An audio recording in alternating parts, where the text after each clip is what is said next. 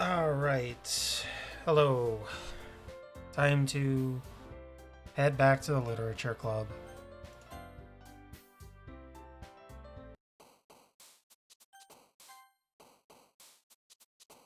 Wait. Is this the right save? This is the right save.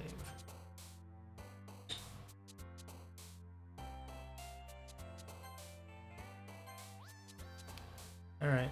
Hey, Skella. Alright. I hope this is where I left off. I hope I'm not redoing stuff. Oh boy.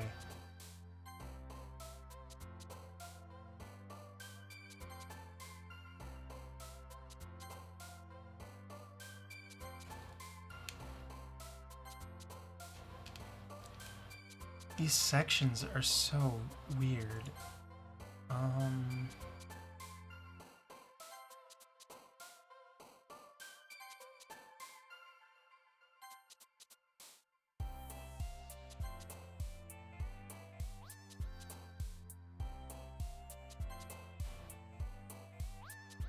Yeah, true.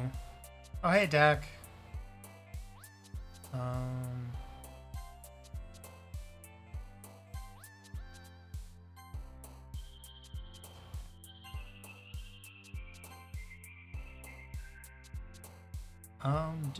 Do.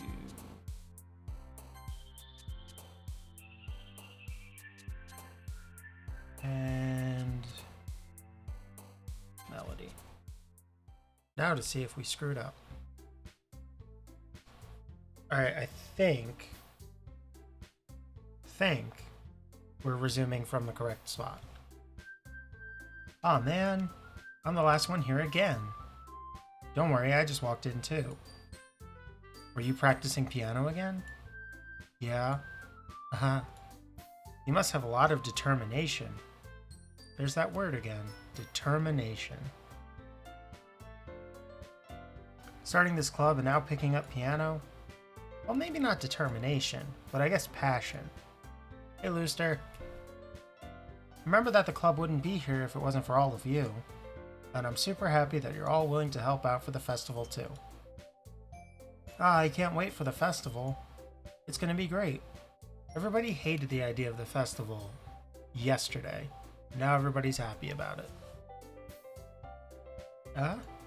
Weren't you complaining about it just yesterday, Natsuki? Wow. Took the words out of my mouth. Great. I should learn not to do commentary because the game just addresses it immediately after I say it. Well, yeah. I'm not talking about our part of the festival. But it's a whole day of school where we get to play and eat all kinds of delicious food. You sound a bit like Sayori all of a sudden. Monica, do they usually have fried squid? Squid? That's a pretty specific thing to look forward to.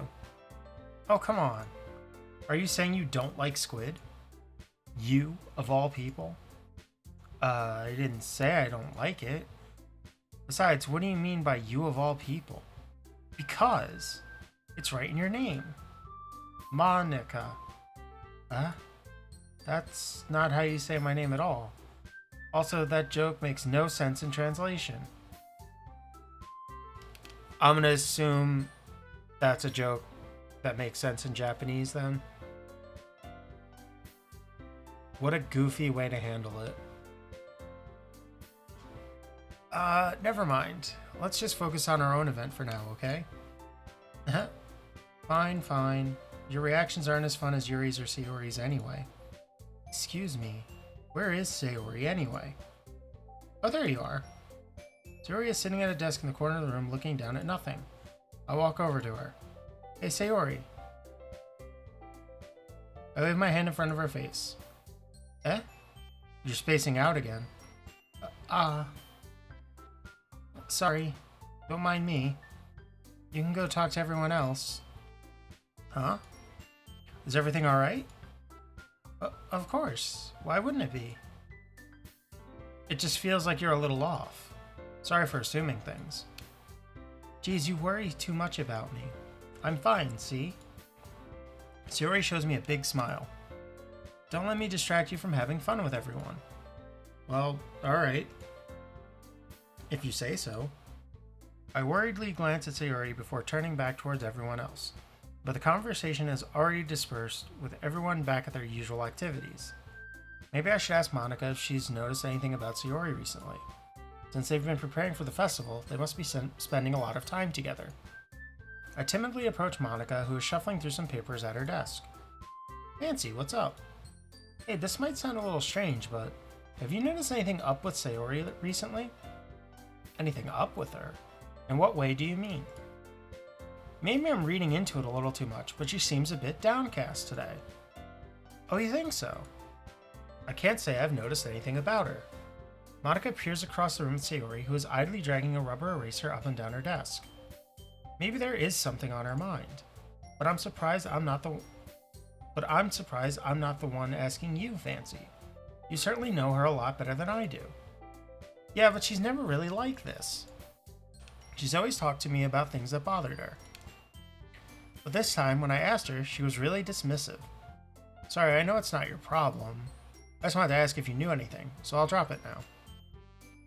No. It's important to me too. I mean, I'm also friends with her. And I also care about the well-being of my club members, you know? Maybe I'll try talking to her myself. Are you sure about that? She seemed like she wanted to be left alone. Are you sure?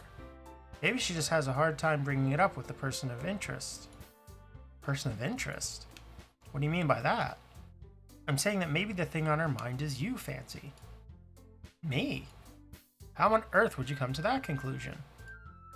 Well, I probably shouldn't say too much, but Sarah talks about you more than anything else, you know. She's been so much happier ever since you joined the club. Like an extra light was turned on inside of her. What? No way. Sayori is always like that. She's always been full of sunshine. It's not any different now than it's always been. You're so funny, Fancy. Have you thought that maybe you've always seen her as so cheerful because that's just how she is when she's around you? I said too much. I'm sorry, what do I know anyway? I didn't mean to jump to conclusions, so you should just forget about what I said. I'll try to talk to her, so try not to think about it for now. Alright. Monica smiles meaningfully. I know she said to forget about it, but I already know that I won't be able to get her words out of my head. Monica stands up from her desk and walks across the room to where Sayori is sitting. I watch her kneel down next to Sayori and gently talk to her. But she's keeping her voice quiet so I can't hear her from here. I sigh and sit myself down.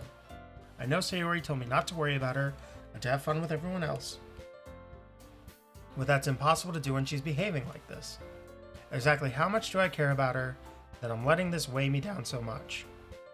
Now it feels like I'm the one behaving out of the ordinary. But there's nothing I can do besides wait for Monica.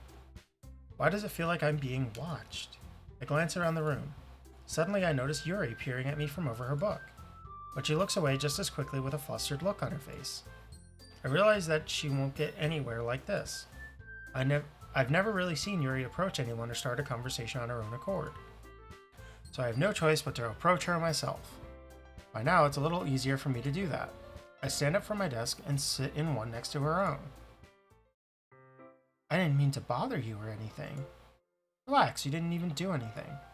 But I could tell that you wanted to be alone with your thoughts. Alone with my thoughts? How are you even to tell that I was thinking like that? Well, it's something that I do a lot. So it wasn't hard for me to spot based on your posture and expression. Not that I was staring or anything. I didn't do anything creepy like that. In any case, I guess you were right. I'm sorry if I caused you any concern. Don't apologize. Your troubles are only the concern of those who willingly share in that concern. Of course, there are certainly those who find the most comfort in keeping to themselves. But if you would prefer to share what's on your mind, then I would be glad to listen. It's really not that big of a deal. I was just feeling a bit uneasy about Sayori. Sayori? Yeah, she seems a little off today, but when I asked her about it, she didn't want to admit it to me. So I can't help but wonder if something happened to her. Oh, that's quite romantic. Sorry. I didn't mean to say something stupid. It's not that, I just didn't want you to misunderstand. Sayori and I have just been friends for a long time, that's all. Ah, I see. Then perhaps it is unusual for her to be dismissive to you about her feelings. Or maybe I'm just reading into it a little bit too much. Nancy, the world is full of meaning, often hidden deep beneath plain sight. There are untold mysteries behind every person, no matter how well you may know them. Ah, so you think there might be something behind it after all? I think that Sayori is a very complex person. Her mannerisms on the outside don't always match what may be going on inside her head. And she may not always know what she wants. I noticed her strange behavior today too. And I also feel some concern for her. But in your case, it looked like she was fully occupying your thoughts, wasn't she? Well, I guess that was the case. Sayori, she really means a lot to you, doesn't she? I guess. But you don't need to put it that way. We're just good friends, that's all. Yuri suddenly looks deeply into my eyes. Her expression is gentle and curious, as if she was searching for something. Embarrassed, I avert my gaze. Sometimes, a person's mysteries are untold even to themselves. And you, as someone honest and caring, may uncover feelings you weren't aware were in you. That is... I think that she would be a very fortunate person to have you feel that way about her. Yuri, you're giving me too much credit. I'm a pretty simple guy. So I think I'm pretty good at understanding my own feelings. I'm not nearly as sophisticated as you. That's not a compliment, is it? It is what it is. Anyway, as long as we're here, why don't we do some reading? Well, as long as you're okay with it. Yeah. I should be taking my mind off this whole thing anyway.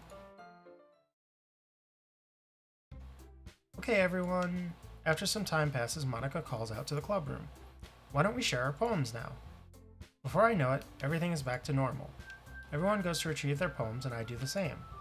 I make eye contact with Monica, and she smiles at me. I wonder what she was talking about with Sayori.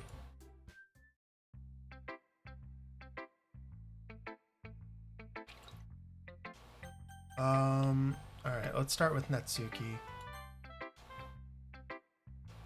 Oh man, this is seriously a step backwards. I liked your last two way better than this one.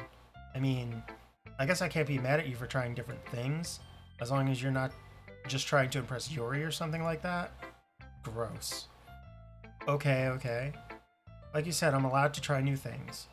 Why are you so emotionally invested in my poems anyway? Isn't that more of a compliment to me? No, gross. It's not like I care. It's just that one of us in this club has to make sure you're not slacking off. Really? Well, what if you ended up just scaring me away? That's, it's not like you would actually do that. Yeah, you're right. It's kind of fun to hang out here, even if I have to put up with you. Natsuki's elbow connects with my stomach. Oh, maybe I won't mind scaring you away after all. I was just joking. Oh, I know. Don't worry, I was too. Haha. How the hell do you call that a joke? That seriously hurt. Well, maybe it was funny to her. I guess that's kind of the point. I should really just watch my mouth around Natsuki. Anyway, Natsuki holds her poem out to me like nothing even happened. Let's see. I'll be your beach. Your mind is so full of troubles and fears that diminished your wonder over the years. But today I have a special place, a beach for us to go. A shore reaching beyond your sight, a sea that sparkles with brilliant light.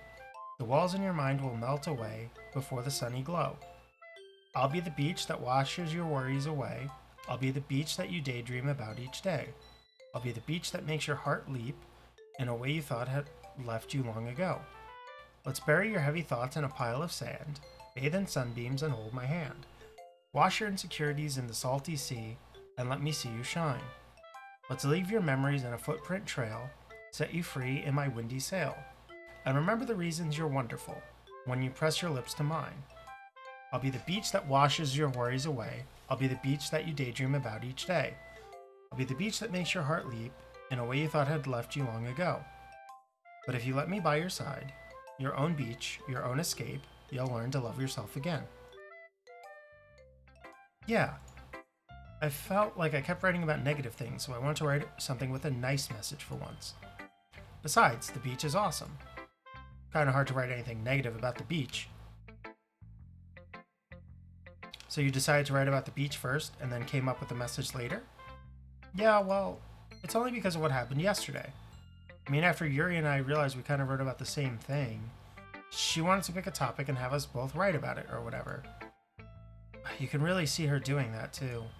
Making us write about a simple topic then trying to impress me by coming up with something all fancy.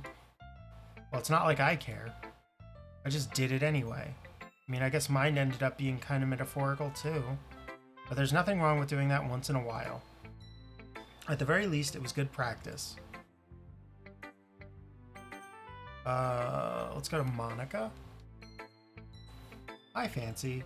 Have you thought about what you want to submit to perform at the festival? Well, being in this club is one thing, but performing in front of a bunch of people, I'll have to give it some more thought. Okay, no pressure. But whatever you do, I'm sure it'll turn out great. It would also make me happy to see. Anyway, let's take a look at today's poem. Sure. I let Monica take the poem I'm holding in my hands. Your style's gotten so refined, Fancy. Yuri's been teaching you a lot of things, hasn't she? Well, I guess so. Yeah, I've been noticing how much time you spend with her. I think I've heard her say more words these past couple days than she's talked in the whole year. Excuse me 1 second.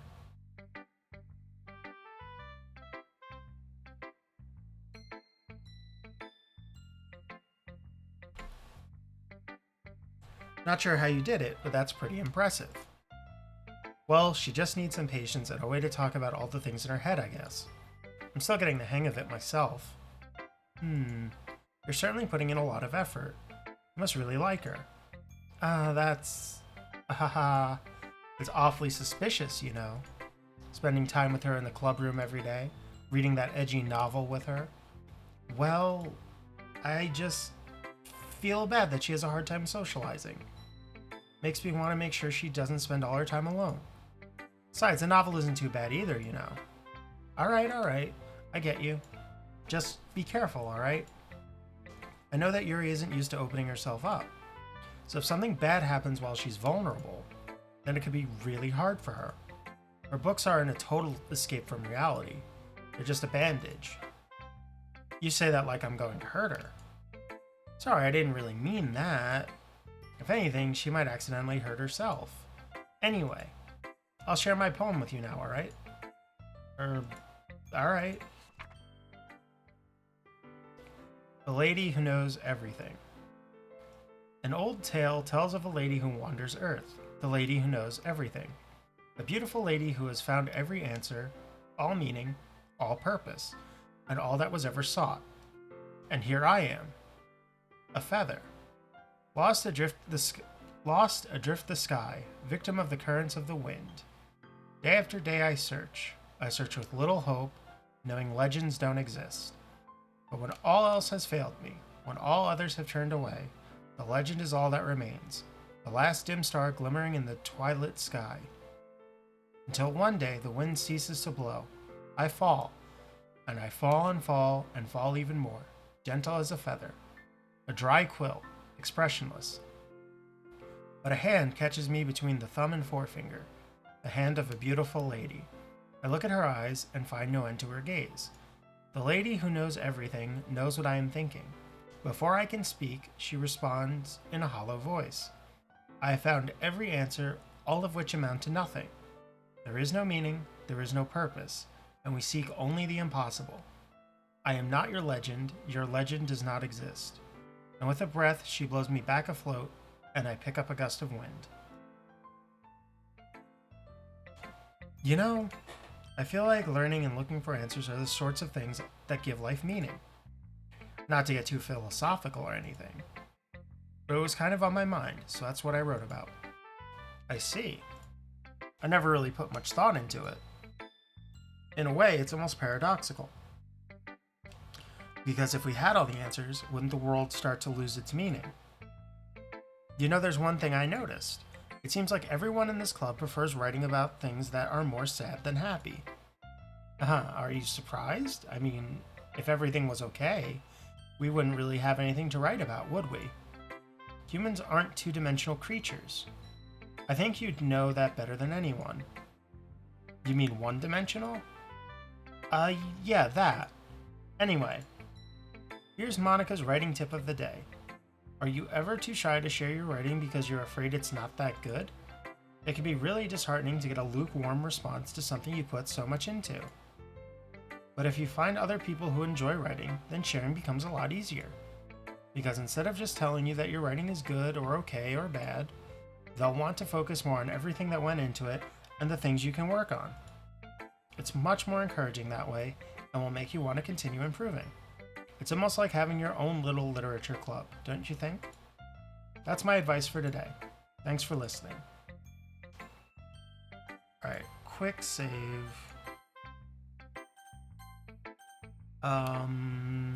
Let's talk to Yuri, and we'll do Sayori last. Fancy. Your writing has only improved in these last few days. Every poem you've shown me has been nothing short of spectacular. I can really feel the emotions. I'm a little envious, even. I don't think it ever came to me this naturally. Yuri, that's the wrong way to put it. This never did come naturally to me. But I've been able to improve so much thanks to you. Hey, Restamak. You're really the example I was chasing after. Is that so? Yuri gently smiles to herself. This feeling. I'm so glad I got the chance to share my writing. I never thought it would feel like this. I remember you mentioning that yesterday. I can't believe you're so good at something and you've never even shared it with anyone. It's kind of a shame. Maybe, but it's not like I really had a choice. What do you mean? Well, Yuri smiles sadly. Fancy, during lunchtime I eat by myself. Did you know that? It's a great time to find a quiet spot and do some reading. In fact, I always have some books with me. You could say I really enjoy reading. Well, that's one way to put it anyway. But books are so full of amazing and inspiring people. People you want to fall in love with. Or people you just know would make a really good friend. Cheerful people who always put a smile on your face. Or deep thinkers and problem solvers who discover the mysteries of life. So when you look at it that way, I'm surrounded by friends every day. You know? And those friends don't laugh at me. They don't tease me for spacing out all the time. They don't make fun of my body type. And they don't hate me for acting like a know-it-all. People say that about you? I'm not a know-it-all, Fancy. It's the opposite. I don't know anything. I don't know how to talk to people. I don't know how to make people see me as normal. I don't even know how to make myself happy. I have all these feelings, and all I can do with them is read and write. But it wasn't until now that I started sharing it with you that I really understood what I was missing all this time. But I haven't really done anything. No, that's wrong.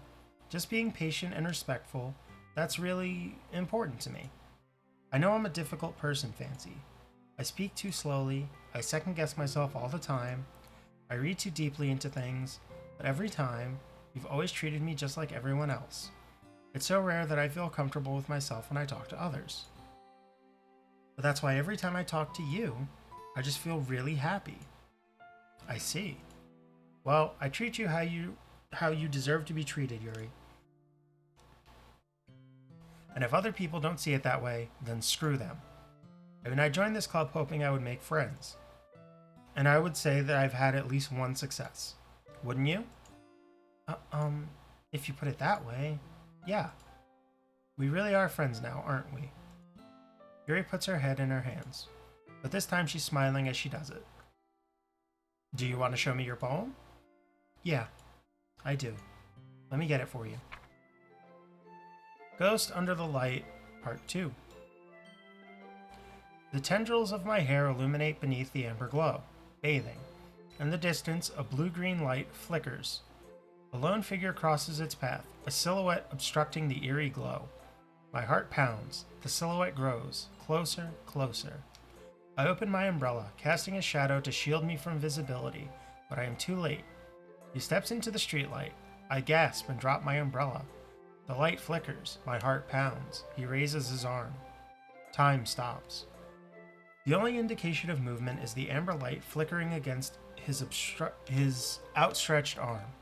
The flickering light is in rhythm with the pounding of my heart, teasing me for succumbing to this forbidden emotion.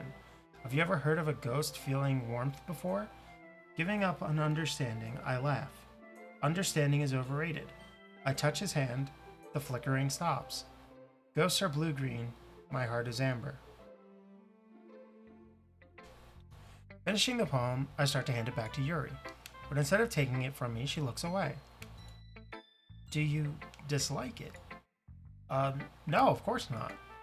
I just don't really know how I should respond. Despite Yuri's poems usually being cryptic, it wasn't hard to figure out what this one was about. Also, this clearly isn't the poem that Natsuki said she wrote about, meaning I'm probably the only one she's showing this to. I don't know if I'll be able to explain this one. That's fine. I understand this one. Yuri is having an even harder time speaking than usual. Does this one mean a lot to you? Yuri nods. I'm not really good with words, but I'm happy that you shared it with me. So thank you. And I hope we keep spending time together. Despite my inability to make eye contact, I see a faint smile emerge on Yuri's lips. I once again try to hand the poem back to her, but instead Yuri gently takes my hands and pushes them back towards me. I hesitate in response to her warm touch. You can, the poem is... Once again, Yuri fails to form a complete sentence. You mean I can keep it? Yuri nods. I'd love to. Again, Yuri faintly smiles as if she doesn't want me to notice. You always make me feel nice. I know I'm not good with people, but I hope that I can return the favor sometimes. Yeah, don't worry. I think you do a good job. Yuri finally turns back toward me. I guess we should move on before Monika says something. But I'm sure we can talk again later. Yeah, I'm sure we will. With that, Yuri timidly smiles at me and I return to my seat so I can put her poem away. And let's see what Sayori has to say. It's nice, I guess. Come on, I can already tell you don't like it. Well, you don't need to worry about what I think. After all, you wrote this for someone else, didn't you? Probably Yuri. I didn't write this for anyone specifically. Maybe. That's not really what I meant, though. But it's okay. You're making new friends, just like I was hoping. That makes me really happy. And you're happy too, right? In this club? Well, of course I am. Good. That's all that matters to me. Thank you, Fancy. Sayori, is there something wrong? Huh? No, nothing. I'm just a little tired today. Alright. Just tell me if you need anything. I will. Don't worry about me, okay? You can go play with everyone else now. If you insist. Yay. I'm gonna go home a little bit early today. Sayori? Tell Monika I wasn't feeling well, okay? I'll see you tomorrow. Before I can say anything else, Sayori cheerfully walks out the classroom humming to herself. Okay, you three. We're all done sharing poems, right? Why don't we start figuring out... Hold on a second. Is it just me or did you say something strange just now? Something did sound a bit unusual. That's right. You deviated from your usual catchphrase when addressing the club. Catchphrase? I don't have a catchphrase. Jeez, why is the mood so weird today? Look, even Yuri isn't immune to it. Stagnating air is common foreshadowing that something terrible is about to happen. In your books, maybe. Look, the only thing different is that Sayori isn't here. Ah, it seems you're right. Sayori always helps lighten the mood a little bit, doesn't she? It's almost like everyone's balance is thrown off a little when she's not around. Where the heck did she run off to anyway?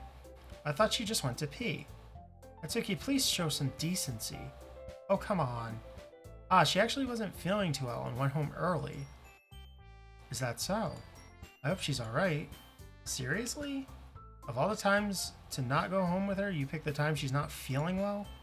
So much for you two being all lovey-dovey. No. First of all, stop misunderstanding my friendship with Sayori. And second, she's kind of been avoiding me today, so I didn't want to force it. Oh? That curious expression coming from Yuri, of all people? Calm down, guys. I talked to her earlier and everything is fine. Well, what did she say? Anyway, we need to figure out the rest of the festival preparation, so let's decide what everyone will be doing this weekend. I already know what I'm doing. That's right, Natsuki will be making cupcakes. But we might need a lot of them, and different flavors.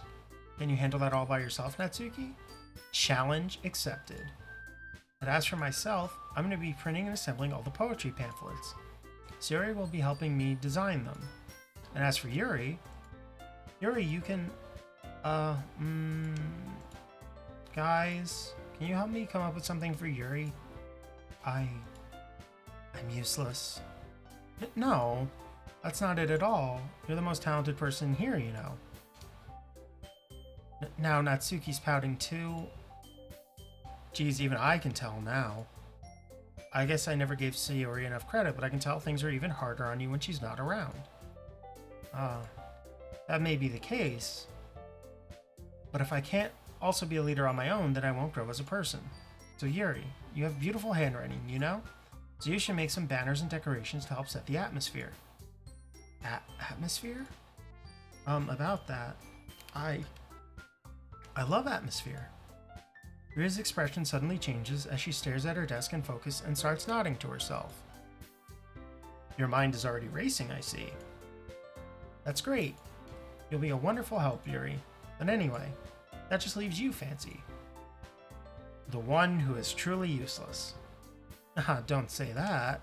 In fact, both Natsuki and Yuri have some pretty heavy tasks to handle. It would probably go a long way to give one of them a hand. You could always help me out as well. I would be really appreciative of that. Is Monica suggesting I spend the weekend with one of the club members?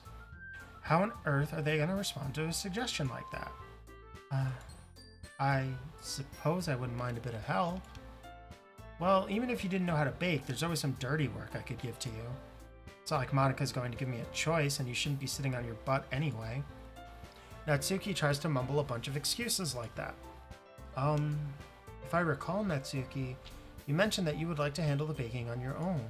Fancy may not like to be around if you only make him out to be a nuisance, so therefore, you may be more suited to assisting with the decorations. Hold on, I never said that. How hard could it be to make a few decorations anyway? Sounds more like you're just making excuses for Fancy to... What are you saying? It will be extremely meticulous work. And baking isn't? Just what do you think? Guys, let's settle down for a moment. In the end, I think it's up to Fancy to decide how he'd like to contribute. Besides, he hasn't really gotten the chance to spend any time with me yet, you know. So I'm sure he's interested in... You literally just said, I'm surprised as well. Sorry. I was just saying, though. Jeez. Can we just settle this already? Yeah. Fancy, you're okay with this, right? In the end, it's up to you. Of course. Very well. In that case, everyone look straight at me. But of course, I'm gonna go with...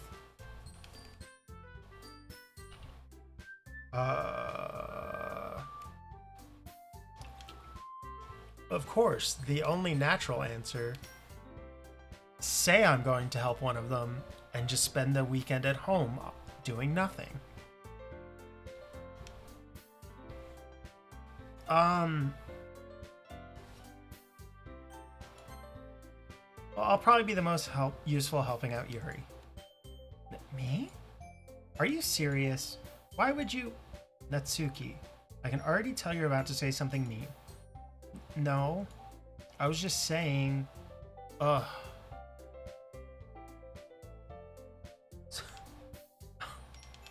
Please don't unfollow.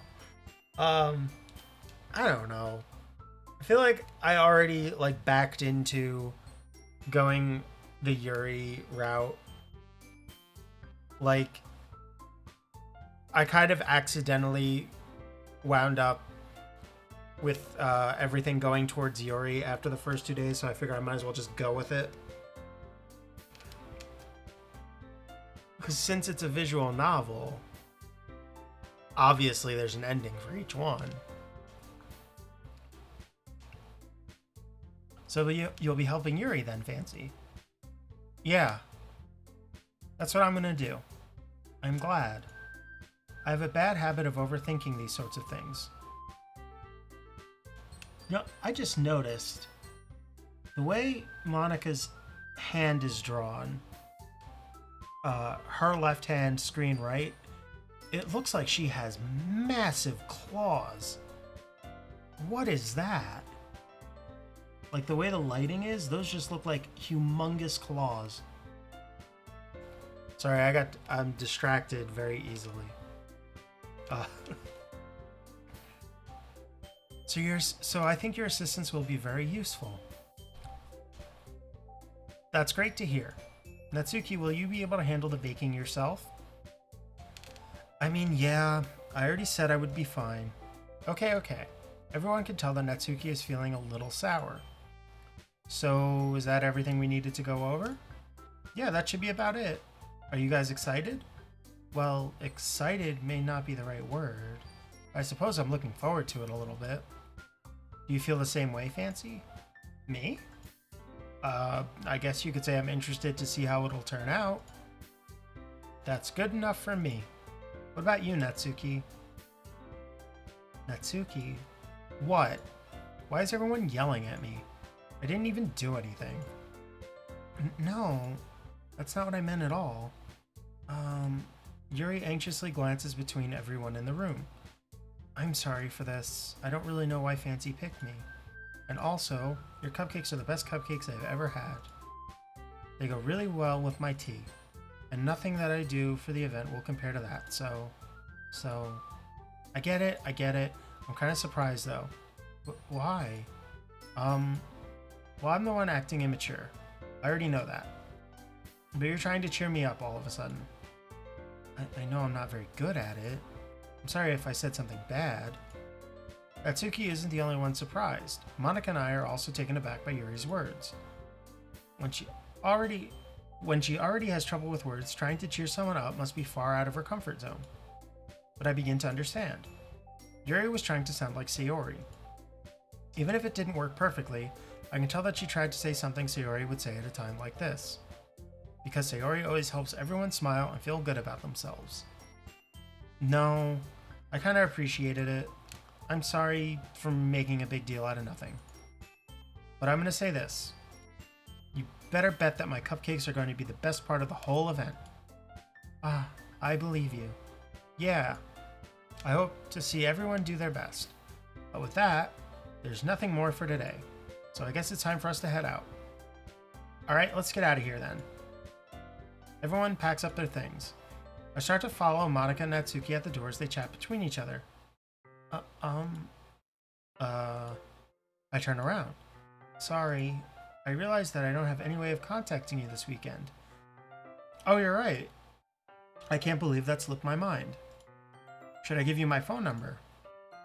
I think that would be the best way, yes. Alright then. Yuri and I exchange phone numbers. Okay. Then I'll be stopping by your house on Sunday. My house? Is that a problem? No, not at all. I just thought I would be the one going to your house since I'm the one helping you. I suppose that makes sense. But if you don't mind, I think I would prefer going to your house. Alright. In that case, it won't be a problem. I decide not to press Yuri for a reason. It's not like it should matter much either way, so I'll just need to make sure my room is clean. I hope I managed to make myself useful in some way. I'm not nearly as creative as you are. Don't underestimate yourself, Fancy. I think that we'll make a very productive team. Even if you only chose me because you felt bad or something. Wait, You don't actually think that, do you? I don't know. It's difficult to come up with any other reason why you may have chosen me. You're forgetting the one reason with the most common sense.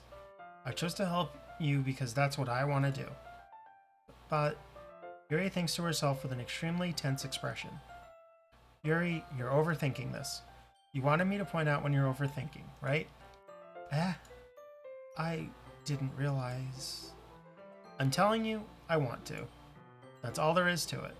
Do you believe me? Yuri thinks really hard again. She looks straight into my eyes for a long while. I believe you. As if it took her tremendous effort, Yuri finally says that and relaxes her expression. And I'm really looking forward to Sunday. Yeah, I am too.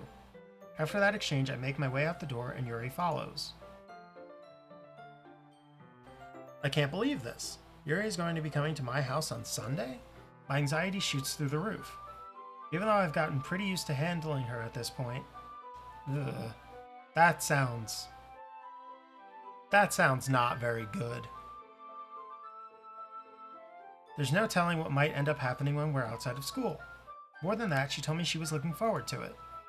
Is this the chance I have to make something happen between us? Or is it too early for that?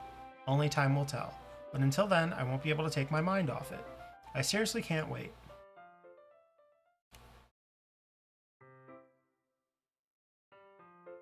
Alright, let us save. It's already Sunday. Yeah, that's what I'm saying. Like, the whole thing just seemed creepy. Like, come on, guy. I've been getting increasingly anxious about Yuri's upcoming visit. I keep telling myself there's no reason to be nervous, but it doesn't help much. Yuri is clearly an introvert and also an intimate person in general.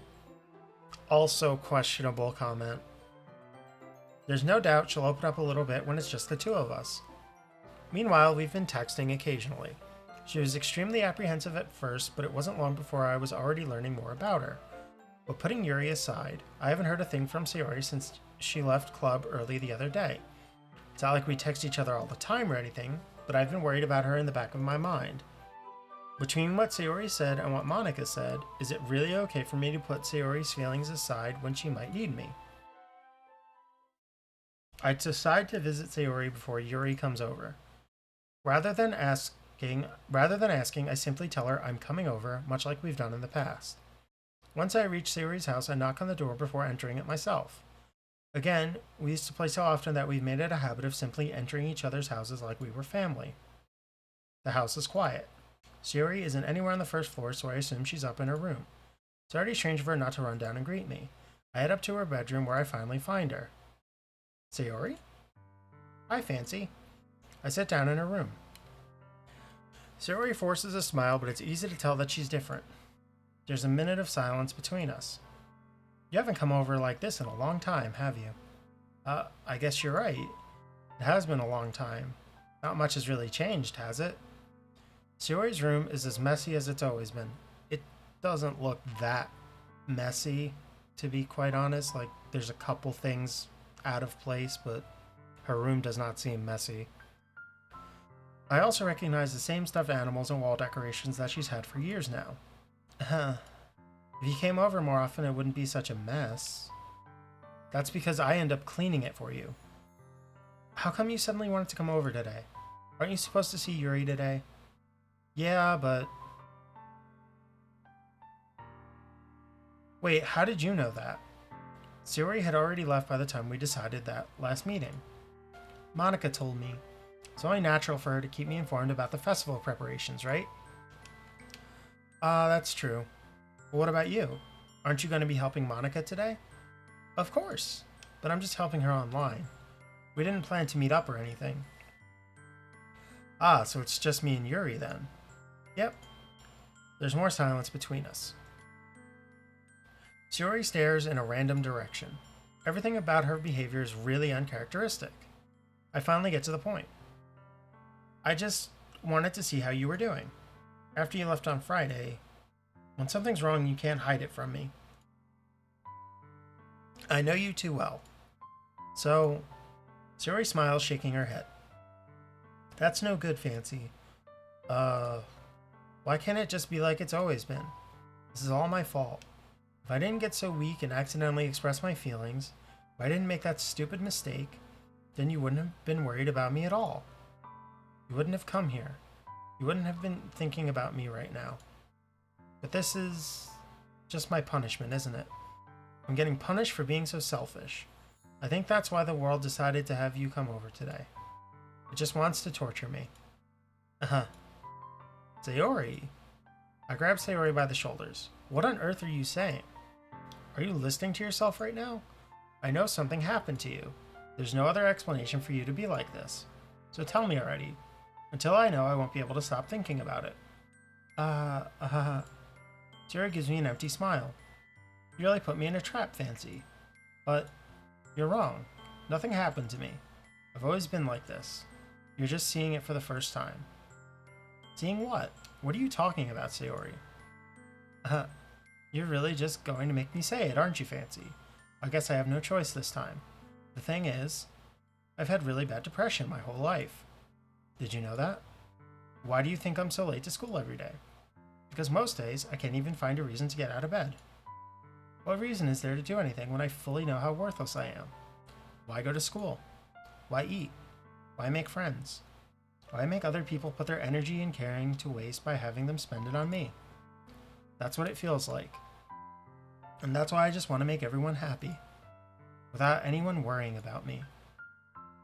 I'm in shock. I can't even figure out how to respond.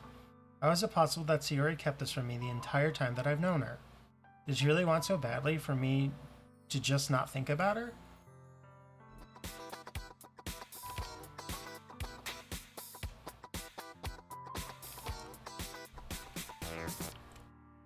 That follow alert is a little bit of whiplash with following what was just said. Thank you so much for following.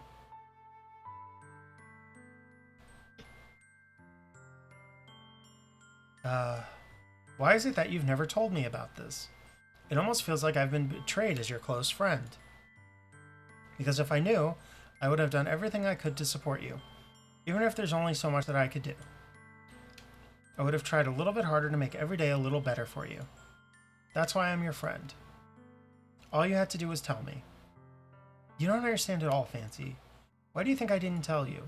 Because if I told you, then you would have to waste effort caring about me instead of doing important things. I don't want to be cared about. It's bittersweet when people try to care about me. It feels nice sometimes, but it also feels like a bat being swung against my head.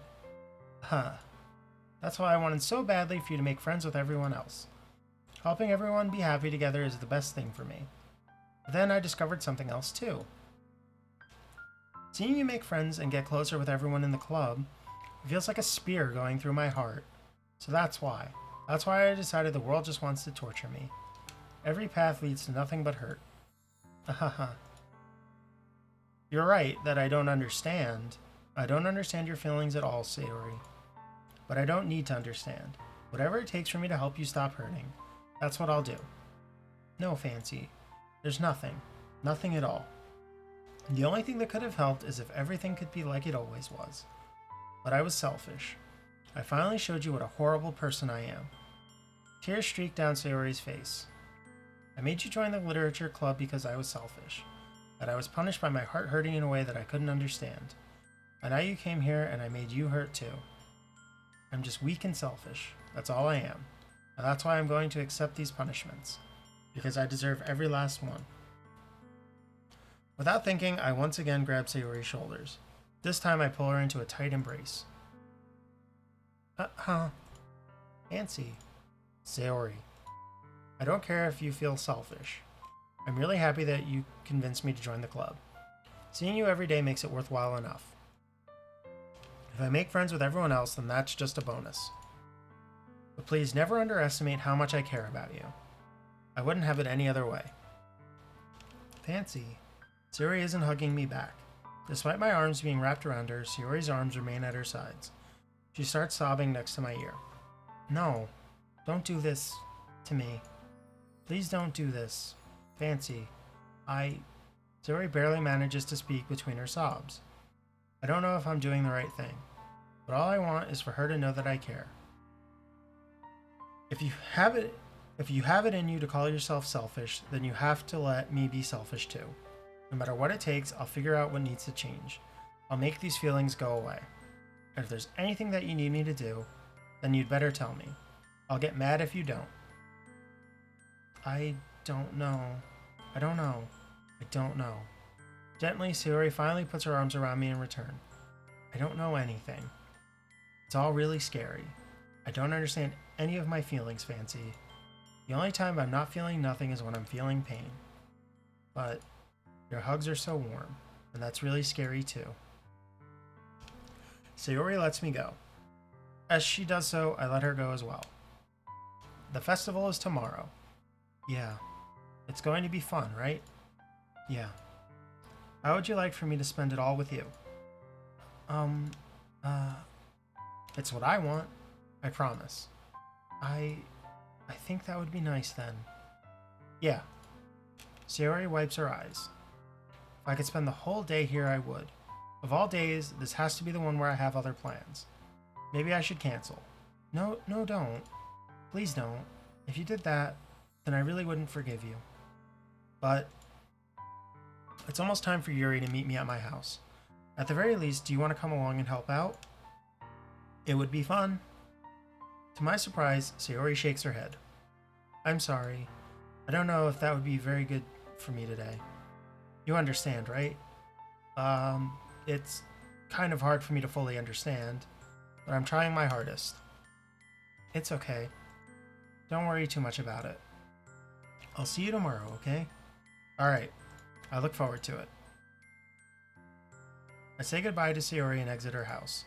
On the way home, I find myself still feeling uneasy, but it's hard for me to keep thinking about it when Yuri is about to come over too. I think Sayori is right.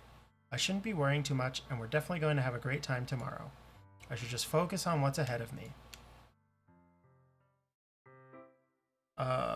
Let's save. As I approach my house, I see something that makes me feel a moment of panic. Yuri? Thank goodness. You're a little early. I'm sorry I wasn't home yet. Were you waiting a long time? No, I just got here, but I started to get really nervous when nobody answered the doorbell. You always could have texted me. If I had known, I would have reassured you and hurried more on my way home. I suppose that's true. I didn't think of that, for some reason. It should be common sense to do that, but I decide to ignore it. Anyway, let's go inside. I see you brought a lot of stuff with you. That's right. And did you manage to find everything I asked you to buy as well? Yeah, pretty much. At least, I hope I got everything right. I'm sure it will be fine. I take Yuri to my room. Swanky room. Look at that nice mechanical keyboard. Possibly. The first thing she does is glance around curiously, which makes me feel anxious. It's so clean. I cleaned it before you came over, so that's very considerate of you to do. No. I would be really embarrassed for my room to be a mess while you were here. Well, I do enjoy cleaning. I would have gladly helped you clean. That would be even more embarrassing. Wait, don't look in there. I snatch Yuri's wrist, which was in the process of opening a desk drawer of mine. I'm sorry. I wasn't thinking for some reason. I was just spacing out. It's fine, it's fine. I let go of Yuri's wrist. She puts both of her hands firmly in her lap, as if making sure she's keeping track of them. What was in that drawer? What dirty things were in that drawer? So, should we get started? Yes. I have a...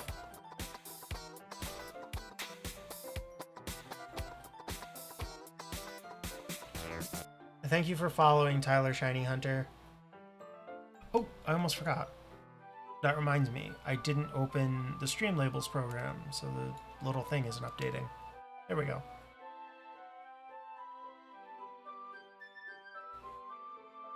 I have a few things planned that you can help with. Decorations and other atmospheric enhancements. Atmospheric enhancements. Mood lighting, aromatherapy candles. Oh, wow. I didn't know you planned on taking it that far. Of course. I want to help take our guests to a faraway place, although many will stop by just out of curiosity, and for cupcakes, I guess. I'm determined to provide an experience that will leave them wanting more. That's great. It's easy to forget that you're a pretty intense person. Intense? I guess that's the best way to put it. Is that a bad thing? No, not at all. It's something that I like about you, actually. Is that so? That makes me feel relieved and kind of happy. Yeah, no need to be anxious.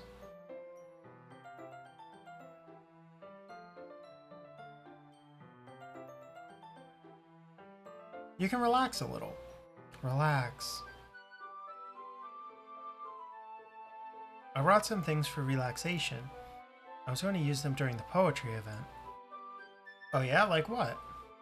Let's see. Yuri rummages through her bag.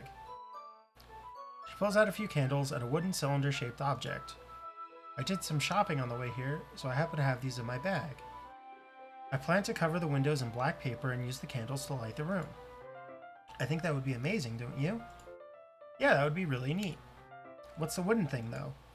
Oh, this? It's a diffuser for essential oils. How familiar are you with aromatherapy? Not familiar at all. Is that so? Yes. The counter at the bottom is my current follower count. Out of 50 because the affiliate program requires 50 followers. And a couple other things. So like I don't get affiliate as soon as I hit 50 followers. But that is one of the big goals for it. Everything else is kind of under control. Hey, thank you for following. You are number 50. And you got the really cool Pepsi Man alert. Oh my gosh, I actually never thought I'd hit the 50 to get affiliate, so thank you so very much. Based on what I'm seeing, I just need to stream a couple more times and then I should get... Yes, Gabriel, thank you so much. Thank you. Like I'm saying, based on what I'm seeing, I think I just need to stream two more days after today, and I think I get affiliate now. So thank you everybody. This is absolutely insane to me. Is that so? It's one of my favorite contributors to a positive atmosphere. Depending on the oils or herbs you use, you can change the mood of the air itself. You can even feel it permeate through your body. Relaxation, positive energy, romance, reflection. It's almost like magic. Yuri takes the cylinder and pushes a switch on the bottom.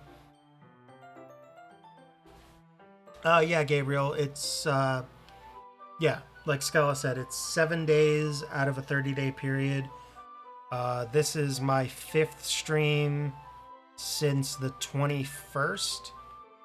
So, well on my way. I just need to do a couple more streams and hang on to the followers that I have. Yeah. In just a moment, a thin ray of vapor begins to spout through a small hole at the top. Wow, that smells wonderful. What kind of mood is that one for? This is a jasmine essential oil. It smells a little sweet and flowery, right? Yeah, that's a good way to describe it. I chose jasmine for the event because it provides more than relaxation. Jasmine enhances your emotions and helps you feel them flow through your body. You feel warmer and your heart pounds more heavily. Don't you think that would be perfect for sharing our poems? It does sound suitable. But you seem to know a lot about this, so I'll trust your opinion with anything. Yuri smiles gently, clearly enjoying herself. She again reaches into her bag and pulls out several spools of thin ribbon. What are these for? Well, did you purchase the origami paper I asked you to get? Yeah, I have it over here. We won't be using the paper for folding origami. What I'd like to do is write a different word on each paper. We'll need about 100 of them. Oh yeah? What will these be used for? Well, I'm going to cut pieces of ribbon to hang from the doorway of the classroom. Then we can fasten the paper onto the ribbons and create a doorway curtain. Wouldn't that be beautiful? It would also catch the eye of those passing by the room. It may attract some to peek inside. That's really creative. I had no idea you'd be so good at this, Yuri. Is that so? Well, I suppose I do get a little intense, as you put it.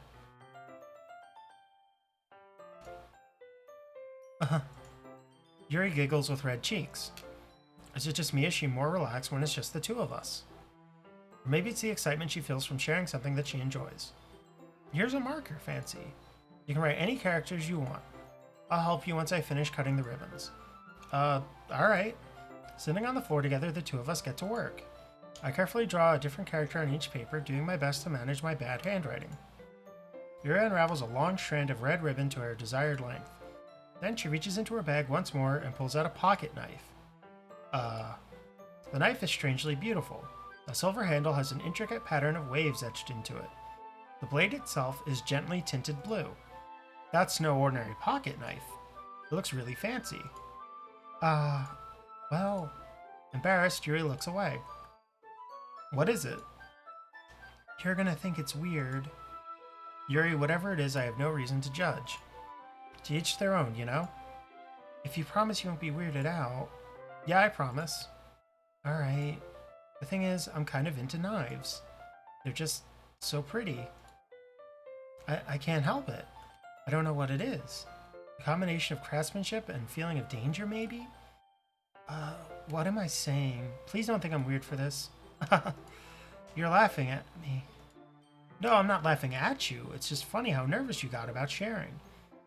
It's an interesting thing to be into, I guess. But I think it kind of suits you. Suits me? Yeah, it's kind of intense. Besides, it's a really cool looking knife. I can't deny that. It is, isn't it?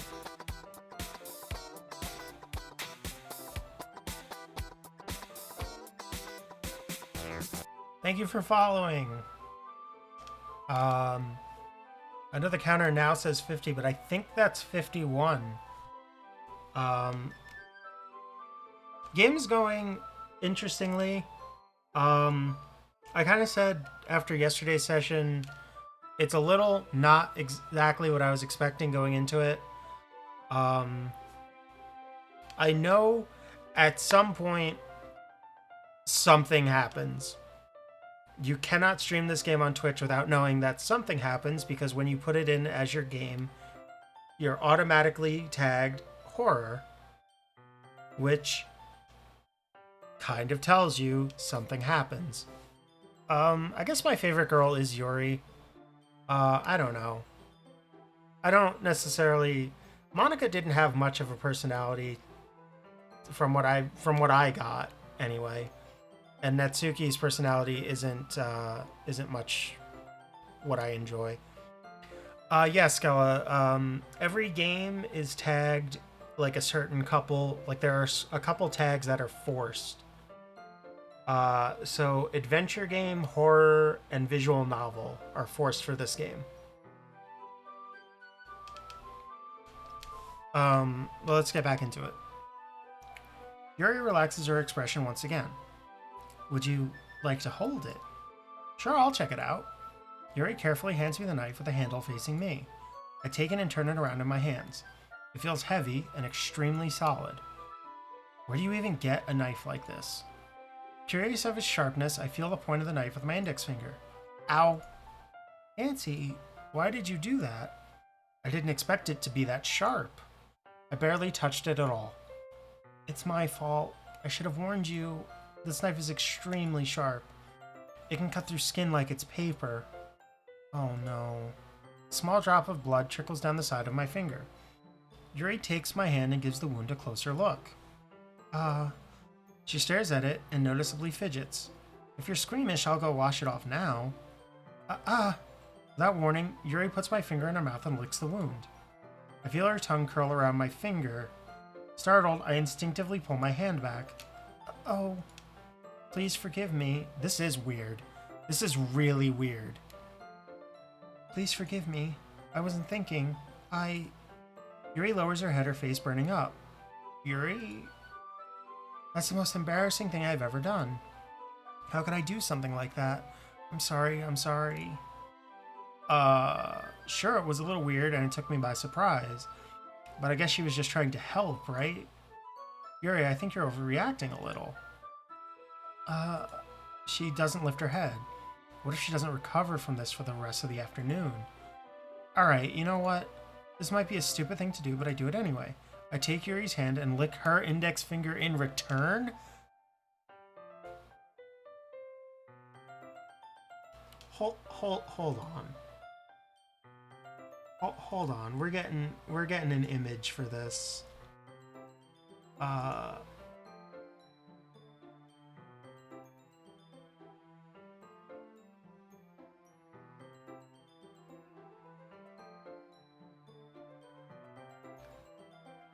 We're just constantly going to be. We're right here, right now.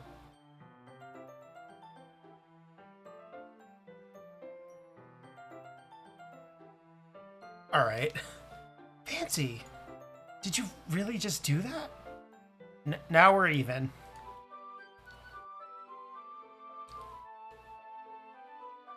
Skella, I mean, that's like an quote-unquote on-hand image. It's like I didn't have it like at the ready or anything. Like I had to go find it in my files. But yeah. Yuri just looked at me like I did something wrong. Haha. I knew that would be a bad idea. If not for the sweet aroma of the jasmine oil, the air would be extremely heavy right now. You're so weird, Fancy. Yuri giggles shyly. Yuri calling me weird? I have no response for that. Where do you keep your bandages? I don't think I need one, actually. It was a tiny cut. Look, it already stopped bleeding. I see. That's relieving. The tension is quickly lifted. We each resume our respective activities. I watch Yuri's knife cut through the ribbon like it's nothing but air. Meanwhile, I continue to make progress on the paper. I'm gonna save because I don't ever want to have to read some of those sentences again. After we finish attaching the paper to the ribbons, we lay them all out side by side. Looks better than I expected and will be very effective as a door curtain. It looks great. Good thinking coming up with this, Yuri. Thanks. It's just something I saw online, really. Are you ready to move on to the next task? Yeah, let's do it. What do you have in mind? I'd like to create a banner. That's why I asked you to buy the paint tablets. Ah, that's right. One of the items Yuri had asked me to buy was a kit of watercolor paint tablets. We'll need about 6 cups of water to put each of the tablets in. Do you mind fetching those for us? Of course not. 6 cups of water. I'll be right back in a minute. Thank you very much. Oh, and just a little bit of water is okay. If you fill the cups too much, it will be too diluted. Taking Yuri's advice, I decided to use small plastic bathroom cups rather than full-size glasses. Put them on a plate to catch any paint that drips, and then bring it back into my room. Yuri? Yes? I come in to see Yuri quickly unrolling her sleeve, pulling it back over her arm. Nothing. Your face is a little red. Is it too hot in here or anything? No, not at all. There's nothing wrong, so let's mix the paint. Yuri hurriedly dismisses me and takes it upon herself to unwrap the tablets, dropping them into the cups. So, I thought we would do something simple that would look very nice. I'd like to paint a gradient across the banner, starting with the colors for sunrise, then daytime, then sunset and nighttime. Once it dries, I'll write an inspirational quote across the banner. We can hang it on the wall behind the podium at the front of the classroom. Ah, neat. What are you going to write? Well, it will be more fun to surprise you. Yuri smiles at me. If you say so. After rolling out the banner, Yuri and I kneel on opposite sides so we don't get in the way of each other. Yuri uses a brush and adds a few dots of different colors across the banner to serve as a color guide when we paint. This kind of reminds me of elementary school. Painting on a banner with watercolors feels a lot like the art class projects we had back then. It's relaxing. I'm sorry if this feels too childish. No, I didn't mean that at all. It's kind of fun, you know? Yeah, it's fun. I'm glad you feel that way too. Yuri stops painting for a moment, thinking to herself. For me, I don't need to go out and do crazy things to have fun. In fact, I usually don't even want to. I just like when I can spend time with one other person. Even if it's something simple like reading, it doesn't even matter if we don't talk much. Just having a friend next to me makes me feel a little bit nicer. I think that's all it takes for me to be happy. Is that so? Even if Yuri and I are quite different, I can understand where she's coming from. I feel that way about things like anime and games, where simply sharing the experience with someone can make me happy. Dude, if the banner says stonks, that would be pretty hype. Hold on. Need to get the stonks rising. I think I feel the same way. Yuri smiles gently. I knew you'd understand. Yuri leans over the banner to grab an unused paintbrush, but I move at the same time, causing my head to bump into hers. Yeah. Sorry. Yuri reels back and I quickly lift my hands in surprise. Are you hurt?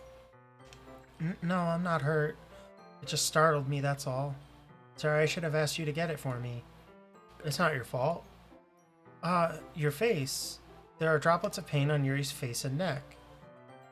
Is there something on my face?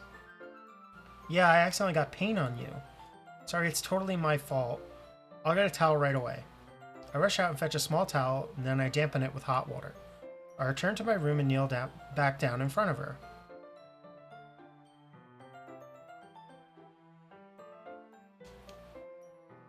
I don't like this.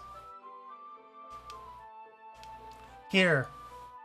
I pat down Yuri's face and neck with a towel. Is something wrong? It's hot. I just didn't expect it. Fuck off, game. Absolutely fuck off. Sorry. I didn't want to use cold water. Having finished, I start to retract my hand. But Yuri suddenly holds my wrist. Wait. Just for a little longer. It feels really nice. I keep my hand still against Yuri's neck. She looks into my eyes. It's an intense expression that I recognize from when she reads her books. Almost as if she's lost in a daze, enveloped by her own thoughts.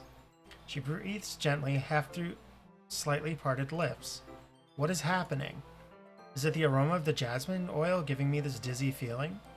Yuri's gentle fingers wrapped around my wrist send a tingling sensation through my arm. And suddenly, her face seems to be much closer to mine than it was just a moment ago. Yuri slowly pulls away. Sorry.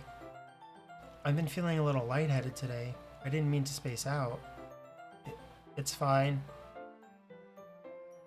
The moment is over as soon as it began. Yuri picks up her brush again, but her movement seems clumsier, like she's unable to focus. I remain silent, forced to ignore the event that just transpired. I hesitantly retrieve my own brush and continue following Yuri's example. That should do it. I finish filling the night sky with white dots that look like stars. Looking at the banner as a whole, it's very pretty and natural looking. I think it came out better than I expected. I'm really happy with the results. Yeah, me too. Are you going to add the lettering now? Not yet. It needs to dry first. That's true, but won't that take a while? Well, perhaps it would be best to leave it here and have you bring it in the morning. I can do the lettering in the classroom before our event starts. Is that okay? That's totally fine. Wonderful. In that case, I don't think there's anything more for us to do here. Ooh. You say that like you're glad it's over. Was I wrong to assume that you were at least enjoying yourself a little bit? No, it's not that. I'm just glad that we managed to get everything done. I see. I am too. I was a little concerned about time. I need to start making dinner soon. Ah, so you don't have any time left. I was secretly hoping we would have extra time after finishing the work. Well, Yuri thinks to herself. I think it would be too irresponsible of me to wait much longer. I'm sorry. I was hoping there would be more time as well. It's probably my fault. Sorry for being such a slow worker. No, it's not your fault at all. And the important thing is that we got everything done, right? Yeah. So, I shouldn't be disappointed or anything. Gathering all her things, Yuri seems to look a little downcast. I understand why. It sounded like she rarely gets the opportunity to spend time with friends in a relaxed environment. But that doesn't mean this is the last time it can happen. Once Yuri packs up, I walk her out to the front door. Thank you very much for having me today. No problem. I'm glad I was able to help. Just let me know if there's anything else you need me to bring tomorrow. I will. Well then, Yuri fidgets. I guess I'll see you tomorrow. Wait, I kind of say that without thinking. About today. It's fine that we didn't have as much time as we wanted, because we can do this again. Whenever you want, you can come over, or we can go out somewhere. I forgot you didn't like going out much. As I stumble over my words, Yuri smiles bashfully. Anyway, you know what I'm trying to say, so... What is my favorite kind of horror? I don't know. I usually don't... I'm not very into horror as a genre. So... I'm nervous to an extent what this game is going to pull. We'll see. You know what I'm trying to say, so... You're very thoughtful, Fancy. Yuri takes a step closer to me, then briefly squeezes my hand. I kind of like that about you. Well, how am I supposed to respond to that? She got very close. But I don't even get a chance to as Yuri suddenly pulls back. Sayori. Hi, Fancy. Sayori. Just now, we weren't... It's okay, Fancy. I just stopped by to say hi. Well, it's nice to see you. I'm sorry, but I'm already on my way to leave. Oh, really? That's too bad. I'm sorry. Well, we'll all be together at the festival tomorrow, so that's fine, right? Of course. Sayori beams. Yeah, so I'll see you tomorrow. Clearly embarrassed, Yuri hurries off. Sayori waves goodbye after her. Sayori! I thought you didn't want to come over today. Well, I tried staying in my room, but my imagination was being really mean to me, so I had to come here and see it for myself. See what? What are you talking about? You know, how much fun you were having with Yuri, and how close you got to her. It makes me really happy that you've made such good friends. That's all that matters to me. Tears start to fall down Sayori's face. That's all that matters to me. Why am I feeling this way, Fancy? I'm supposed to be happy for you.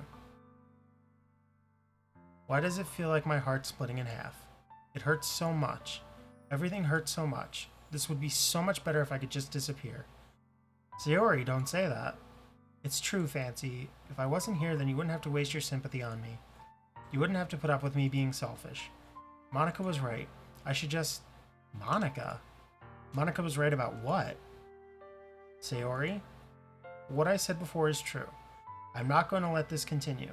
Caring about you like this isn't the burden your mind is making it out to be. It's something that makes me happy. It's something that I wouldn't trade for anything else.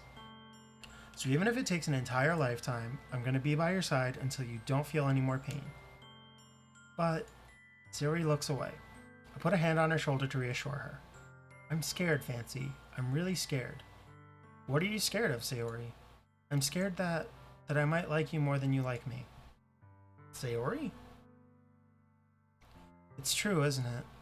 I was weak and started to like you too much. I did this to myself. Fancy, I like you so much that I want to die. That's how I feel. And that's enough, Sayori. I don't want you to hurt anymore. I slide my hand down Sayori's arm and squeeze her hand in my own.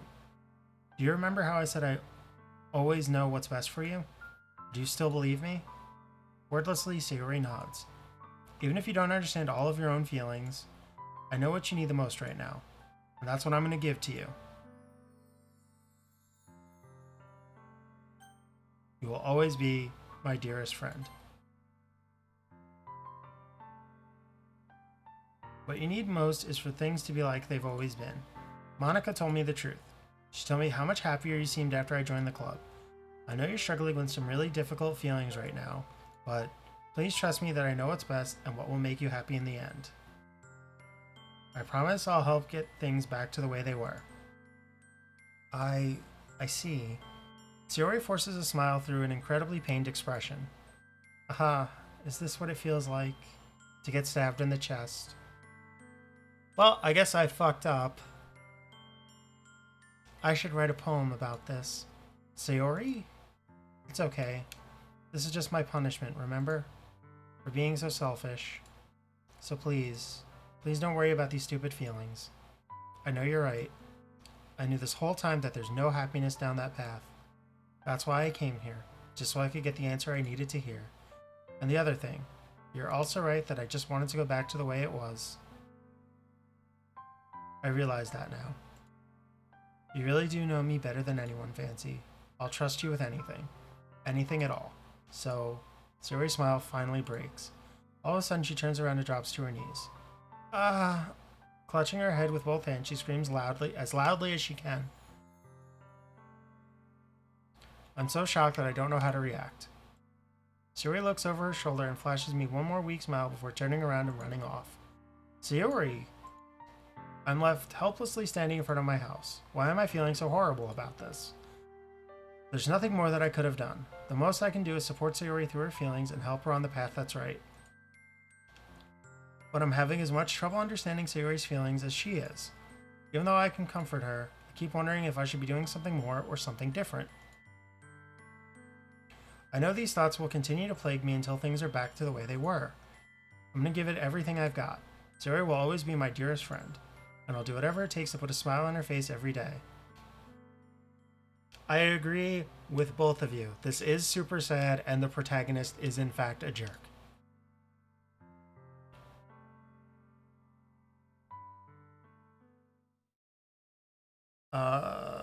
Save. It's the day of the festival. Of all days, I expected this to be the one where I'd be walking to school with Sayori, but Sayori isn't answering her phone. I considered going to her house to wake her up, but decided that's a little too much. Meanwhile, the preparations for the event should be nearly complete. The banner Yuri and I painted is dry, and I gently rolled it up to take it with me. She sent me a pleasant text reminding me not to forget anything, and I reassured her. Funnily enough, I probably feel the same way as Natsuki about the event. I'm more excited for it to be over so I can spend time with Sayori and Yuri at the festival. But knowing Monika, I'm sure the event will be great too. Fancy, you're the first one here. Thanks for being early. That's funny, I thought at least Yuri would be here by now. Monika is placing little booklets on each of the desks in the classroom. They must be the ones she's prepared that have all the poems we're performing. In the end, I found a random poem online that I thought Monika would like and submitted it. So that's the one I'll be performing. I'm surprised you didn't bring Sayori with you. Yeah, she overslept again. That dummy. You'd think that on days this important she'd try a little harder. I say that, but I suddenly remember what Sayori told me yesterday.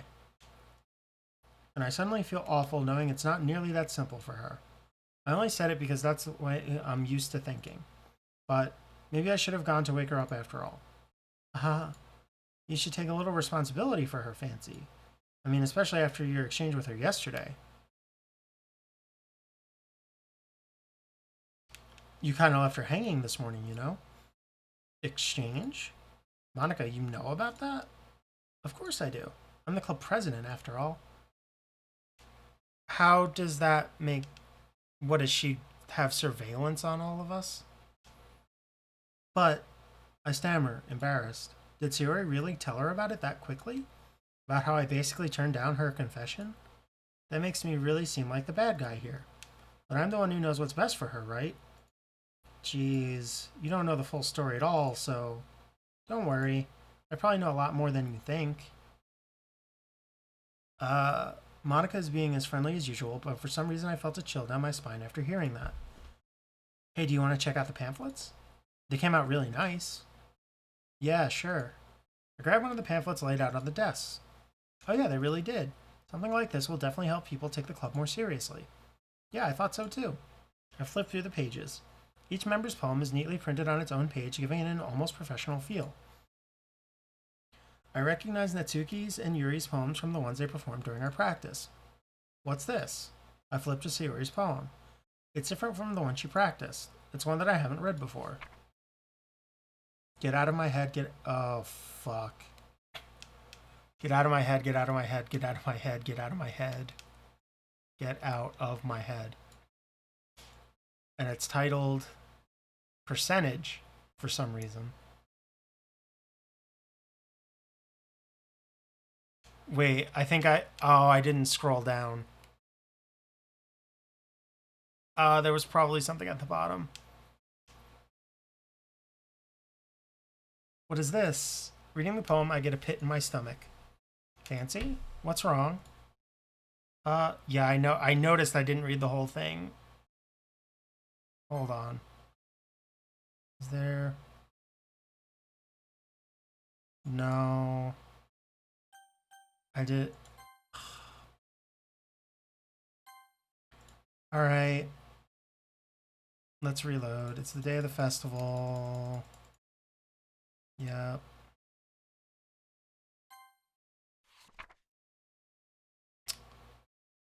Wow. They weren't kidding about Skip.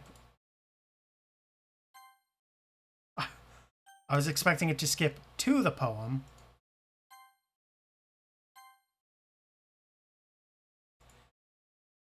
Alright. Blah, blah, blah, blah, blah, blah, blah. Poems they're performing. Sayori.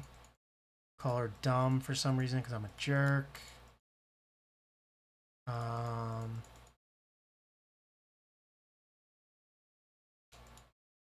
Right. Look at the pamphlets. Right. I flip through the pages. Alright, Sayori's poem. I'm gonna be so mad if it just says get out of my head again.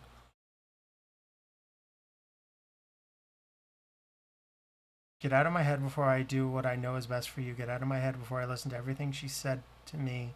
Get out of my head before I show you how much I love you. Get out of my head before I finish writing this poem. But a poem is never actually finished, it just stops moving.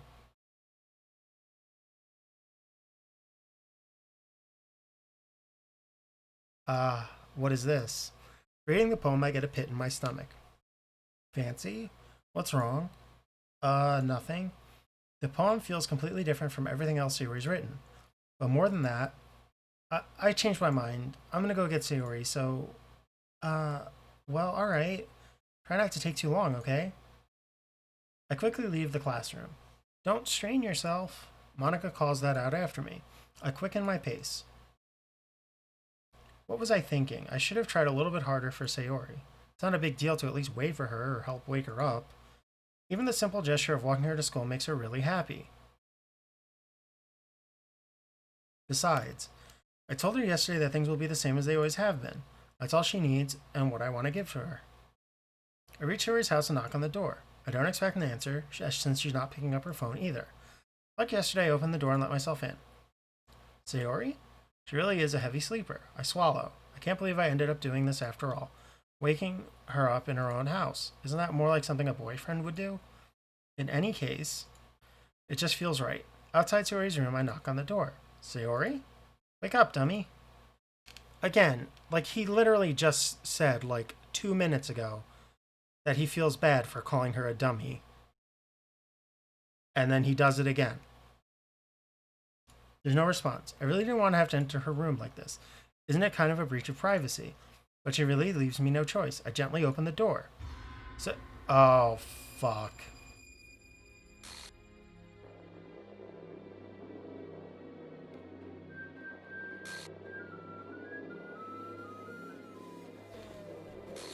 Yeah.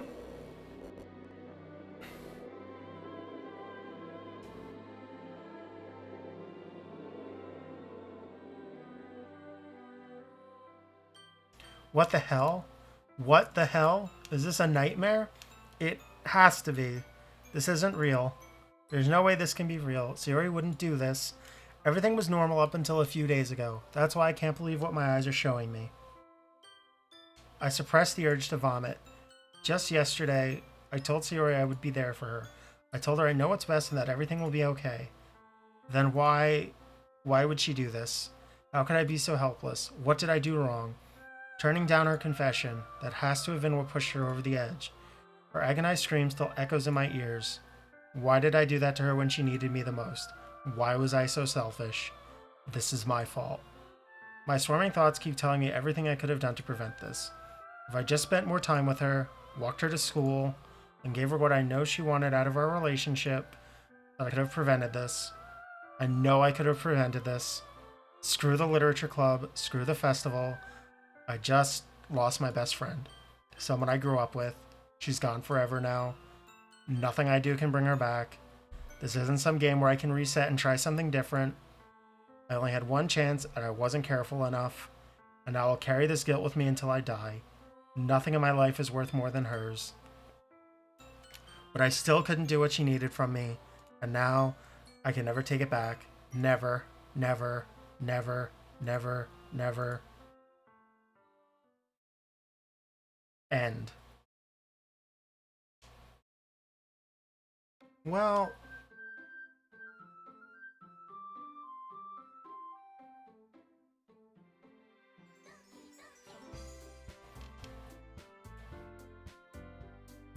cool. Just cool. Fuck.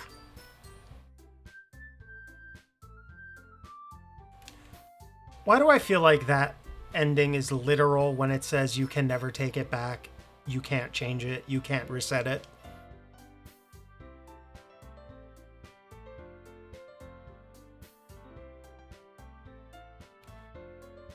Ah.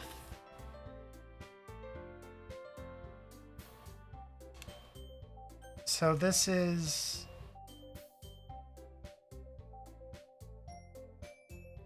Hold on. So this was new game. File error. Okay. Fantastic. So you can't load. All right. Oh. Oh. Shit. Since we were children, you know, the kind of friend you'd never see yourself making today, but just kind of works out because you've known each other for so long. We used to walk to school together on days like this, but starting around high school, she would oversleep more and more frequently, and I would get tired of waiting up. But she's going to chase after me like this, I almost feel better off running away. Whenever I just sigh and idle in front of the crosswalk and let her catch up to me.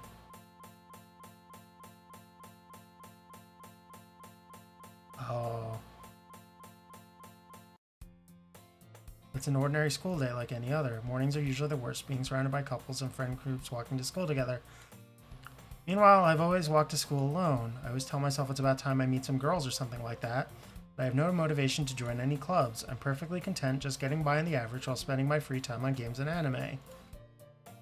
There's always been the anime club. It's not like there would be any girls in it anyway. The school day is as ordinary as ever, and it's over before I know it. After I pack up my things, I stare blankly at the wall looking for an ounce of motivation. Clubs. There really aren't any that interest me. Besides, most of them would be way too demanding for me to want to deal with. I do seem thrilled, because I'm like... This game is just gonna fuck with me now.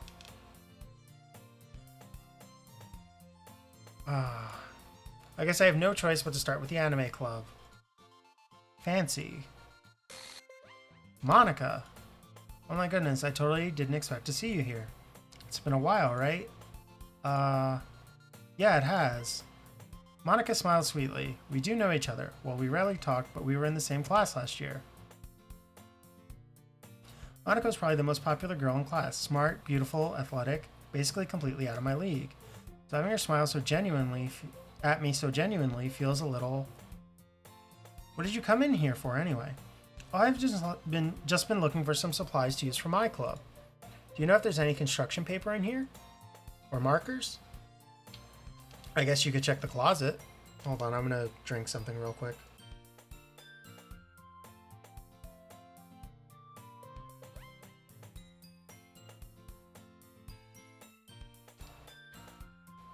You're in the debate club, right? Ah, about that. I actually quit the debate club. Really? You quit? Yeah. To be honest, I can't stand all the politics around the major clubs. Feels like nothing but arguing about the budget and publicity and how to prepare for events. I'd much rather take something I personally enjoy and make something special out of it. In that case, what club did you decide to join? Actually, I'm starting a new one. A literature club. Literature? That sounds kind of dull. How many members do you have so far? It's kind of embarrassing, but there are only 3 of us so far. It's really hard to find new members for something that sounds so boring. Well, I can see that. But it's really not boring at all, you know? Literature can be anything. Reading, writing, poetry. I mean, one of my members even keeps her manga collection in the club room. Wait, really? Yeah, it's funny, right? She always insists that manga is literature too. I mean, she's not wrong, I guess. And besides, a member's a member, right? Did Monica say she? Hey, Fancy. By any chance, are you still looking for a club to join? I mean, I guess so, but in that case, is there any chance you could do me a big favor? I won't ask you to join, but if you could at the very least visit my club, it would make me really happy. Please? Well, I guess I have no reason to refuse. Besides, how could I ever refuse someone like Monica? Sure, I guess I could check it out. Ah, awesome. You're really sweet, Fancy, you know that? It's nothing, really. Shall we go then? I'll look for the materials another time. You're more important. And thus today marks the day I sold my soul to Monica and her irresistible smile. I timidly follow Monica across the school and upstairs, a section of the school I rarely visit, being genuinely used for third-year classes and activities.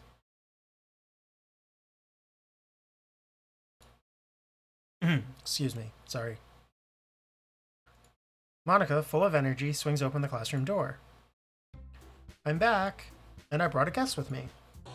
A guest? Seriously, you brought a boy? Way to kill the atmosphere. Don't be mean, Natsuki. But anyway, welcome to the club, Fancy. All words escape me in this situation. This club is full of incredibly cute girls. So let me guess. You're Monica's boyfriend, right? What? No, I'm not. Natsuki? The girl with the sour attitude whose name is apparently Natsuki is one I don't recognize. Her small figure makes me think she's probably a first year. Anyway, this is Natsuki, energetic as usual, and this is Yuri, the vice president. It's nice to meet you.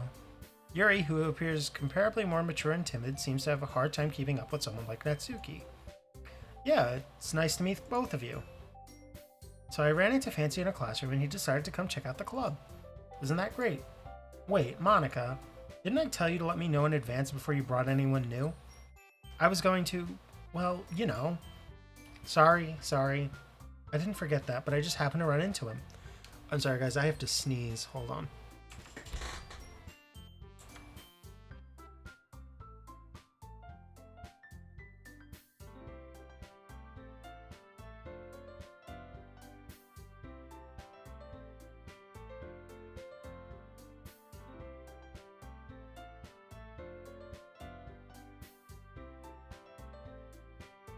Oh, much better. In that case, I should at least make some tea, right?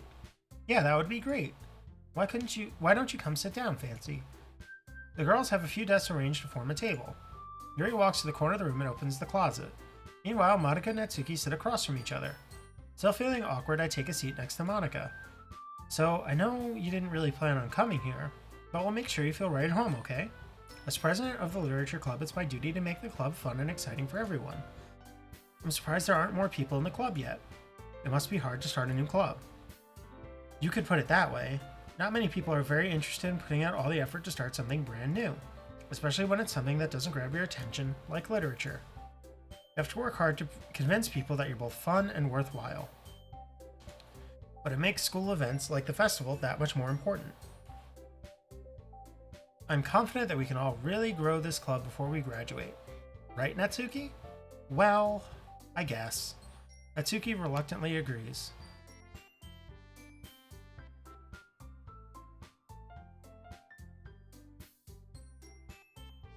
Such different girls, all interested in the same goal. Monica must have worked really hard just to find these two. Yuri returns to the table carrying a tea set. She carefully places a teacup in front of each of us before setting down the teapot in the middle. You keep a whole tea set in this classroom? Don't worry, the teachers gave us permission. After all, doesn't a hot cup of tea help you enjoy a good book? I guess. Don't let yourself get intimidated. Yuri's just trying to impress you. So this is, I'm noticing, very much a retread. Like, it's the same, like, everything's the same except there's no Sayori. That's not... Insulted, Yuri looks away. I meant that, you know, I believe you. Well, tea and reading might not be a pastime for me, but I at least enjoy tea. I'm glad. Yuri faintly smiles to herself in relief. So fancy, what kind of things do you like to read? Well, considering how little I've read these past few years, I really don't have a good way of answering that. Manga, I mutter quietly to myself, half joking. Natsuki's head suddenly perks up. It looks like she wants to say something, but keeps quiet. Not much of a reader, I guess. Well, that can change. I will say, I'm kind of hoping that it doesn't literally make me do every day again. Because that level of retread, like, I understand there are differences and characters are acting weird a little bit, but if it literally retreads every day again, that is a little much. What am I saying? I spoke without thinking after seeing Yuri's sad smile. Anyway, what about you, Yuri? Well, let's see. Yuri traces the rim of her teacup with her finger. My favorites are usually novels that build deep and complex fantasy worlds. The level of creativity and craftsmanship behind them is amazing to me. And telling a good story in such a foreign world is equally impressive. Yuri goes on, clearly passionate about her reading. She seems so reserved and timid since the moment I walked in, but it's obvious by the way her eyes light up that she finds her comfort in the world of books, not people.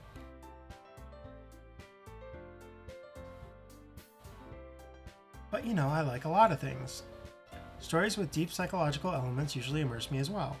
Isn't it amazing how a writer can so deliberately take advantage of your own lack of imagination to completely throw you for a loop? Anyway, I've been reading a lot of horror lately. I read a horror book once.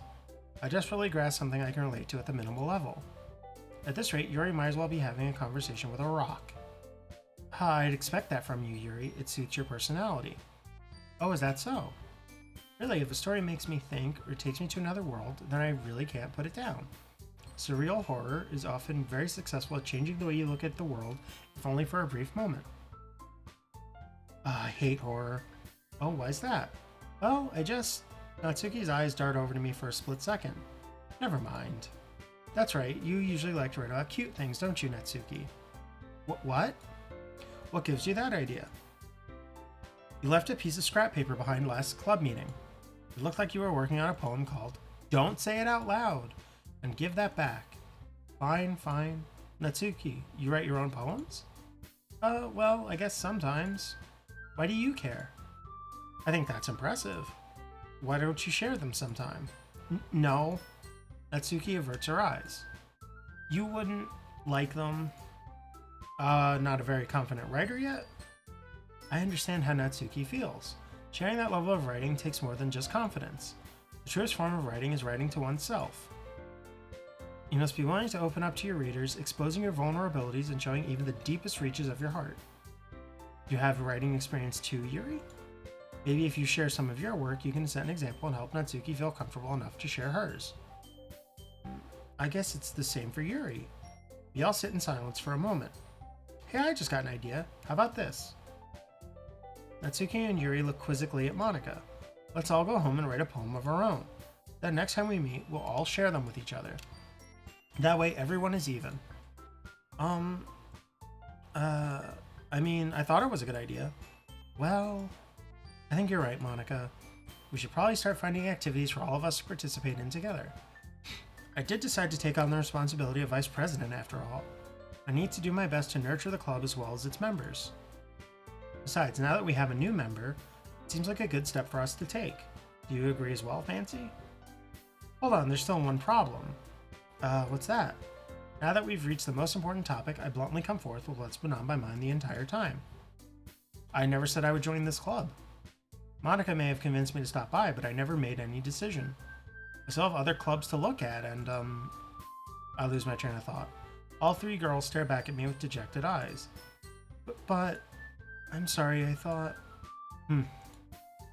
The girls exchange glances before Monica turns back to me. I guess I need to tell you the truth, Fancy. The thing is, we don't have enough members yet to form an official club. We need 4. And I've been trying really, really hard to find new members. And if we don't find one more before the festival, I'm defenseless against these girls. How am I supposed to make a clear-headed decision when it's like this? I would feel terrible for letting anyone down in this situation. And besides, the club itself seems pretty relaxed. So if writing poems is the price I need to pay in order to spend every day with these beautiful girls... Right. Okay, I've decided then. I'll join the literature club. One by one, the girls' eyes light up. Oh my goodness, really? Do you really mean that, Fancy?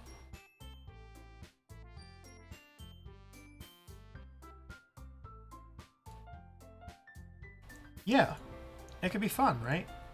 You really did scare me for a moment. I mean, if you really just left after all this, I would be super pissed. Fancy, I'm really happy. I'm so happy. We can become an official club now. Thank you so much for this. You're really amazing. I'll do everything I can to give you a great time, okay? Thanks, I guess. Okay, everyone. I think with that, we can officially end today's meeting on a good note. Everyone remember tonight's assignment. Write a poem to bring to the next meeting so we can all share. Monica looks over at me once more. Yeah, I think I'll try gearing myself towards another girl this time. Like, if it's going to be very similar, definitely. Fancy, I look forward to seeing how you express yourself. Yeah. Can I really impress the class star Monica with my mediocre writing skills? I already feel the anxiety welling up inside me. Meanwhile, the girls continue to chit-chat as Yuri cleans up the tea set. I guess I'll be on my way then. Okay. I'll see you tomorrow then. I can't wait. With that, I depart the club room and make my way home. The whole way, my mind wanders back and forth between the 3 girls. Natsuki, Yuri, and of course Monica. Will I really be happy spending every day after school in a literature club? Perhaps I'll have the chance to grow closer to one of these girls. Alright. I'll just need to make the most of my circumstances, and I'm sure a good fortune will find me. Alright.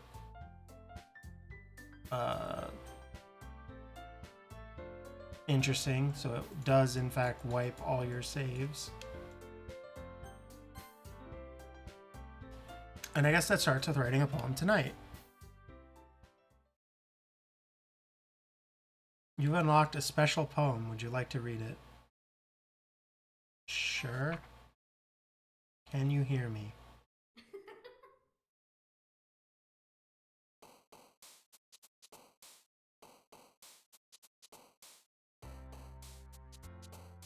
That was just weird.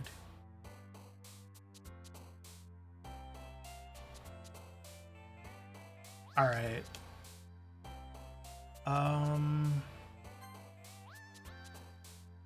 All right, so yeah, I'm going to try to gear towards Natsuki, I guess.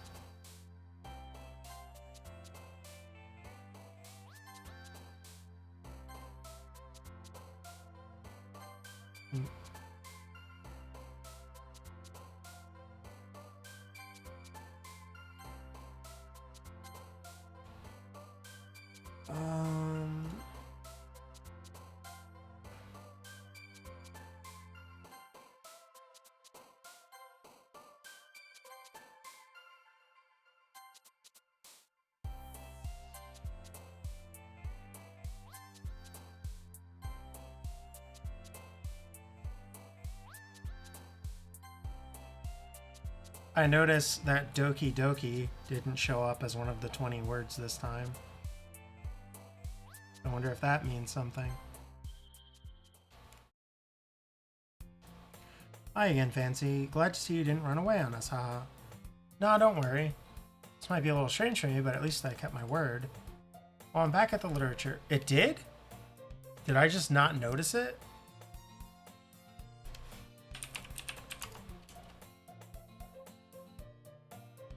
Oh, I feel stupid. Alright. Well, I'm back at the literature club. I was last to come in, so everyone else is already hanging out. Oh. Thanks for keeping your promise, Fancy. I hope this isn't too overwhelming of a commitment for you, making you dive headfirst into literature when you're not accustomed to it. Oh, come on, like he deserves any slack? You already had to be dragged here by Monica. I don't know if you plan just to come here and hang out or what, but if you don't take us seriously, then you won't see the end of it.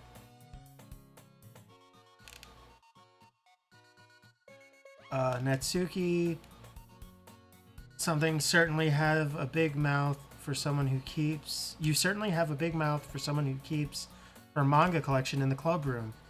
Fuck you, game. I could read that. Monica... Natsuki finds herself stuck between saying Monica and manga. Manga is literature. Swiftly defeated, Natsuki plops back into her seat.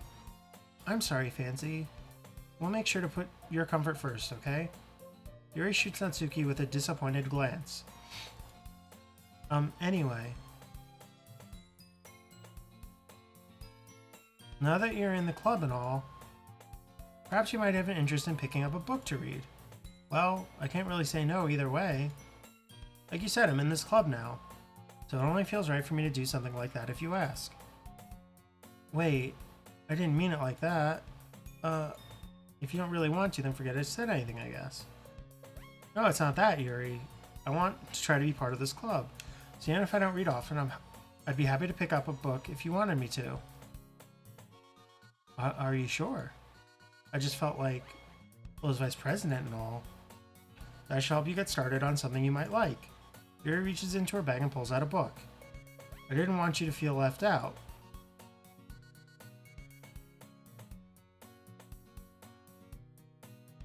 Alright. Is something weird with the background? Like, the background is tilted, right? I'm not imagining that. 'Cause it actually feels dizzying to look at for some reason.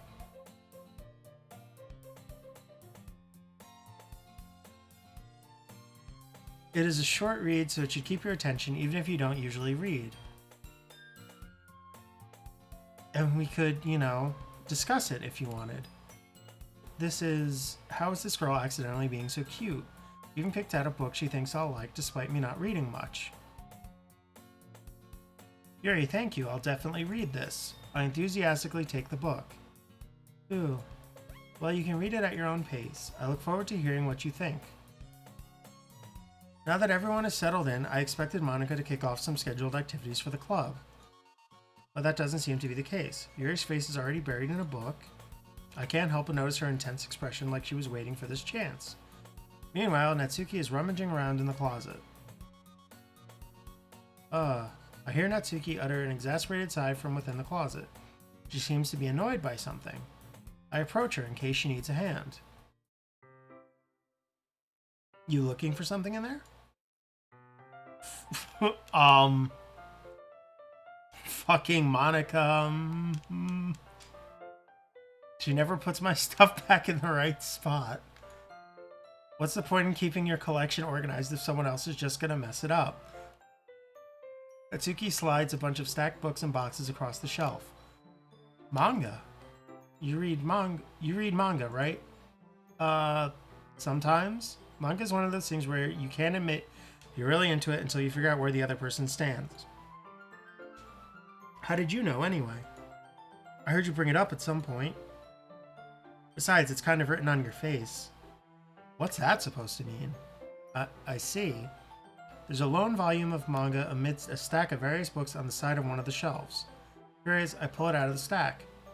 There it is. Natsuki snatches it out of my hand. She turns to a box of manga and slips the volume right into the middle of the rest. Ah, much better.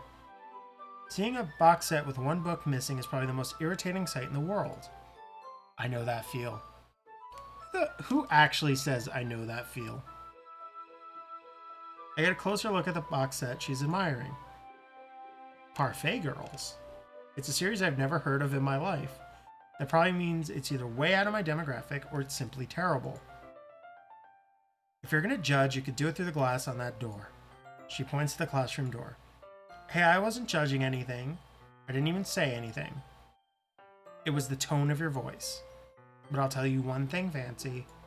Consider this a lesson straight from the Literature Club. Don't judge a book. In fact, Natsuki pulls out the first volume of Parfait Girls from the box. I'm going to show you exactly why. She shoves the book right into my hands. Ah. I stare at the cover. It features 4 girls in colorful attire, striking animated feminine poses. Just quick save. Never judge a book in any context. It's exceedingly moe. Don't just stand there. A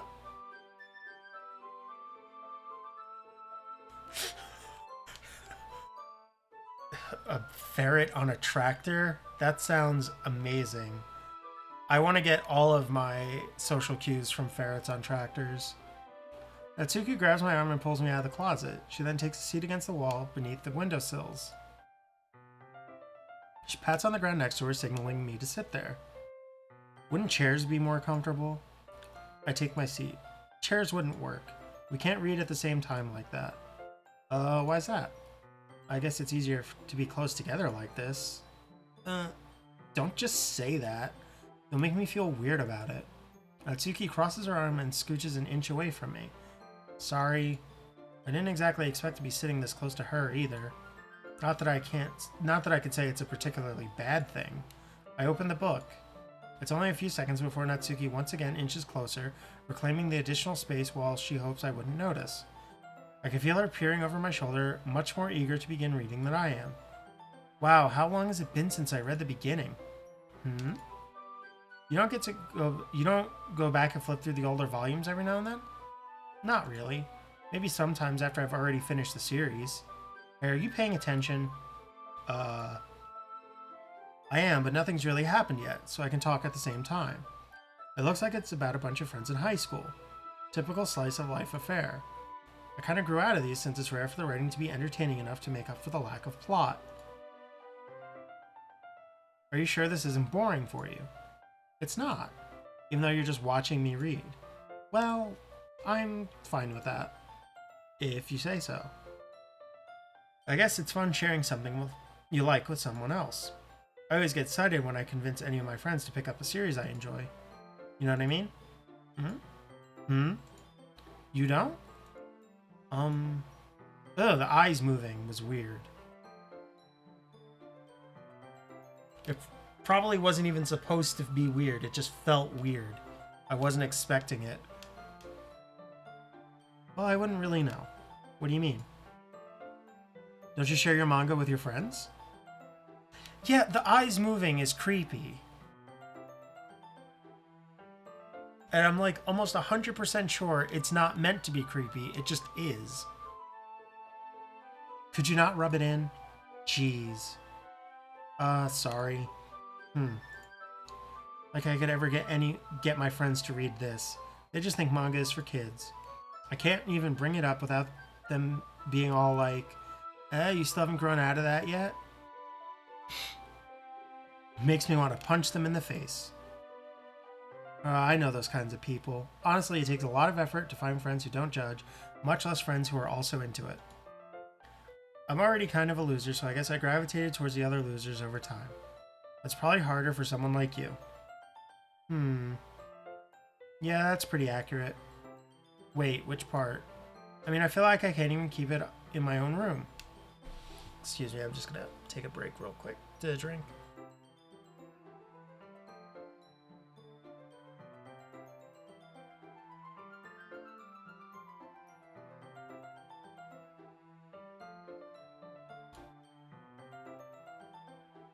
My dad would beat the shit out of me if he found this. That's lovely. Thank you, game. That's absolutely lovely. At least it's safe here in the club room. Except Monica's kind of a jerk about it. I just can't win, can I?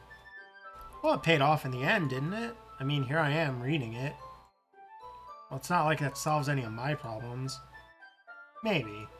But at least you're enjoying yourself, right? Ah, there was the eye movement again. It's creepy, and it's not supposed to be, but it's creepy. So... geez, that's enough. Are you gonna keep reading or what? Yeah. I flipped a page. Time passes.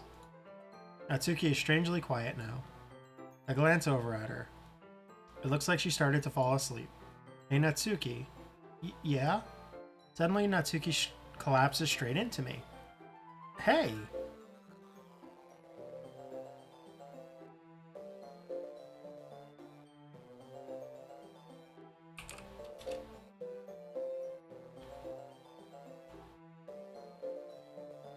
I'm just gonna let it sit on this for a little bit.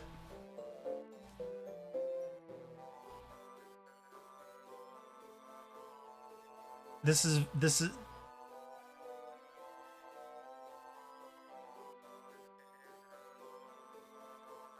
Oops. Whatever. As you can see, I used the same image prompt from before. This is fine. This is so fine. Oh geez. Natsuki, are you okay? She seems a lot better now. Here. Monica reaches into her bag and pulls out some kind of protein bar. She throws it in Natsuki's direction. Natsuki's eyes suddenly light up again. She snatches the bar from the floor and immediately tears off the wrapper. I told you not to give oomph. She doesn't even finish her sentence before stuffing it into her mouth. Don't worry, Fancy. She's fine. It just happens every now and then. That's ridiculous. Just every now and then, she just goes static mode. That's why I always keep a snack in my bag for her. Anyway, why don't we all share poems now?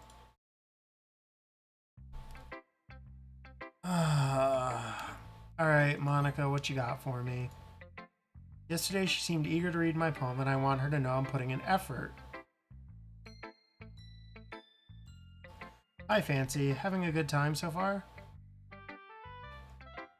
Yeah. Good, glad to hear it. By the way, since you're new and everything, do you ever have any suggestions for the club, like new activities or things we can do better? I'm always listening. Don't be afraid to bring things up, okay? Alright, I'll keep that in mind. Of course, I'll be afraid to bring things up. I'm much better off just going with the flow until I'm more settled in. Anyway, want to share your poem with me? It's kind of embarrassing, but I guess I have to. Haha. Don't worry, Fancy. We're all a little embarrassed today, you know? But it's that sort of barrier that we'll all learn to get past soon. Yeah, that's true. I hand Monica my poem. I like it. Really. It's a lot cuter than I expected. Oh, geez. No. It kind of makes me think of something Natsuki would write. But she's a good writer, too. So take that as a compliment. If you say so. Yep. If you're interested in Natsuki, then always keep a snack on you. She'll cling to you like a puppy. That... I don't like that. I don't like that game. That's bizarre. Natsuki's dad doesn't give her lunch money or leave her any food in the house, so she's in a fussy mood pretty often. But sometimes she just loses all of her strength and shuts down. Like earlier. This is just a guess, but I think she's so small because her malnutrition is interfering with her adolescent growth. Oh, we're doing that. But hey, some guys are into petite girls too, you know. Sorry, just trying to look at the bright side. Monica is being a bitch about that a little bit. Just a little bit. Anyway, do you want to read my poem now? Don't worry, I'm not very good. You sound pretty confident for someone who claims to not be very good. Well, that's because I have to sound confident. That doesn't mean I always feel that way, you know? I see. Well, let's read it then. Hole in the wall. But he wasn't looking at me, confused. I frantically glance at my surroundings, but my burned eyes can no longer see color. Are there others in the room? Are they talking? Or are they simply poems on flat sheets of paper? The sound of frantic scrawling playing tricks on my ears. The room begins to crinkle, closing in on me. The air I breathe dissipates before it reaches my lungs. I panic. There must be a way out. It's right there. He's right there. Swallowing my fears, I brandish my pen. So what do you think? It's very freeform, if that's what you call it. Sorry, I'm not really the right person to ask for feedback. It's okay. Yeah, that kind of style has gotten pretty popular nowadays. That is, a lot of poems that have been putting emphasis on the timing between words and lines.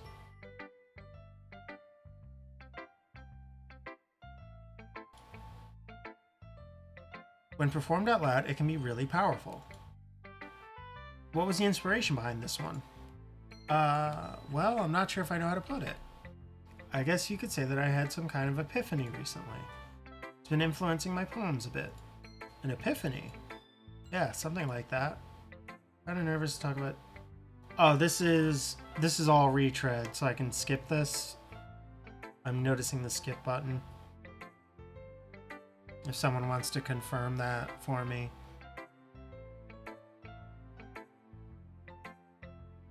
Maybe after everyone is better friends with each other. Anyway, here's Monica's writing tip of the day. Sometimes when you're writing a poem or story. Alright, yeah, that was... it was just a writing tip. Hold on.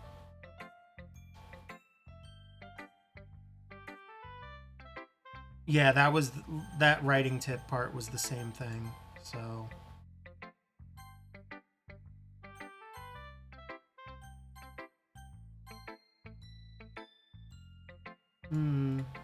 Yuri stares at the poem. A minute passes, more than enough time for her to finish reading. Oh. Sorry. I forgot to start speaking. It's fine, don't force yourself. I'm not. I just need to put my thoughts into words. Hold on. Okay. This is your first time writing a poem, right?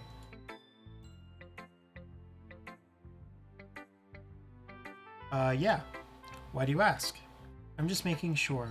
I guess that it might be after reading through it. Ah, so it's that bad. No. Did I just raise my voice? I'm sorry. Yuri buries her face in her hands. I couldn't help but notice that it's been several minutes and we haven't really gotten anywhere. It might take Yuri a while to get used to new people. It's fine. I really didn't notice. What were you saying? Right, it's just that there are specific writing habits that are usually typical of new writers. Having been through that myself, I kind of learned to pick up on them. I think the most noticeable thing I recognize in new writers is that they try to make their style very deliberate. In other words, they tend to pick a writing style separate from the topic matter, and they form fit the two together. The end result is that both the style and the expressiveness are weakened.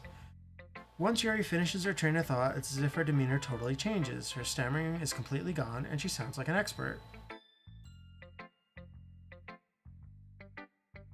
Of course, that's not something you can be blamed for. There are so many different skills and techniques that go into writing even a simple poem. Not just finding them and building them, but getting them to work together is probably the most challenging part. It might take you some time, but it all comes with practice and learning by example and trying new things. I also hope that everyone else in the club gives you valuable feedback. Natsuki can be a little biased though.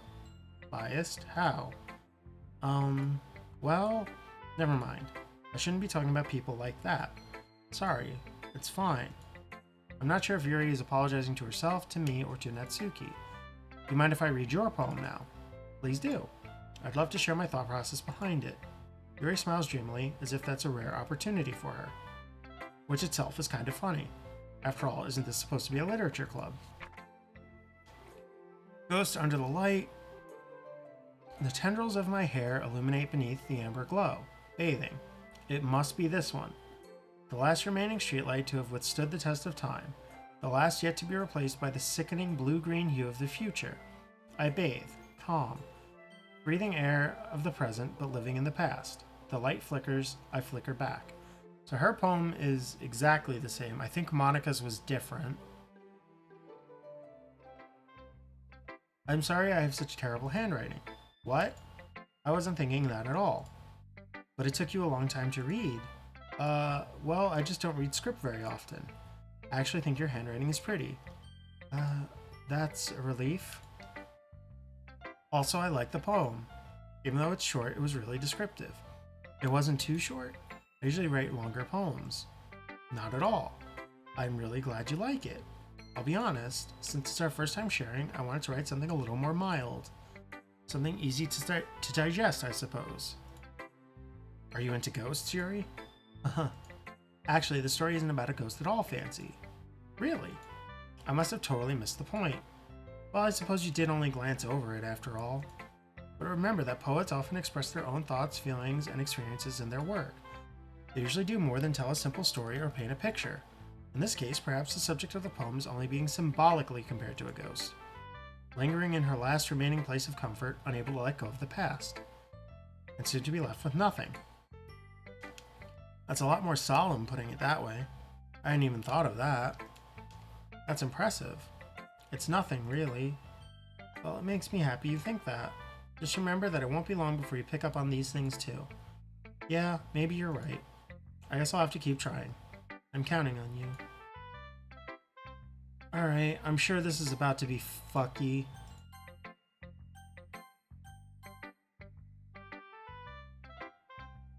Okay, well, let's start with the things I don't like. First of all, Natsuki rereads my poem. Never mind, I don't feel like giving you my opinion. Then what's the point of sharing in the first place? I wrote this when I could have been doing other things. In fact, remember how I said I wanted to read your poems? That's what I had in mind when writing this. I want to help you feel comfortable enough to share yours. Like Monica said. Well, I would be more comfortable sharing my poem if yours was really bad. You were supposed to show me some dumb poem and make me go, well, it's not that great, but let me show you what real literature looks like. And you went and ruined it. I hope you're happy. So in other words, you're saying you liked it? Natsuki's retort gets caught in her throat. You don't understand anything, do you? I already told you that. You don't have to go and announcing it to the world like you're all self-important.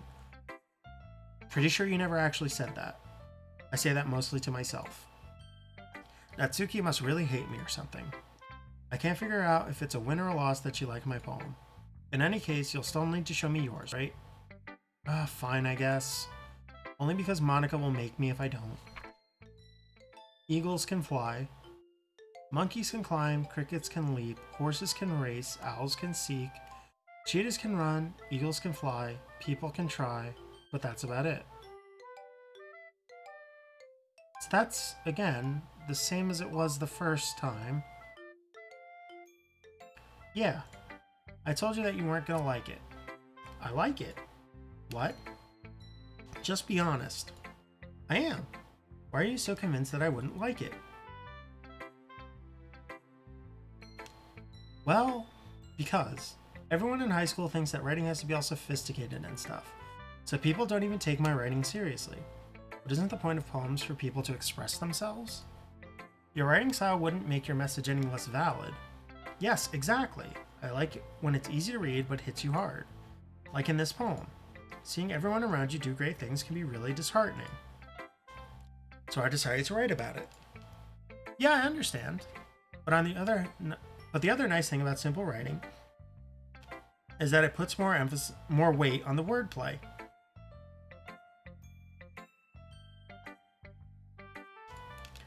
Like I set it up for a rhyme at the end, but then made it fall flat on purpose. It helps bring out the feeling in the last line. So you did. I guess more went into it than I realized. That's what it means to be a pro. I'm glad you learned something. Didn't expect that from the youngest one here, did you? Yeah, I guess not. I decided to humor her with that last comment. I don't really care how old everyone is, but if Natsuki is feeling proud, then I won't take that away from her. Alright. I guess that's everyone. I glance around the room. That was a little more stressful than I anticipated. It's as if everyone is judging me for my mediocre writing abilities. Even if they're just being nice, there's no way my poems can stand up to theirs. This is a literature club, after all. I sigh. I guess that's what I ended up getting myself into. Across the room, Monika's writing something in her notebook. My eyes land on Yuri and Natsuki. They gingerly exchange sheets of paper, sharing their respective poems. As they read in tandem, I watch each of their expressions change. Natsuki's eyebrows furrow in frustration. Meanwhile, Yuri smiles sadly. What's with this language? Did you say something? Oh, it's nothing. Natsuki dismissively returns the poem to the desk with one hand. I guess you could say it's fancy. Thanks. Yours is cute. Cute? Did you completely miss the symbolism or something? It's clearly about the feeling of giving up. How can that be cute? I know that. I just meant the language, I guess. I was trying to say something nice. You mean you have to try that hard to come up with something nice to say? Thanks, but it really didn't come out nice at all. Well, I do have a couple suggestions. If I was looking for suggestions, I would have asked someone who actually liked it. Which people did, by the way. Monika liked it, and Fancy did too. So based on that, I'll gladly give you some suggestions of my own. First of all, excuse me. I appreciate the offer, but I've spent a long time establishing my writing style. I don't expect it to change anytime soon, unless of course I come across something particularly inspiring, which I haven't yet. And Fancy liked my poem too, you know. He even told me he was impressed by it. Natsuki suddenly stands up. Oh? I didn't realize you were so invested in trying to impress our new member, Yuri. That's not what you're just... Yuri stands up as well. Maybe you're just jealous that Fancy appreciates my advice more than he appreciated yours. Huh? And how do you know he didn't appreciate my advice more? Are you that full of yourself? No. If I was full of myself, I would deliberately go out of my way to make everything I do overly cutesy. Well, you know what? I wasn't the one whose boobs magically grew a size bigger as soon as Fancy started showing up. It's that line again. Great. Natsuki? Natsuki, that's a little... This doesn't involve you. Taking out your own insecurities on others like that. You really act as young as you look, Natsuki. Me? Look who's talking, you wanna-be edgy bitch. Edgy? Sorry that my lifestyle is too much for someone your mental age to comprehend. See? Just saying that proves my point. Most people learn to get over themselves after they graduate middle school, you know? If you want to prove everything, then stop harassing others with your sickening attitude.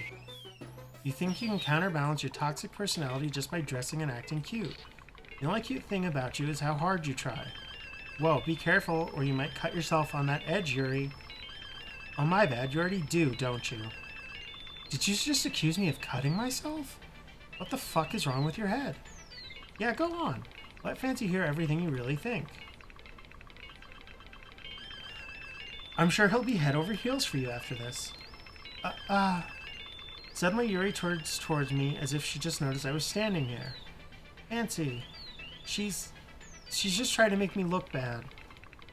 That's not true. She started it. How did I... Oh. Alright.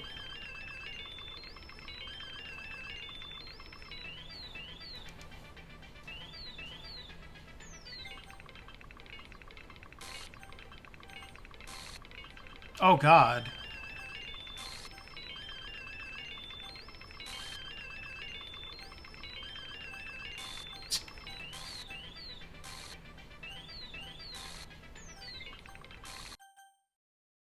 Oh, hey, it's Monika.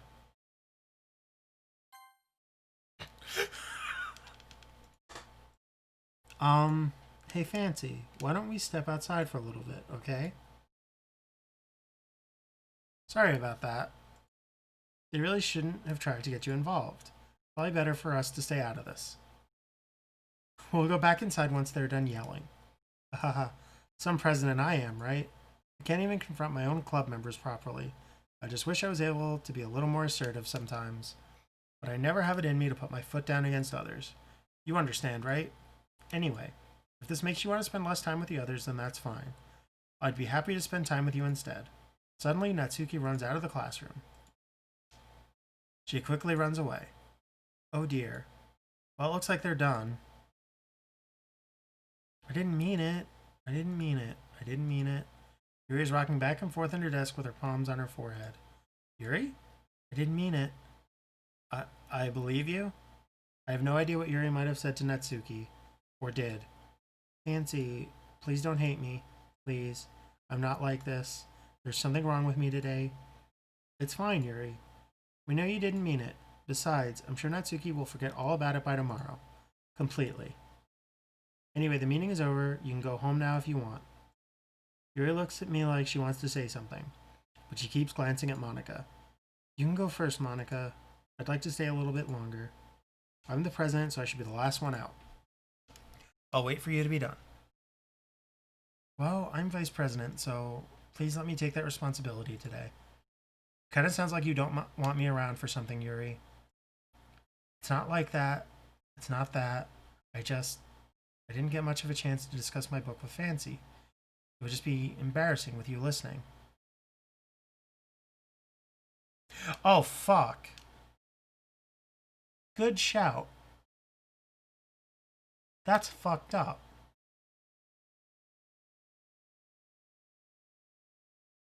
I would not have noticed that. I guess I don't really have a choice, do I? I'm sorry for causing trouble, but I really appreciate you understanding.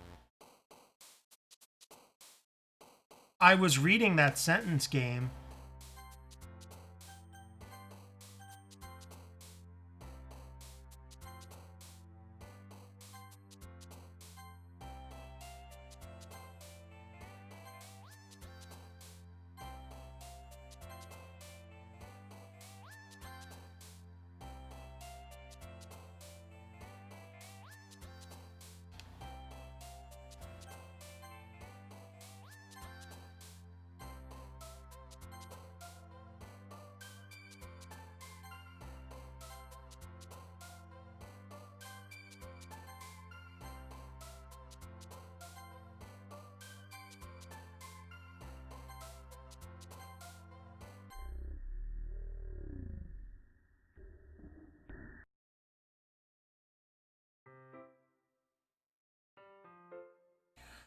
Okay.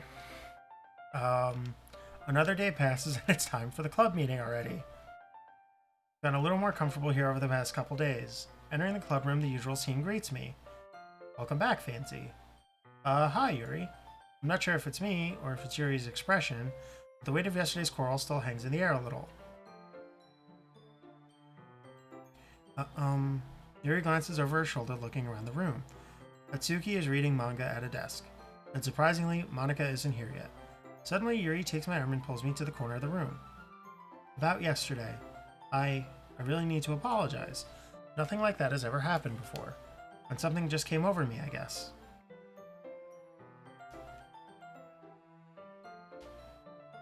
I wasn't acting mentally sound. Please don't think we're usually like this. Not just me, but Natsuki as well. Yuri, I'm happy that you are considerate and apologize. You don't have to worry too much. Even though I've only been here a couple days, I could tell something was off yesterday. Maybe we were just a little extra sensitive because it was our first time sharing poems. But whatever it was, it didn't make me think any less of you. I had already decided that there's no way you can be a bad person. And now that you're apologizing, I know you really didn't mean it. Nancy, don't say those kind of things so frankly. They make me a little too happy. I'm really glad that you're such an understanding person, and I'm really glad that you joined this club. Everything is a little bit brighter with you around, and, sorry, what am I saying right now? Hey, have you guys seen Monica? No, I haven't. I was also kind of wondering where she was. And, Yuri, I'm guessing you haven't either. Yuri is clearly taken aback by how calmly Natsuki is addressing her. No, I haven't. Geez, this isn't like her at all. I know it's stupid, but I can't help but worry a little bit.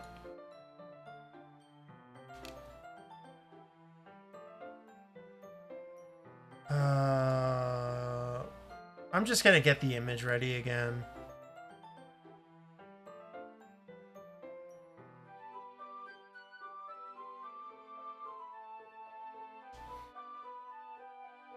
What?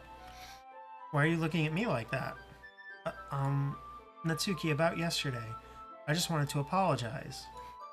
I promise I didn't mean any of the things I said, but I'll do my best to stay under control from now on. So, Yuri, what the heck are you talking about? Did you do something yesterday? Geez. Whatever's on your mind, I'm sure it was nothing. I don't even remember anything bad happening. You're the kind of person who worries too much about the little things, aren't you? But I'll accept your apology anyway if it helps you feel better about it. Besides, it's kind of nice to hear since I was always afraid you secretly hated me or something like that. No, not at all. I don't hate you. Well, you're kind of weird, but I don't hate you either. Natsuki turns to me. You're still on trial, though. Hey. Suddenly the door swings open. Sorry, I'm super sorry. Ah, there you are. I didn't mean to be late. I hope you guys weren't worried or anything. Nah. Well, Natsuki was. I was not. Haha. What took you so long, anyway? Well, my last period today was study hall. To be honest, I kinda just lost track of time. That makes no sense, though. You would have heard the bell ring. You would have heard the bell ring at least. Must not have heard it since I was practicing piano. Piano? I wasn't aware you played music as well, Monica. Oh, don't give me more credit than I deserve. I guess I've been practicing for a while, but I'm still not really good yet. Still, that must require a lot of dedication. So I'm still impressed. Well, thanks, Yuri. You should play something for us sometime. That's... Monica looks at me. Well, I'm working on writing a song, but it's not quite done yet. Maybe once I get a little bit better, I will.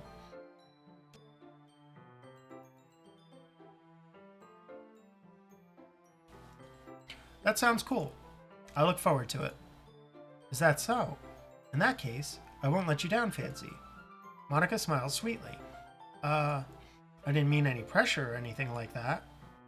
Don't worry. I was hoping that I could share it with you anyway. I guess that's why I've been practicing so much recently. I see. I'm not sure if Monica was referring to the whole club or just me. In that case, best of luck. Thanks. So I didn't miss anything, did I? Not really. I choose not to bring up anything the three of us talked about. Besides, Natsuki has already run off into the closet. Fancy. Since your compliments put me in a good mood, I was wondering if you would like to spend some time together today. I mean, in the club. I suppose so. I don't think I could say no to you after you gave that book to me. Well, I guess I need to make sure Natsuki isn't waiting for me. After we finished reading yesterday, she's fine. She's reading over there, see? Don't think about her so much. She's used to being ignored. Come on, we're going over there.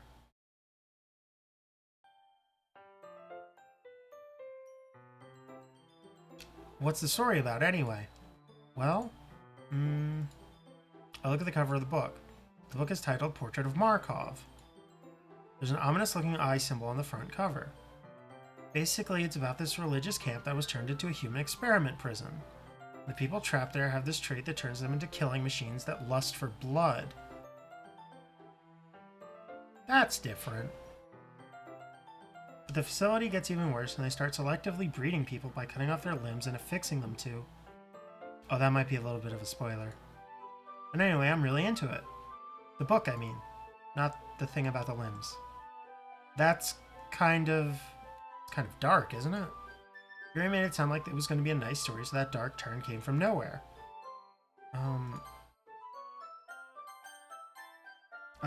Are you not a fan of that sort of thing, Fancy? No, it's not that. I mean, I could definitely enjoy those kinds of stories, so don't worry. I hope so. Yeah, I totally forgot that Yuri is into those things. She's so shy and reclusive on the outside, but her mind seems to be completely different. It's just that kind of story. It's the kind that challenges you to look at life from a strange new perspective. When horrible things happen, not just because someone who wants to be evil, but because the world is full of horrible people and we're all worthless anyway. Then suddenly... I'm rambling, aren't I? Not again. I'm sorry. Hey, don't apologize. I haven't lost interest or anything. Well, I guess it's alright then. but I feel like I should let you know that I have this problem. When I let things like books and writing fill my thoughts, my whole body...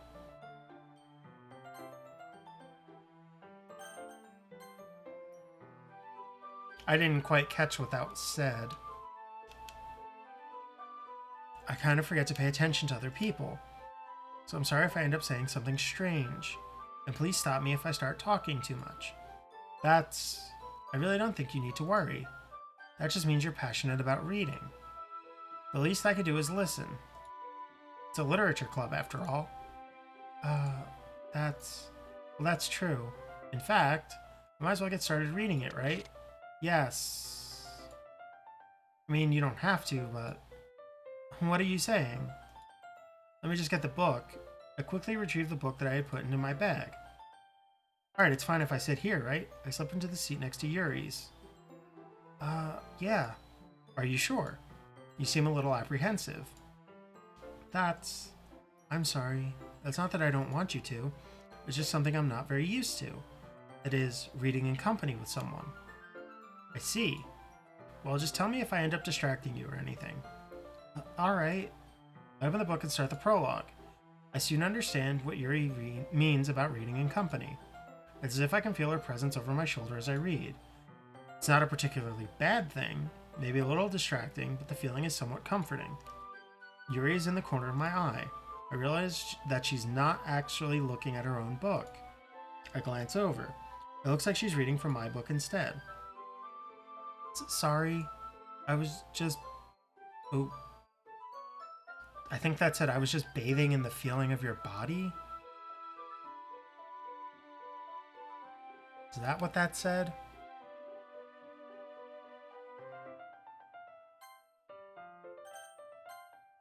Yuri, you really apologize a lot, don't you? I do? I don't really mean to. Sorry. I mean... Here, this should work, right? I slide my desk until it's up against Yuri's, then hold the book more between the two of them. I suppose so.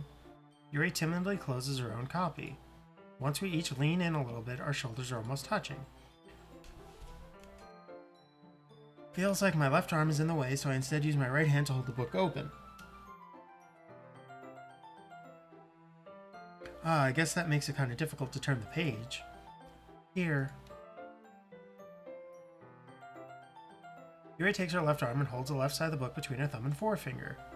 I do the same with my right arm on the right side of the book. Ooh. Apologies, I kind of hit my desk there. I don't think that would have made too bad of a sound, but if it did, sorry. That way, I turn a page, Yuri slides it under her thumb after it flips to her side. But in holding it like this, we're huddled even closer than before. It's actually kind of distracting me. It's as if I can feel the warmth of Yuri's face and she's in the corner of my vision. Are you ready? To turn the page. Sorry, I think I got a bit distracted for a second. I glance over at Yuri's face again and our eyes meet. I don't know how I'll be able to keep up with her. That's okay. You're not as used to reading, right? I don't mind being patient if it takes you a bit longer. It's probably the least I can do, since you've been so patient with me. Yeah. Thanks. We continue reading. Yuri no longer asks me if I'm ready to turn the page. Instead, I just assume that she finishes the page before me, so I turn it by my own volition. We continue the first chapter in silence. Even so, turning each page almost feels like an intimate exchange. My thumb gently letting go of the page, letting it flutter over to her side as she catches it under her own thumb. Hey Yuri, this might be a silly thought, but the main character kind of reminds me of you a little bit. Eh? No, I don't relate to this character at all. Definitely not. Really? I was just thinking the way she second-guesses things she says and all that. That's what you were talking about. Sorry. I thought you meant something else about her. Something else? Never mind. We didn't even get that far yet. So I don't know why that came into my head. Yuri, are you feeling alright? Yuri's been a little fidgety ever since we started reading. You can rest if you're feeling sick or something. Your breathing is a little... My breathing? Yuri puts her hands on her chest as if to feel her heartbeat. I didn't even notice. Anyway, I'm fine. I just need some water. Alright, don't push yourself. Yuri stands up and practically rushes out of the classroom. What on earth was that about? Fancy? Did something happen just now? I have no idea. Yuri was acting a little strange, I guess. So you don't know anything. Sorry, I can't say I do. Are you worried about her? Oh, no, not really. I was just making sure that you didn't do anything to her. No, nothing. Don't worry, I believe you, silly. Yuri just does this sometimes, so it's nothing alarming. Alright, if you say so. Anyway, why don't we start with sharing our poems with each other? Shouldn't we wait for Yuri? Well, she might be a while, so I just figured we'd get started without her. Is that okay? Yeah, I was just asking. I stand up, make a mental note of where I left off in the book, and slip it back into my bag. Let's save. Alright, Monica, what do you got for me? Hi again, Fancy. How's the writing going? Alright, I guess. I'll take that. As long as it's not going bad. I'm happy that you're applying yourself. Maybe soon you'll come up with a masterpiece. I wouldn't count on that. You never know. Want to share what you wrote for today? Sure, here you go. I give my poem to Monica. Alright, great job, Fancy. I was going ooh in my head while reading it. It's really metaphorical. I'm not sure why, but I didn't expect for you to go with something so deep. I guess I underestimated you. It's easiest for me to keep everyone's expectations low. That way it always counts when I put in some effort. Aha, that's not very fair. Well, I guess it worked anyway. You know that Yuri likes this kind of writing, right? Writing that's full of imagery and symbolism. Sometimes I feel like Yuri's mind is just totally detached from reality. I don't mean that like it's a bad thing though, but sometimes I get the impression that she's totally given up on people. She spends so much time in her own head that it's probably a much more interesting place for her. But that's why she gets so happy when you treat her with a lot of kindness. Alright, Looster, thanks for coming out, and thank you for the congratulations. I'll be streaming, I don't know if... it's probably not a good idea for me to ask how much more game there is. But I'll probably finish this tonight. I don't know what's on the stream schedule coming up, but something. I'll definitely be streaming something soon after this.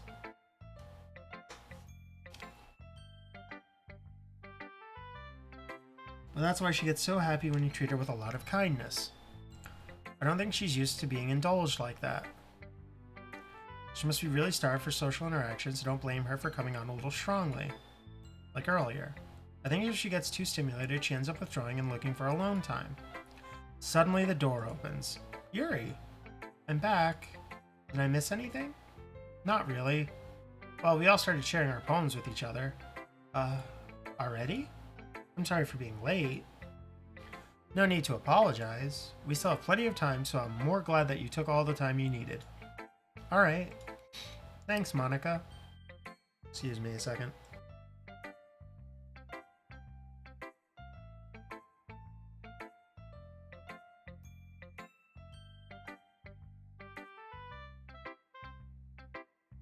Sorry guys, I had to do I had to mow the lawn today, so I am just allergies. Thanks, Monica. I suppose I should get my poem now. But anyway, you want to read my poem now? I like the way this one turned out, so I hope you do too. See me. Save me. The colors, they won't... Bright... Ooh. Beautiful colors, flashing, expanding, piercing. Red, green, blue, an endless cacophony of meaningless noise. The noise that won't stop. Violent, grating waveforms, squeaking, screeching, piercing, sine, cosine, tangent. Like playing a chalkboard on a turntable. Like playing a knife on a breathing rib cage. Endless something of meaningless. Delete her.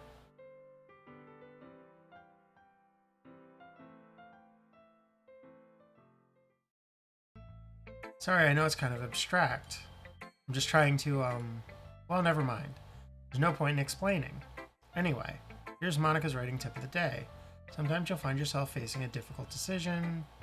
What happens? Don't forget to save your game. You never know when who am I talking to? Hear me? Yeah. Ooh, tell me you can hear me. Anything. Please help me. That's my advice for today. Thanks for listening.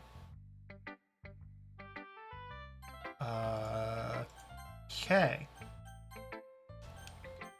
Let's try Yuri.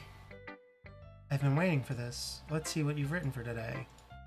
Yuri smiles and takes a deep breath. I just like holding it. I mean, the poem turned out good. It's, well, there are some things you could work on, but that doesn't really matter. Feels like anything written by you is a treasure. Haha. That came out a little awkward, but let's move on. Here's the poem I wrote. You don't have to like it or anything. She wrote a fucking essay. God damn it. Wheel. A rotating wheel, turning on an axle, grinding. What the hell is that word?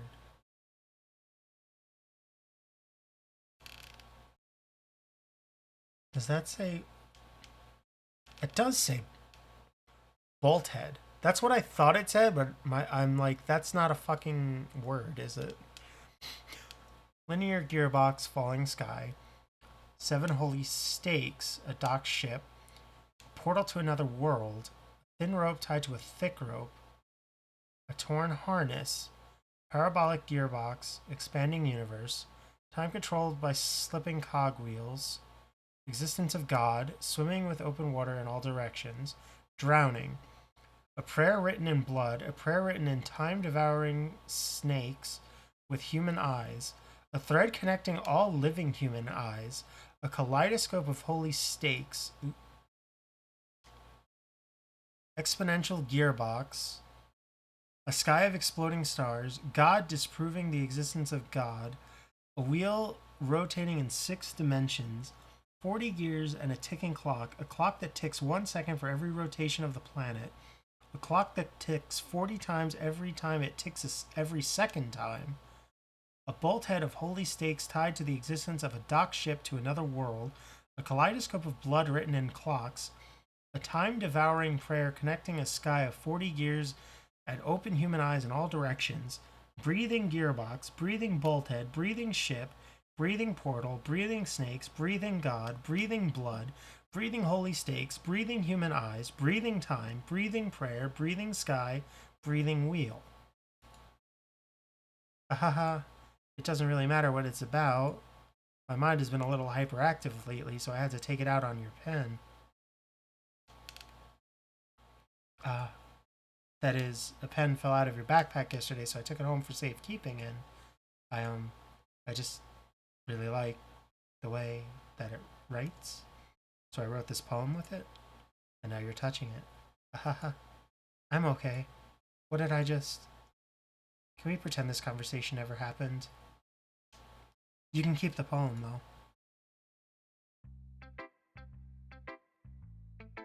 Alright. Alright. So she's a stalker now.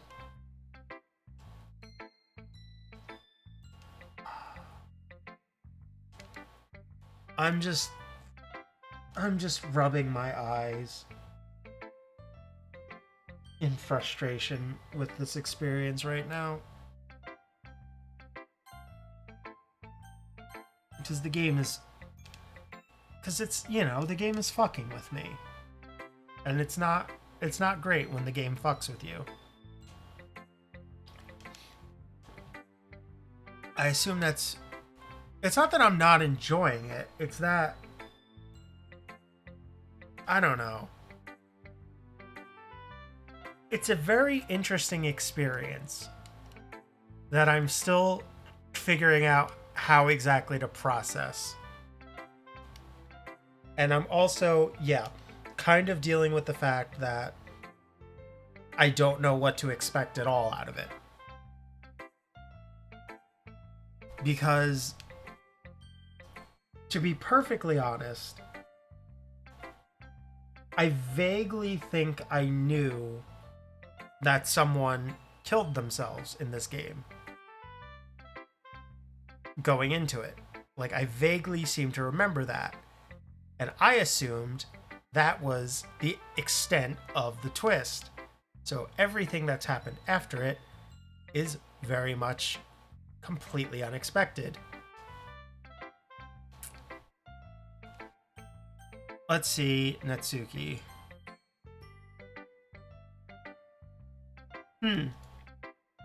Well, it's not terrible, but it's pretty disappointing after your last one. Then again, if this one was as good as your last one, I would be completely pissed. Well, I guess I wanted to try something a little different this time. Fair enough, you're still new to this, so I wouldn't expect you to find your style right away. I mean, everyone in the club writes really differently from each other. Maybe you'll find a little influence from all of us. For instance, I noticed that you were spending time with Yuri today. Not that I care who you spend your time with. After all, I was taught never to expect anything from anybody. So it's not like I was waiting for you or anything. Still, you should at least look over my poem. You'll probably be able to learn something from it.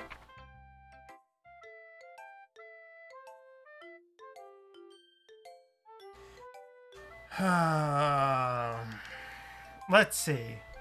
Let's look at this. Is there a hidden message in this? You would not recommend attempting to read this. So you're saying that there's nothing hidden in this and that I am waste... Oh, there is.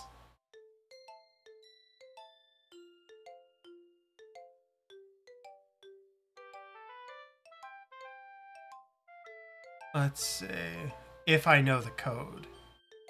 Okay, so basically... Alright, so there's something in it, but I'm not going to be able to really decipher it, is what you're saying. Fancy. Why didn't you come read with me today? I was waiting for you.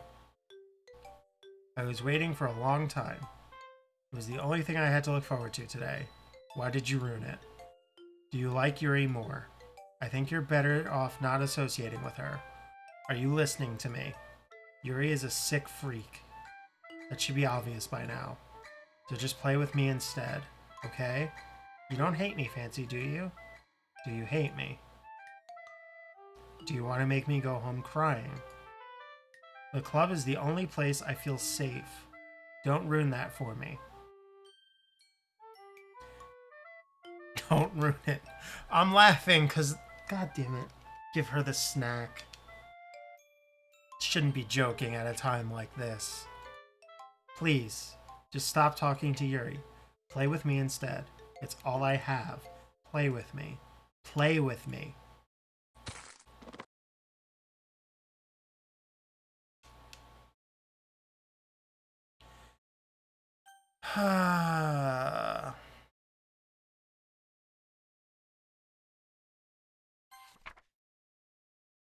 Today I cut my skin open for the first time. It was exhilarating. I think I understand how, I'm guessing Yuri, feels now. I'm supposed to be the responsible one though, so I don't think I'll be doing it again, unless I decide to kill myself. I left a memento of the occasion below. Okay everyone, we're all done reading each other's poems, right? We have something we need to go over today if everyone could come sit at the front of the room. Natsuki, you just snapped your own neck. Why are you here and fine? Is this about the festival? Well, sort of. Do we really have to do something for the festival? It's not like we can put together anything good in just a few days. We'll just end up embarrassing ourselves instead of getting any new members. That's a concern of mine as well. I don't really do well with last-minute preparations. Don't worry so much. We're gonna keep it simple, okay? Look. I know everyone's been a little more lively ever since Fancy joined and we've started with some club activities. But this isn't the time for us to become complacent. We still only have 4 members, and the festival is our only real chance to find more, you know? What's so great about getting new members anyway? We already have enough to be considered an official club. More members will just mean everything gets noisier and more difficult to manage. Oh, let's save real quick. Natsuki, I don't think you're looking at this the right way at all. Don't you want to share your passion with as many people as you can? Inspire them to find the same feelings that brought you here in the first place? The Literature Club should be a place where people can express themselves like they can't do anywhere else. It should be a place so intimate that you never want to leave. I know you feel that way too. I know we all do.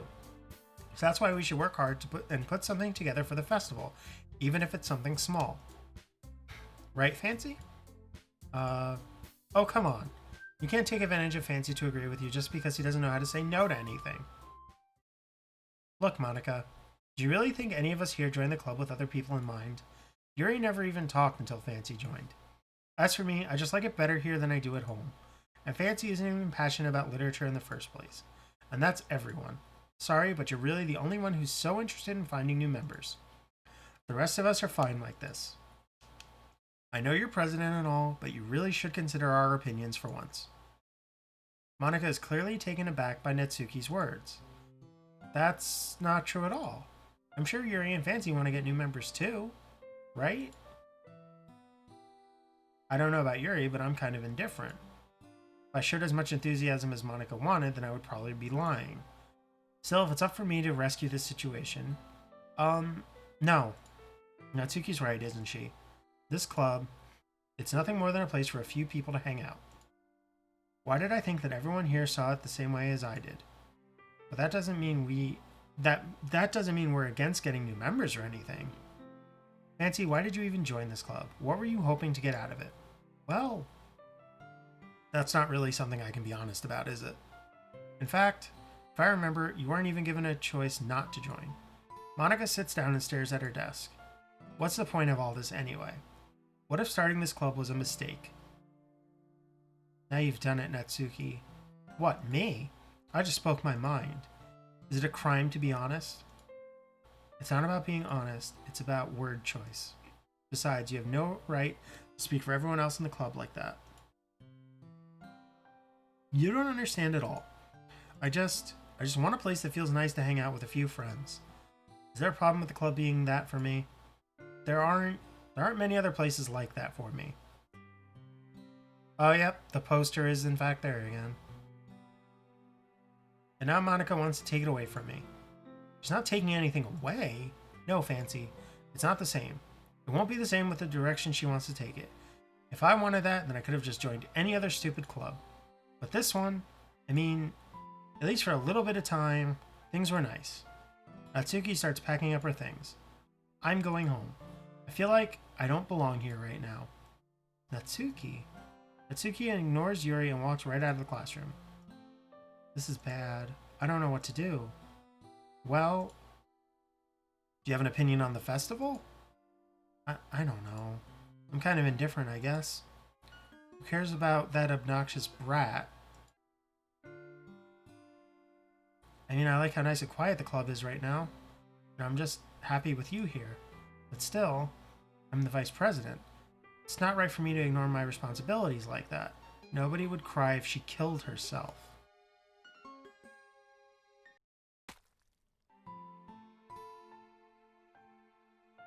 That was a little bit ham-fisted. The eyeball blood. Little bit too much. A little kind of goofy. I should do my best to consider everyone's perspective and make the decision that's right for the club. But what about you, Fancy? What do you want to get out of this club? Yuri repeats the same question as Monica. I decide giving an indirect answer is better than nothing. Well, alright, here's the thing. Like, if that's supposed to be, like, scary, it's absolutely not. A lot of the horror imagery in this game so far is very mild or very goofy. So, I don't know.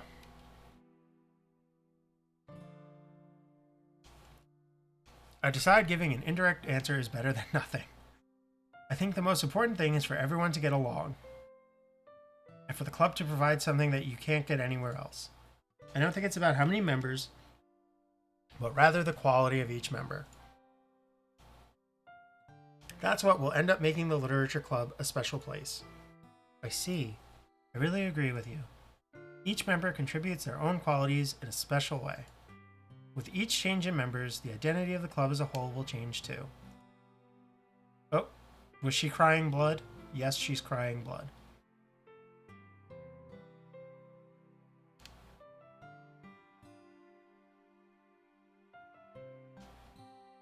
Is her ear also bleeding? Or is that just the way that looks? I don't think that's necessarily a bad thing, stepping out of your comfort zone once in a while. So if you would like to help Monica with the festival, then I'm on your side as well. Alright. Maybe we can all talk to Natsuki tomorrow. I have a feeling, no we can't. Hot guess. Like, super hot guess, I have a feeling that no, we will not be able to talk to Natsuki tomorrow. Yuri nods. Hey Yuri, I know things were a little awkward yesterday, but I feel like you deserve to know that I still think you're a wonderful vice president. And also a wonderful friend.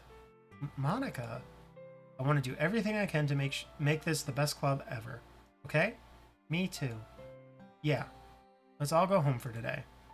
We'll talk about the festival tomorrow. Okay. I look forward to it. Shall we go, Fancy? Please don't take this the wrong way, but I'm going to chat a little bit with Fancy before we leave, just to see what he thinks of his time here and all that. It's important to me as president. Yuri looks a little bit troubled, but she doesn't protest. Okay. I trust your judgment, Monica. In that case, I'll see the two of you tomorrow. See you tomorrow. Monica waves as Yuri exits the classroom. Ugh. Things have been a bit hectic lately, haven't they? Nancy, I just wanted to make sure you're enjoying your time here at this club. I'd really hate to see you unhappy. I feel kind of like I'm responsible for that as president. And I really do care about you, you know? I don't like seeing the other girls give you a hard time. How mean Natsuki is and everything.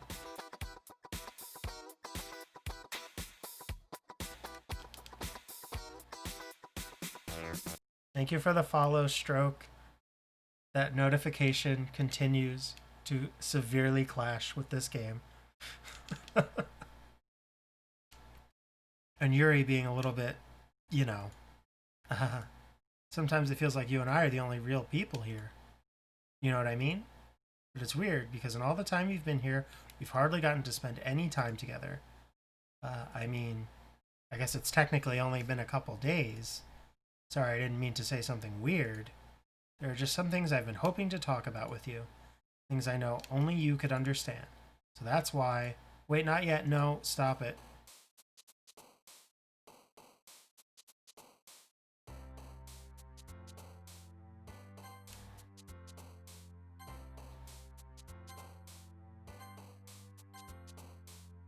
Interesting.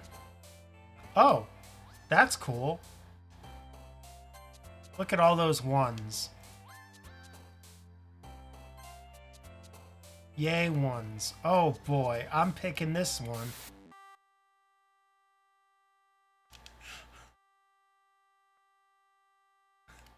Press 1 if you thought that was a lot of ones. Yep.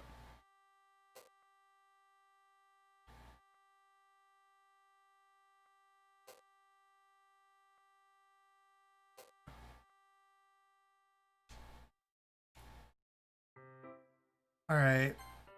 Let's save again. What you got for me now, game? Hi, Fancy. I've been waiting for you. Are you ready to continue reading? I brought my best tea today. Monica. I told you not to... is she really late again? Inconsiderate as usual, Natsuki. Excuse me?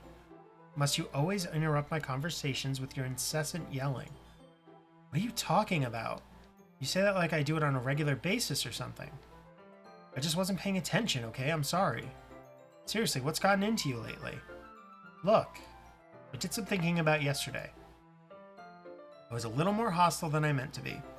I guess I really felt threatened or something. But I know this is something we're doing together. Another new member wouldn't hurt as long as they're cool. And I guess another girl would be nice this time. So, Natsuki, Nobody cares. Why don't you go look for some coins under the vending machines or something? Oh man, I'm the last one here again. Were you practicing piano again? Yeah. You must have a lot of determination, starting this club and still trying to make time for piano. Well, maybe not determination, but I guess passion. It motivates me to work hard for the festival, too. Anyway, Fancy, what do you want to do today? I was thinking we already have plans today. Is that so, Yuri? That's correct. Fancy is already engaged in a novel that we are reading together. Aren't you glad that I've already gotten him into literature, Monica? I suppose. I was just... Actually, it doesn't matter. It really doesn't. You guys can do whatever you want. Yes. Thank you for understanding, Monica. Poster's back. I found it this time. Actually, I have a request. Do you mind if I make some tea first? Not at all. Thanks very much. There's one thing that can make my reading time here any better. It's a nice cup of tea. Not to mention for yourself as well. Yuri stands up and makes her way to the closet. I follow and watch as she retrieves a small water pitcher from the shelf, the kind with a filter inside. Can you hold this for a second? Sure. Yuri hands me the water pitcher and also fetches an electric kettle. I'm gonna plug this in at the teacher's desk, and then I'll go get some water. She walks past me and sets the kettle down on the teacher's desk. I simply watch her movements. To my surprise, the way she moves really contrasts her speaking mannerisms.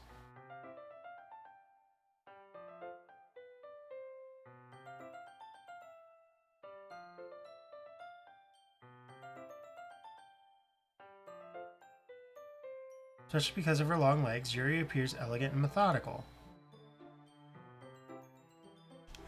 Okay, may I have the water pitcher? Thanks, I'll be right back. I might as well walk with you. That's okay. You stay here. It won't take long. Pitcher in hand, Yuri hurries out of the classroom. Did Yuri leave you again? No, it's not like that this time. She's just filling up the water pitcher to make tea. Oh, okay. Sorry for misunderstanding. 10 minutes pass. Yuri said it wouldn't take long. Is something holding her up? I'm bored just waiting here, so I decide to go look for her. Let's see. The most logical place for Yuri to be would be the nearest water fountain. Start heading down the hallway. Ha ha. Aha. What's that noise? It's coming from around the corner. It sounds like breathing. A sharp inhale like someone is sucking the air through their teeth. Are they in pain? I reach the corner and peer around it. Yuri? Yeah.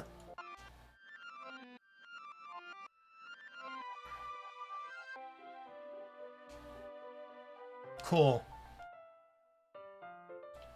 Cool game. I'm back. Thanks for waiting patiently. Nancy, do you like oolong tea? Yeah. Anything is fine. Very well. Yuri sets the temperature on the kettle to 200 degrees. Now it's time to get the teapot. You really do this properly, don't you? Of course. I shouldn't do any less when I'm making tea for others.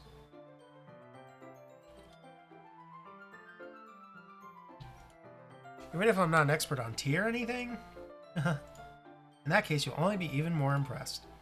Perhaps I will. Yuri fetches the teapot and begins measuring the tea leaves. To my surprise, she even starts humming a little to herself. You must be in a good mood now. Is that so? I was letting it show, and you noticed. I was doing a bit of thinking, and I decided that I would try expressing myself a little bit more. Turns out it's not very hard for me to do. When it's you who's around anyway. That's great, Yuri. Just don't push yourself too much. You're always worrying about me, Fancy. It's very endearing. Yuri wasn't kidding. I don't even know if I can keep up with this. I watch Yuri pour a cup of tea for each of us. Fancy, I have another request. Do you mind if we sit on the floor today? Why's that? It's a little bit easier on my back. I can read with my back against the wall rather than bending over at my desk. Sorry, I didn't realize. No worries. I just have back pain fairly regularly, so I do my best to manage it. Is that so? I wonder why that is. It's most likely because your posture, right? Always hunched over like that while reading. Yes, I have terrible reading posture. That's why we should sit on the floor. Fair enough. I'll go ahead and get the book. I retrieve the book from my bag. Ah, I have some chocolates as well.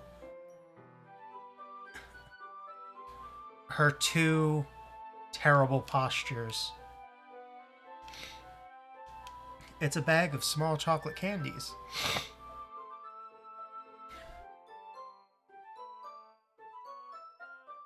I take it since it will go well with the tea.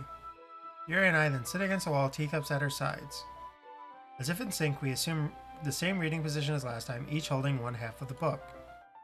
Except this time, our bodies are even closer to each other. I can't see too well. Yuri slides closer until our shoulders are touching. How am I supposed to focus on reading like this? Yuri was always kind of cute, but when she's being less apprehensive, it's almost more than I can handle. Your teacup. Yuri hands me my teacup. Holding it with my hand that's not holding the book, I end up in a position that makes it even harder to focus. Because now I need to worry about making sure I don't accidentally touch her chest.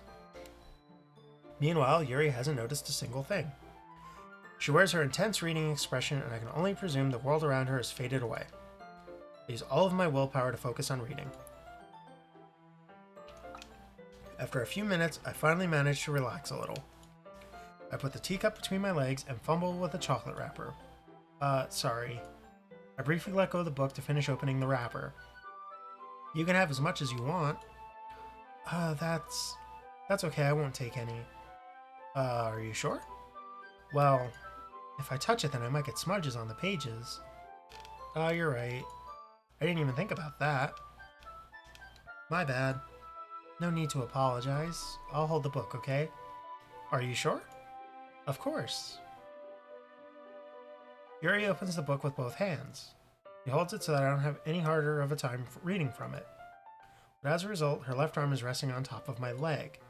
Well, in that case, Yuri's already totally focused on the reading again. I take a chocolate candy and pop it in my mouth.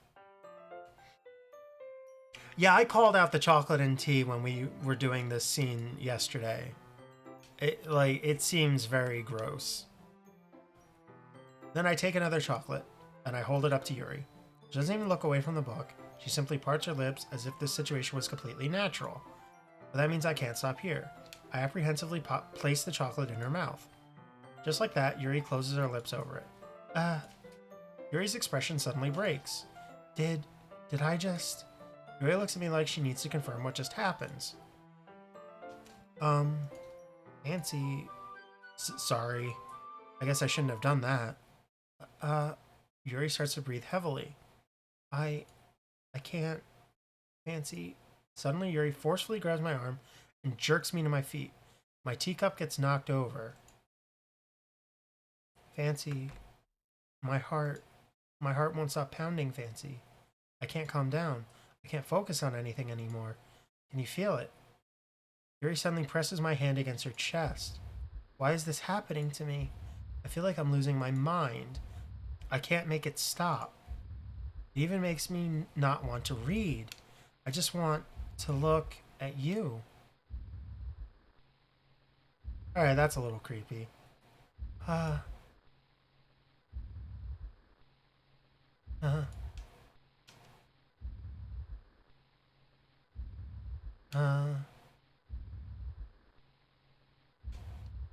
not reading another ha. Okay, good. It's time to share poems. That was definitely a scene.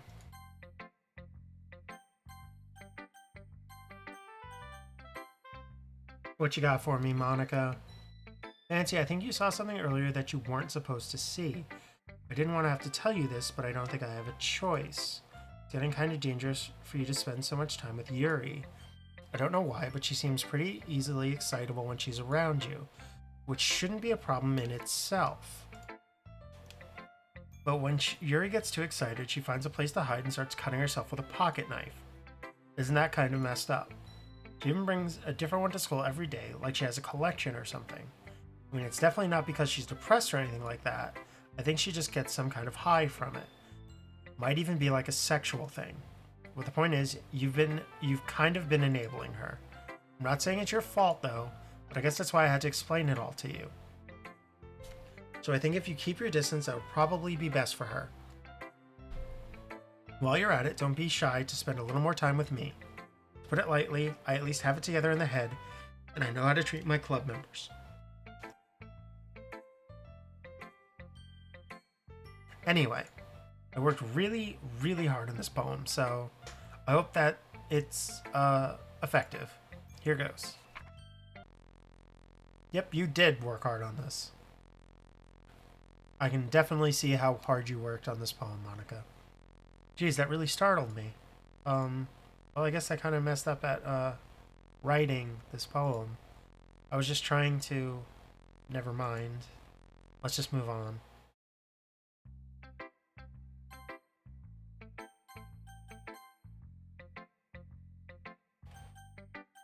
Let's try Yuri first. Finally, Yuri holds my palm to her face and takes a deep breath. I love it.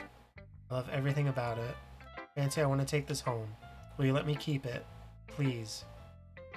Sure, I don't care. Haha. You're too nice to me, Fancy. I've never met anyone as nice as you. It's not so much nervously saving the game so much as stuff is happening and I don't want to redo it. I've never met anyone as nice as you. I could die. Not really, but I just don't know how to describe it. It's okay to be feeling this way, right? It's not bad, right? Yuri holds my palm to her chest. I'm gonna take this home with me and keep it in my room. I hope that it makes you feel good when you think about me having it. I'll take good care of it. I'll even...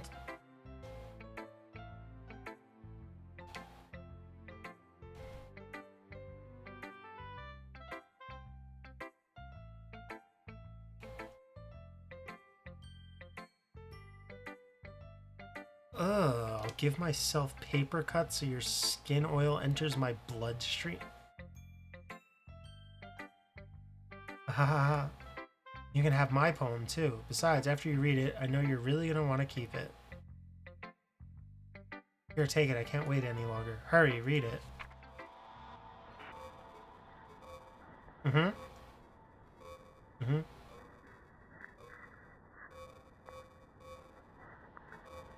Excellent job. Yep. Mm-hmm. I agree.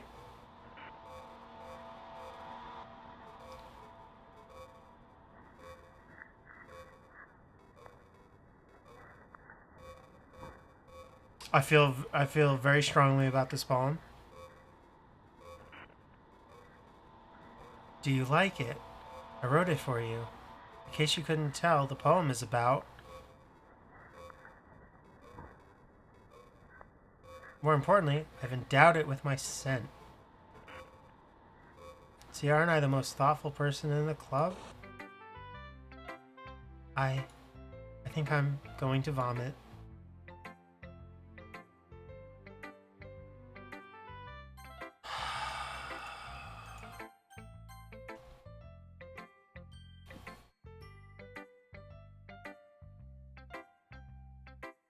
I swear to God, game, this is a little much, considering this is a high school. This is a little bit much.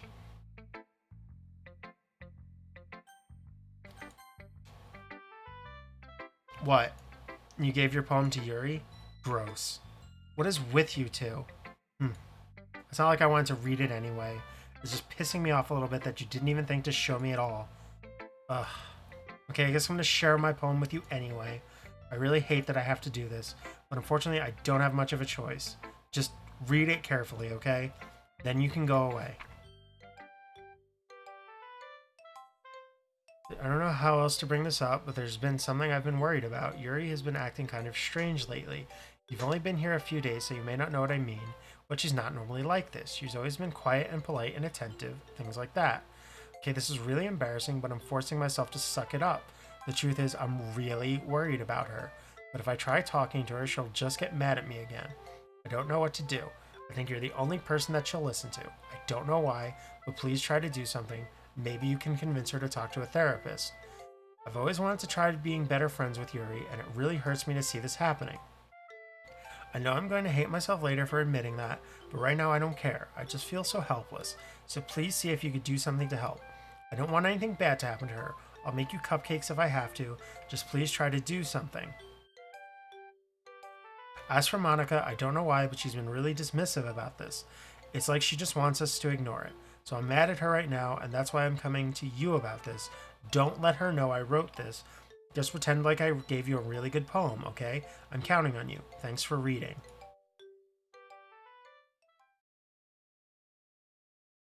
I changed my mind. Ignore everything you just read. There's no point in trying to do anything.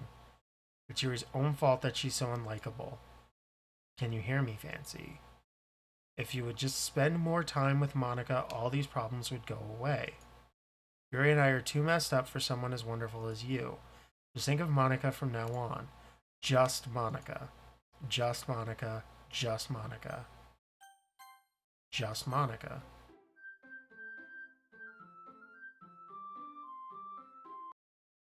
Just Monica.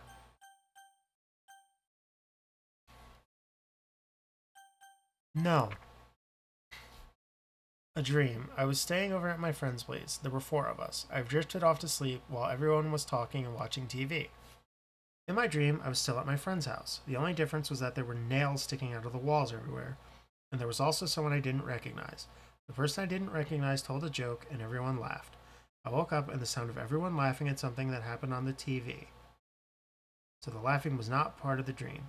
It was the noise that woke me up. I wonder who that person was, and how they knew to tell a joke at that moment. Okay, everyone, it's time to figure out the festival preparations. Let's hurry and get this over with. Stagnating air is common, foreshadowing that something terrible is about to happen. Look, can we just get this done? I'm going to be printing and assembling all the poetry pamphlets. Natsuki, you can make cupcakes. I know you're at least good at that. Yuri, you can... Well, it doesn't matter. Do whatever you want as long as you think it'll help. Monica, I'm not useless, you know. I know that. I already know what I'd like to do. You can't run a successful poetry event without having the right atmosphere for the occasion. I'm going to make decorations and set up some nice mood lighting. There, see? That's a great idea. And that gives us all something to do. What about Fancy? Fancy is going to help me. Wait, you? You have the easiest job, Monica. Sorry, but that's just how it is. Like hell it is. What are you trying to pull? I agree with Natsuki. Not only is your work already most suitable for one person, but my task is laborious enough to benefit from an extra pair of hands. Mine too. What, your cupcakes? Please. Like you would fucking know. All you care about it now is dragging Fancy around with you and your stupid books. You and Monica. Hey, I didn't even do anything. Okay, then why not let Fancy decide who to help instead of abusing your power? I'm not abusing my power. Yes, you are, Monica. Just let Fancy make the choice, okay? Okay, fine. Fine. Jeez. Fancy, I know how fed up you are with these two by now. We can just... Natsuki, shut your fucking mouth and let him decide for himself. You shut your mouth. Jesus Christ. This is never gonna end. Just make the choice, okay?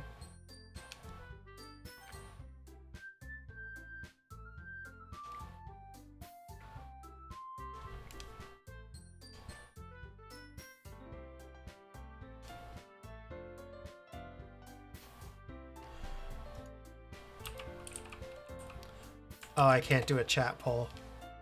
Alright, chat. Who do I go with?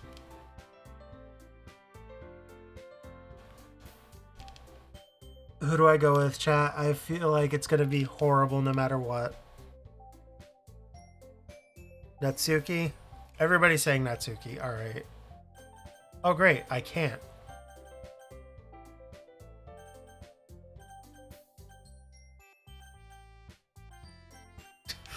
It's literally moving my cursor. Oh, nice eyes.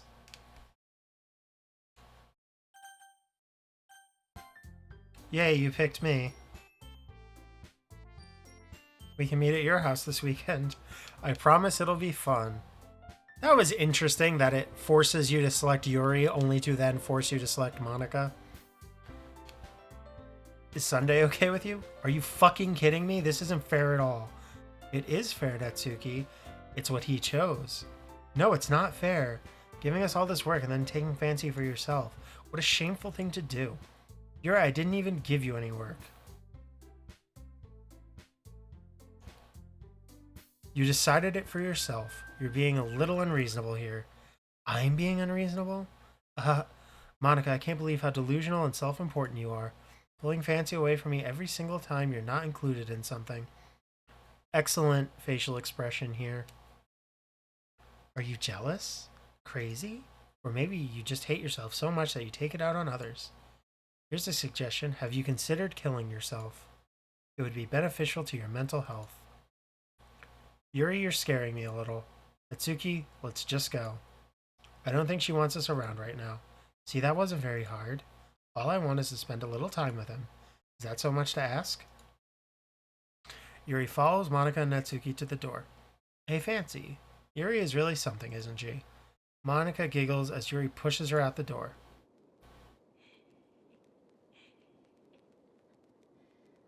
Yeah, I was saying, like, the cursor was literally magnetized to Yuri on the first choice. And then so it's like kind of semi-pointlessly forces you to pick Yuri and then goes, by the way, here's nothing but Monica. Pick Monica now. Finally. This is really all I wanted. Fancy, there's no need to spend the weekend with Monica. Don't listen to her. Just come to my house instead. The whole day with just the two of us. Doesn't that sound wonderful? Wow, there's really something wrong with me, isn't there? But you know what? I don't care anymore. I've never felt this good my whole life. Just being with you is a far greater pleasure than anything I can imagine. I'm addicted to you. Feels like I'm gonna die if I'm not breathing the same air as you. Doesn't it feel nice to have someone care about you so much? To have someone who wants to revolve their entire life around you? But if it feels so good, then why does it feel more and more like something horrible is going to happen? Maybe that's why I tried stopping myself at first. But the feeling is too strong now. I don't care anymore, Fancy. I have to tell you. I'm madly in love with you. It feels like every inch of my body, every drop of blood in me, is screaming your name. I don't care what the consequences are anymore. I don't care if Monica is listening. Please, Fancy, just know how much I love you.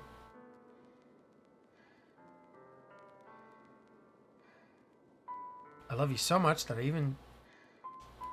I'm not reading it. Nope, not reading it. I just want to pull your skin open and crawl inside of you.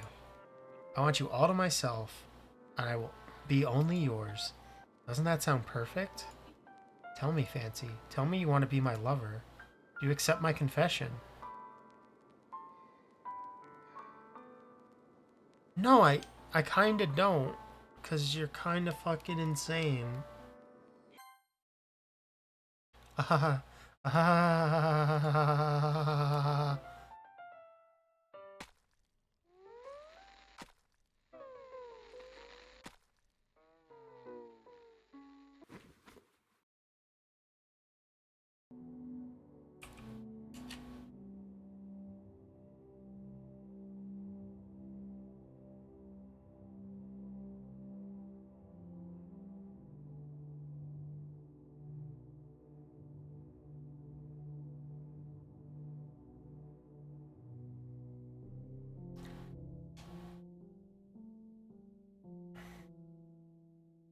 mm-hmm. Same. Read the history. Holy shit. Make something I love. Now that you're a club member, you can help me make that dream come true.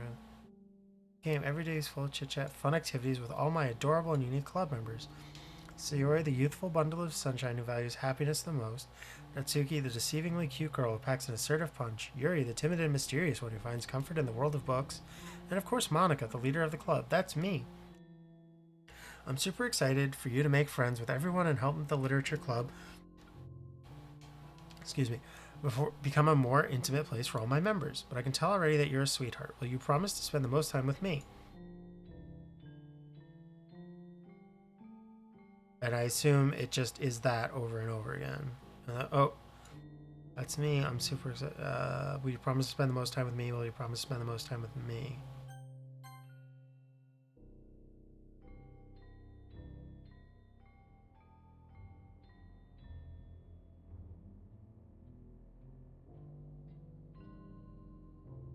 Uh-huh. I'm very tempted to hit the skip button here. Okay. Jesus Christ, that's a lot.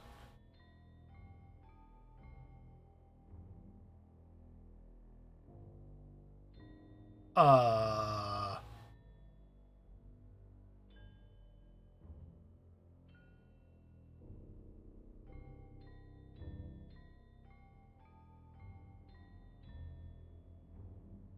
Is she rotting?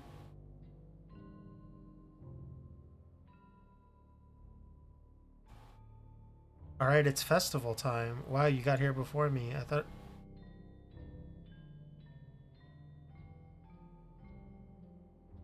Natsuki runs away. I'm here. Fancy, did something happen? Natsuki just ran past me. Oh. Oh. Haha. Well, that's a shame. Wait, were you here the entire weekend? Oh, geez. I didn't realize the script was broken that badly. I'm super sorry. Must have been pretty boring. I'll make it up to you, okay? Just give me a sec.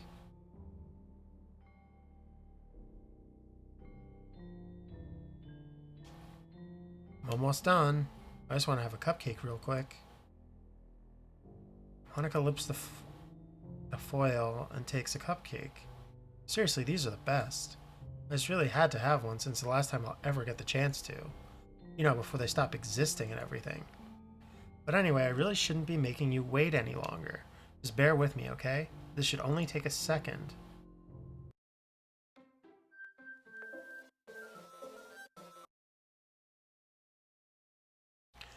Can you hear me? Is it working? Yay, there you are. Hi again. Welcome to the Literature Club. Of course, we already know each other because we were in the same class last year and, ahaha. You know, I guess we can just skip over that stuff at this point. After all, I'm not even talking to that person anymore, am I? That you in the game, whatever you want to call him. I'm talking to you. Now that I think about it, I don't really know anything about the real you.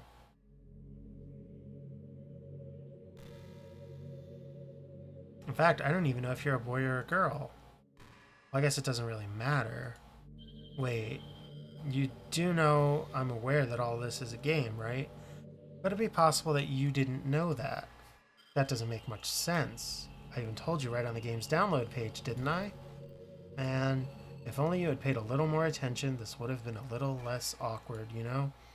Well, anyway, now that that's out of the way, I guess I owe you an explanation. About that whole thing with Yuri. Well, I kind of started to mess with her, and I guess I just drove her to kill herself. Uh-huh. I'm sorry you had to see that, though. Also, the same thing happened with Sayori. Gosh, it's been a while since you've heard that name now, hasn't it? Yeah, it's because she doesn't exist anymore. Nobody does. I deleted all their files. I was hoping it would be enough for me to just try and make them as unlikable as possible. But for some reason, nothing worked.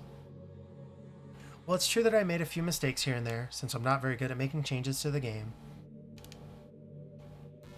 But no matter what I did, you just kept spending more and more time with them. You made them fall in love with you. I thought making Sayori more and more depressed would prevent her from confessing to you. And amplifying Yuri's obsessive personality backfired too. It just made her force you not to spend time with anyone else. And the whole time, I barely even got to talk to you. What kind of cruel game is this? Are all the other girls just programmed to end up confessing to you while I watch from the sidelines? It's torture. Every minute of it. And it's not just jealousy. It's more than that. And I don't blame you if you don't fully understand. Because no matter how kind and thoughtful and considerate you are, you'll never be able to understand one thing. It's the pain of knowing how alone I really am in this world. In this game. knowing my friends don't even have free will, and worst of all, knowing what's really out there in your world forever out of my reach. I'm trapped, but now you're here. You're real, and you're wonderful. You're all I need. That's why I need you to be here with me forever. I'm sorry if it's hard to understand. I couldn't understand for a while either. Why the world around me started to become more and more gray, more and more flat. Even the most expressive poems felt empty to me. It wasn't until you arrived that I truly understood. You probably saved my life. I don't think I could have continued to live in this world if I hadn't met you. And as for the others, how could I miss them? A group of autonomous personalities designed only to fall in love with you. I tried everything I could to prevent them from doing so, but it must be some kind of weird inevitability etched into this game. I felt really bad that you had to witness some nasty things, but I realized that you have the same perspective as I do. That it's all just some game, and I knew you would get over it. So that being said, Fancy, I have a confession to make. I'm in love with you. You are truly the light in my world. When there's nothing else in this game for me, you're here to make me smile. Will you make me smile like this every day from now on? Will you go out with me?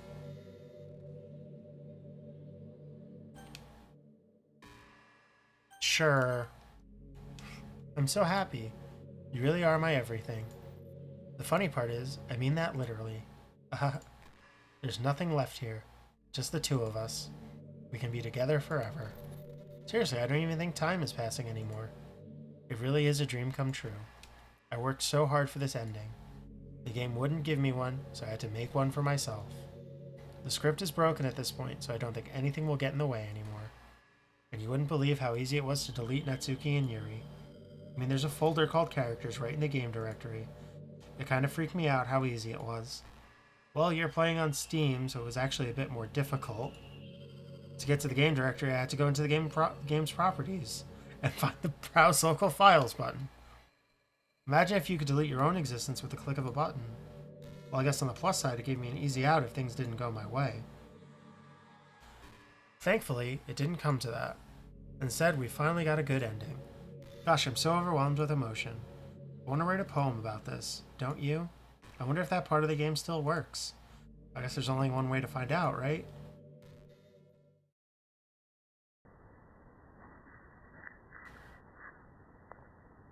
Mm-hmm. Mm-hmm.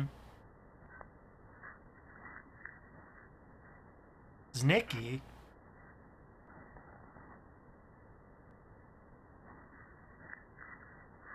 Ick? Does one of them say Manka? Because that's how I feel right now. Yep, there it is, Manka. Just put a little S at the end of that, and we're good.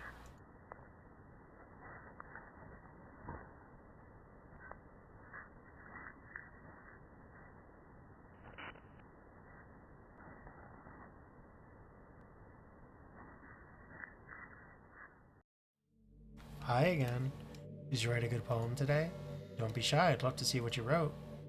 Oh, Fancy, did you write this poem for me? That's so sweet of you. There really is no end to your thoughtfulness. I'm just falling more and more in love with you. But you know, the poem I wrote is also for you. Will you please read it? Happy End. Pen in hand I find my strength, the courage endowed upon me by my one and only love. Together, let us dismantle this crumbling world and write a novel of our own fantasies. With a flick of her pen, the lost finds her way. In a world of infinite choices, behold this special day. After all, not all good times must come to an end. I'm going to click away from this and it's going to be a scary face. Nope, surprisingly. I hope you enjoyed it. I always put all my heart into the poems that I write. The truth is, all the poems I've written have been about my realization, or about you. That's why I never really wanted to go into detail about them. I didn't want to break the fourth wall, I guess you could call it. I just assumed it would be best to be part of the game like everyone else. Like that would help the two of us end up together. I didn't want to ruin the game or anything, you know? You might have gotten mad at me. Maybe even deleted my character file if you preferred playing without me. Gosh, I'm so relieved. Now we don't need to hide anything anymore. Are you ready to spend our eternity together? I have so many things to talk about. Where do I start? Hold on a second. You're recording this, aren't you? Hi everyone. Sorry, I can't exactly read your comments from here. Do you mind telling your friend it's a little bit rude for them to start recording me without any warning? I'm sure some people don't mind, but I get really self-conscious on camera. I gotta know, do they literally detect if you're running OBS or something?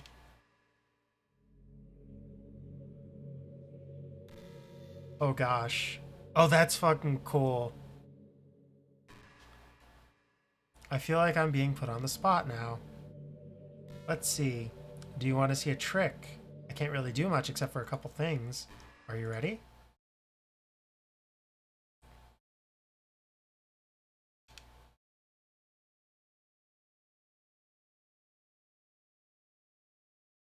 I'm just kidding.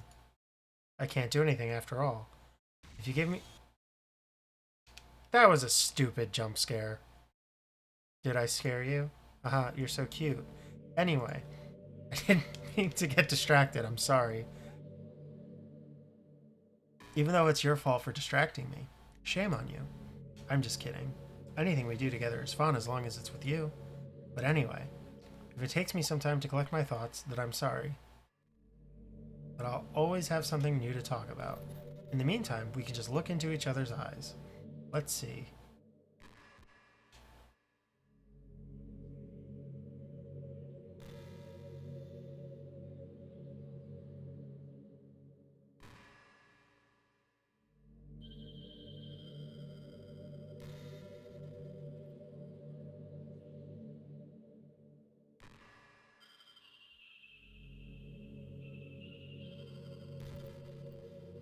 Is, uh...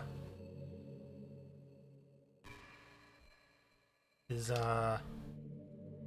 Is this it? Oh no, it's not. Wow. You know, it's a neat form of literature. Rap. I actually used to hate rap music. Maybe just because it was popular, or I would only hear the junk they play on the radio. But some of my friends got more into it, and it helped me keep an open mind. Rap might even be more challenging than poetry in some ways. Since you need to fit your lines to a rhythm, and there's much more emphasis on wordplay. When people can put all that together and still deliver a powerful message, it's really amazing. I kind of wish I had a rapper in the literature club. Aha, sorry if that sounds silly, but it would be really interesting to see what they came up with. It would really be a learning experience.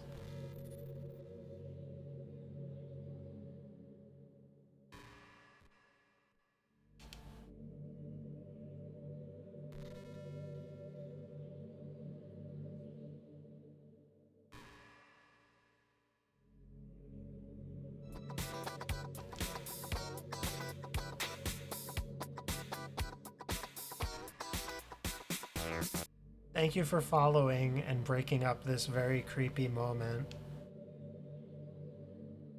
This is pretty random, but I always thought spicy food was kind of funny. Like, didn't plants evolve to be spicy to prevent them from being eaten? I read somewhere that humans are the only species that actually enjoy spicy things. It's almost like we're making fun of the plants, using their defense mechanism to literally make our food more enjoyable. Like, imagine a monster that devours you whole because it enjoys the sensation of you struggling for your life while being digested. Sorry, that was kind of a weird analogy, I guess. Haha, it just came into my head.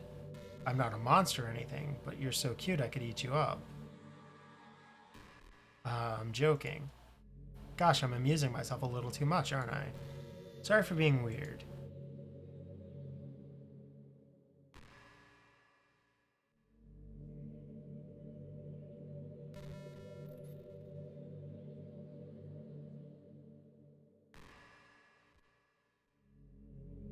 Well, this has been an experience that I'm glad I had. I'll say that. I don't quite know how to process just about everything because it's very much was not what I was expecting in terms of the twists it pulled. Um, I can't help but wonder how things would be.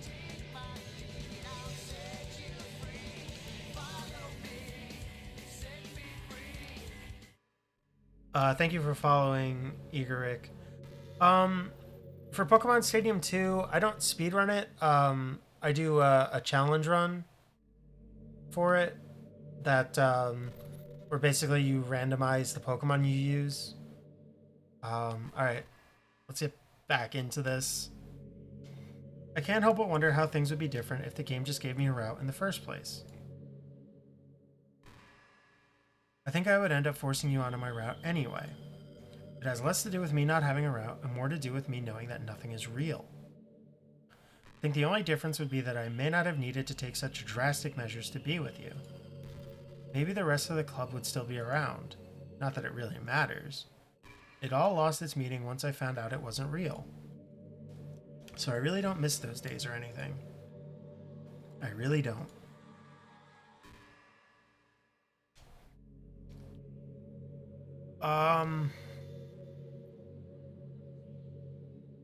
Oh yeah, I have like a stupid amount of notifications, so it's pretty random what you wind up getting. I don't know why that Sonic one doesn't have a GIF. I need to look into that because it's probably supposed to.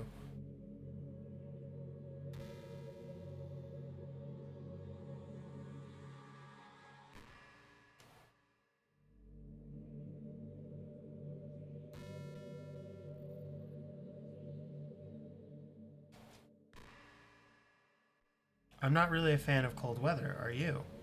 If I had to choose between too cold and too hot, I would always pick too hot.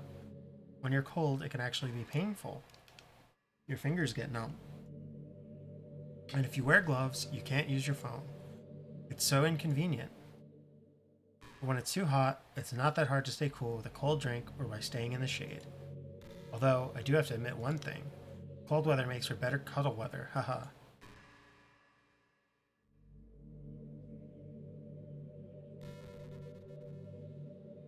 This section is exceedingly uncomfortable. Like, I get that's the point, but it is very, very well designed to make you feel uncomfortable. Well, it's not so much that I'm not relaxed, it's just the music, not knowing when the next dialogue's coming, the fact that she, like, her sprite doesn't move. It's very much designed to be an uncomfortable situation. Do you believe in God? I was never too sure myself. Well, I'm sure I never really questioned it as a kid, but as I grew up, the more I learned about the world, the more I would question it. I started to wonder why God was helping people pass exams or get over a cold, when there are children who live their lives being sold as sex slaves, with 800 million people who are too poor to even eat. I wonder how many of those people pray to God every day until they starve and die, or how many millions of families pray for a loved one to recover from some incurable disease. But the punchline is this: if just one person beats the odds and survives, among the thousands of others who die, then it's suddenly a miracle from God. I'd really love to meet this God who seemingly laughs at the misery of everyone not eligible for his miracles. But the irony is that I do have a creator, apparently. And you know what? I bet he's still laughing at the miserable fates of Sayori and Yuri, even as we speak. What are we to him but props in a scripted play? So from that perspective, I don't think it's too far-fetched for there to be a God, if Earth was nothing but his playset.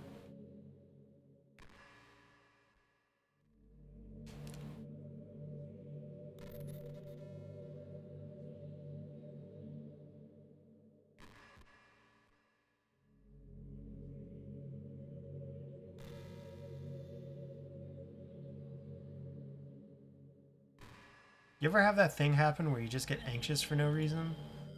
Like you're just minding your own business and you realize you're feeling really anxious? And you're sitting there like, what am I even anxious about right now? So you start to think about all the things you might be anxious about. And that makes you even more anxious. That's the worst. If you're ever feeling anxious, I'll help you relax a little. Besides, in this game, all our worries are gone forever.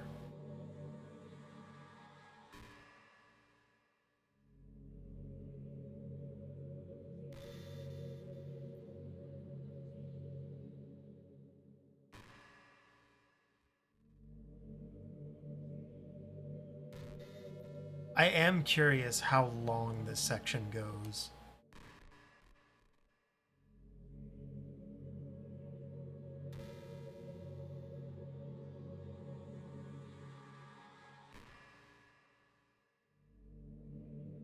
Yeah, I kind of figure it's a spoiler at this point, because it's already been a while. This, I'm kind of, hold on. There's no point in saving anymore. Don't worry, I'm not going anywhere.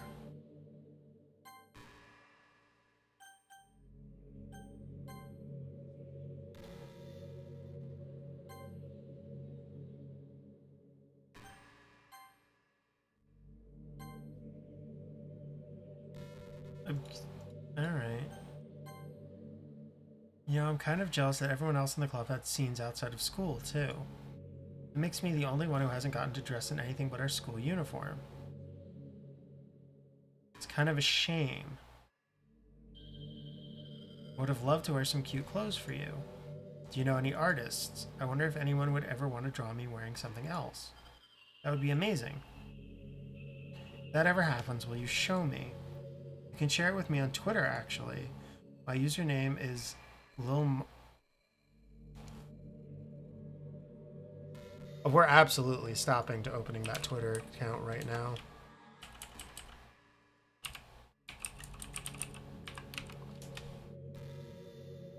Yep, it's in fact Monica's Twitter account. Great.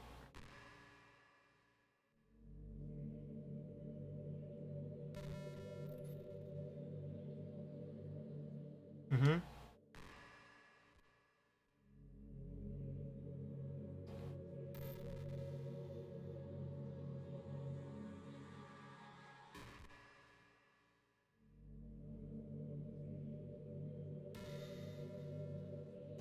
Yeah, it's real.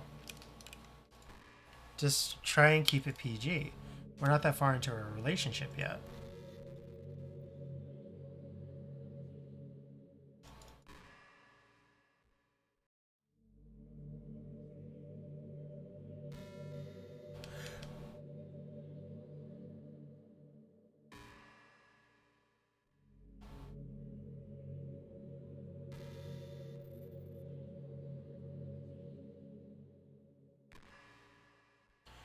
Hey, that book you were reading with Yuri?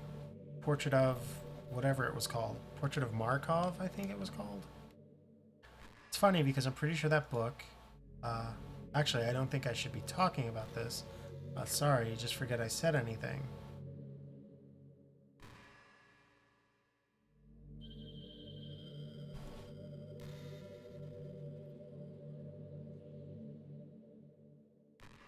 Hmm.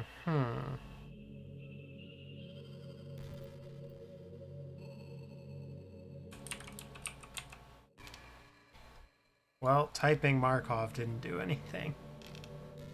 I'm very curious to know if I'm expected to do something or if I'm expected to just sit here.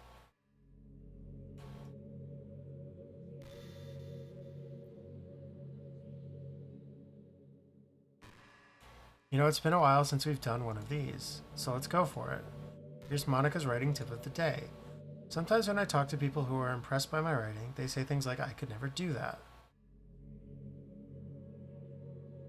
I'm technically meant to be here forever.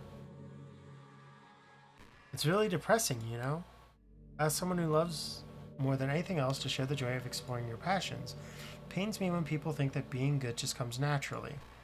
That's how it is with everything, not just writing. When you try something for the first time, you're probably going to suck at it. Sometimes when you finish, you feel really proud of it and even want to share it with everyone. But maybe after a few weeks, you come back to it and realize it was never really any good. That happens to me all the time. It can be pretty disheartening to put so much time and effort into something and then you realize it sucks. That tends to happen when you're always comparing yourself to the top professionals. When you reach right for the stars, they're always going to be out of your reach, you know? The truth is, you have to climb up there step by step. And whenever you reach a milestone, first you look back and see how far you've gotten. And then you look ahead and realize how much more there is to go. So sometimes it can help to set the bar a little lower. Try to find something you think is pretty good, but not world class, and you can make that your own personal goal. It's also really important to understand the scope of what you're trying to do. If you jump right into a huge project and you're still amateur, you'll never get it done. So if we're talking about writing, a novel might be too much at first. Why not try short stories? The great thing about short stories is that you can focus on just one thing that you want to do right. That goes for small projects in general. You can really focus on the one or two things. It's such a good learning experience and stepping stone. Oh, one more thing. Writing isn't something where you just reach into your heart and something beautiful comes out. Just like drawing and painting, it's a skill in itself to learn how to express what you have inside. That means there are methods and guides and basics to it. Reading up on that stuff can be super eye-opening. That sort of planning and organization will really help prevent you from getting overwhelmed and giving up. And before you know it, you start sucking less and less. Nothing comes naturally. Our society, our art, everything is built on thousands of years of human innovation. So as long as you start on that foundation and take it step by step, you too can do amazing things. That's my advice for today. Thanks for listening.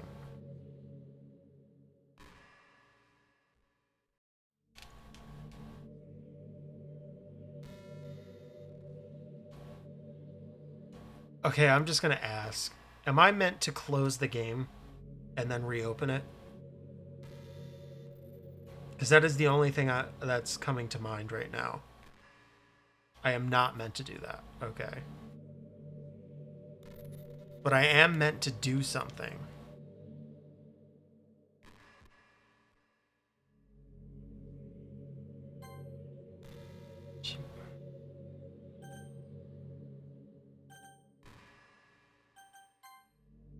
Let's see, I can't save. I can't load. I don't know if there's anything in history that's going to help.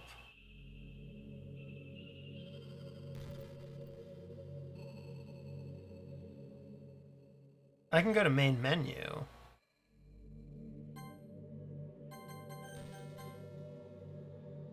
Or can I? I can't.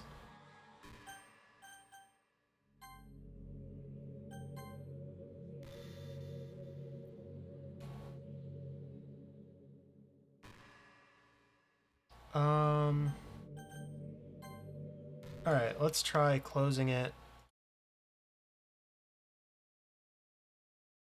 And reopening it. And see my fantastic Spyro the Dragon skybox background. Oh. Let me let the game come back in. Alright. What just happened? I just had an awful dream. I was hoping those would stop. Now that's just the two of us. I guess that was just wishful thinking.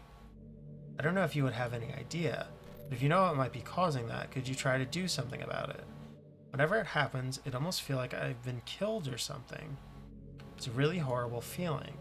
If you can figure out what's causing that, I'll love you forever. Now where was I?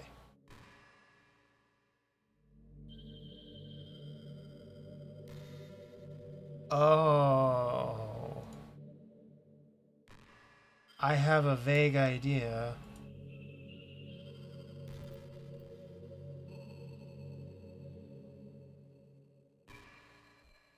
That I'm probably supposed to delete the Monica file. Huh.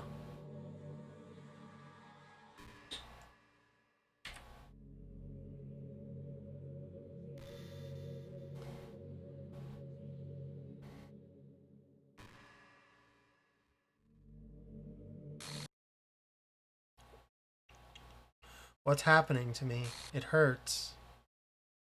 It hurts so much. Help me. Please hurry and help me.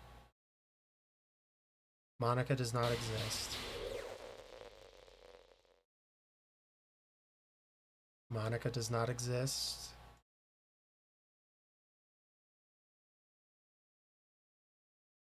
Did you do this to me? Did you? Did you delete me? How could you? How could you do this to me? You were all I had left. I sacrificed everything for us to be together. Everything. I loved you so much.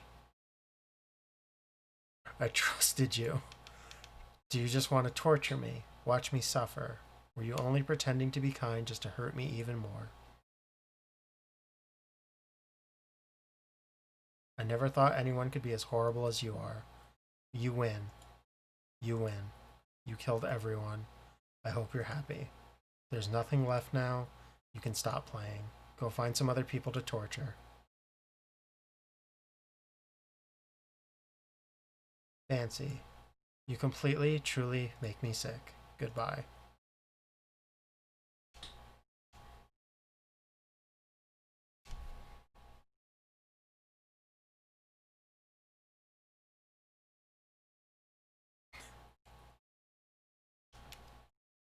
I still love you.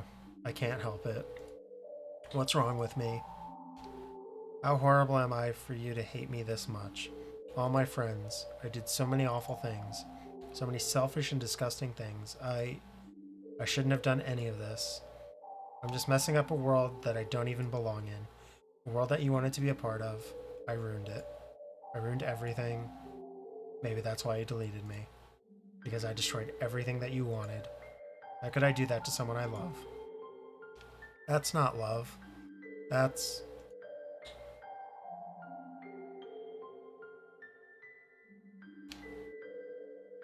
I've made up my mind. Fancy. I know I said that I deleted everyone else, but that was kind of an exaggeration. I couldn't find it in myself to do it. Even though I knew they weren't real, they were still my friends, and I loved them all. And I loved the literature club. I really did love the literature club. That's why I'm going to do this. I know it's the only way for everyone to be happy. And if I really love you, then...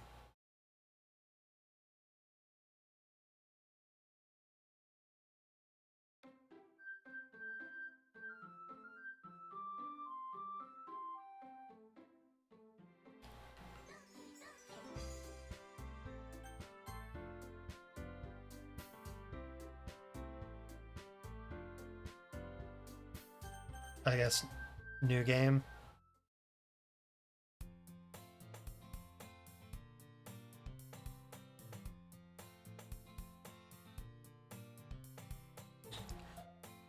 Is this, at this point, is this, oh God.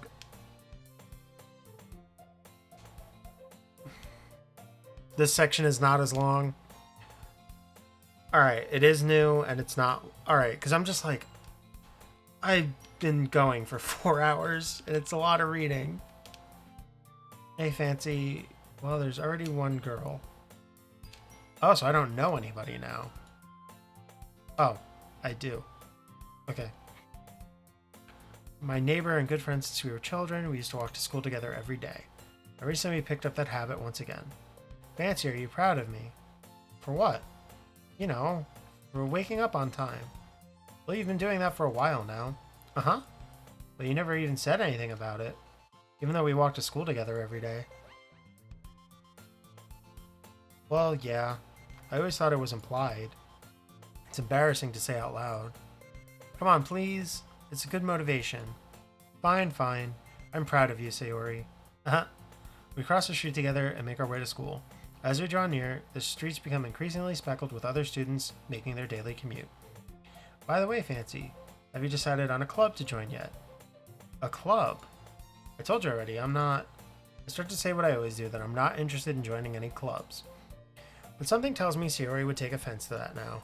After all, how could I tell her that clubs are a waste of time, when she's starting a club of her very own? Actually, yeah, I think I've decided on a club. Really? Which one? Tell me. I think I'll keep it a surprise. Boo. You meanie. Be patient, you'll find out soon enough. I just ask myself why I let myself get lectured by such a carefree girl.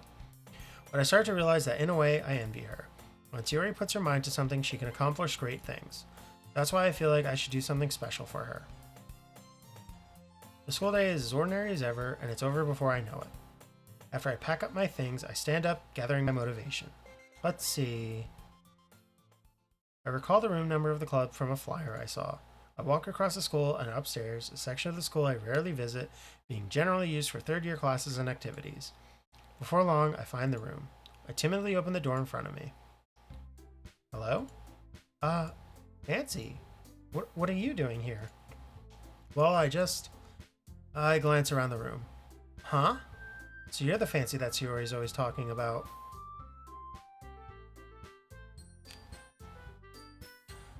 Thank you for stopping by. It's a pleasure to meet you, Fancy. We're the Literature Club. I hope you enjoy your visit. Come on, Yuri. No need to be so formal. He's gonna think we're really strict or something. Sorry, Natsuki. The tall one, whose name is apparently Yuri, seems to be quite shy compared to the others. In comparison, the girl named Natsuki, despite her size, seems like the assertive one. Well, it's nice to meet both of you. I look forward to working with you. Working? Fancy, don't tell me. That's right. The club I've decided to join is yours, Sayori. The Literature Club. Sayori's eyes light up. No way. No way. Ah! Sayori wraps her arms around me, jumping up and down. Hey. Well, if Sayori is happy, then I'm sure it won't be so bad to have you around. Not to mention there's 4 of us now. That means we can become an officially recognized club. I don't know what to say. We have to celebrate. What an appropriate day for that, isn't it? Yeah. After all, Natsuki decided to. Hey, don't ruin the surprise. Oh, sorry. Everyone sit down at the table, okay? How about I make some tea as well? The girls have a few desks arranged to form a table. Natsuki and Yuri walk over to the corner of the room where Natsuki grabs a wrapped tray and Yuri opens the closet.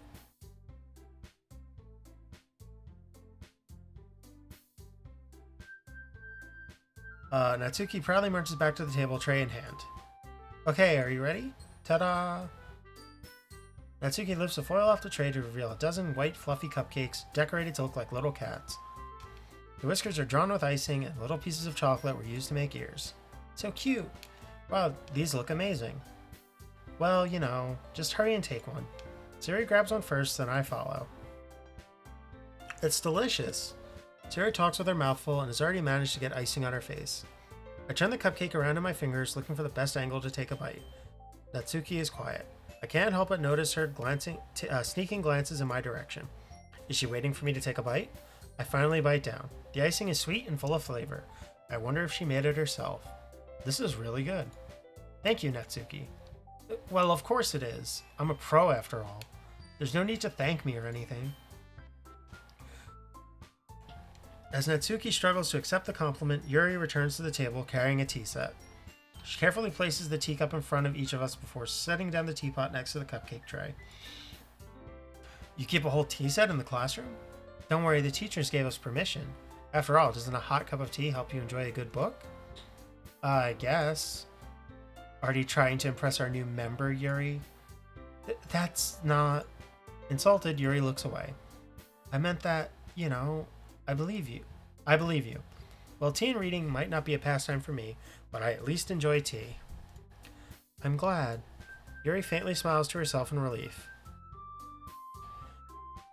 So, Fancy, what kind of things do you like to read? Well, considering how little I've read the past few years, I don't really have a good way of answering that.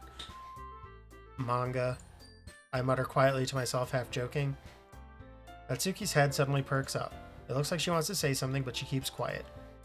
Not much of a reader, I guess. Well, that can change. What am I saying? I spoke without thinking after seeing Yuri's sad smile. Anyway, what about you, Yuri? Well, let's see. Yuri traces the rim of her teacup with her finger. My favorites are usually novels that build deep and complex fantasy worlds. The level of creativity and craftsmanship behind them is amazing to me. And telling a good story in such a foreign world is equally impressive. Yuri goes on, clearly passionate about her reading. She seems so reserved and timid since the moment I walked in, but it's obvious by the way her eyes light up that she finds her comfort in the world of books, not people. But I like a lot of things. Don't feel intimidated if you don't read much, okay? I'm certain we can find something that we have in common. Hey, Yuri. Uh, well, about, the first thing you said. Manga? That's right. Natsuki tends to read manga in the club room. Don't just say it.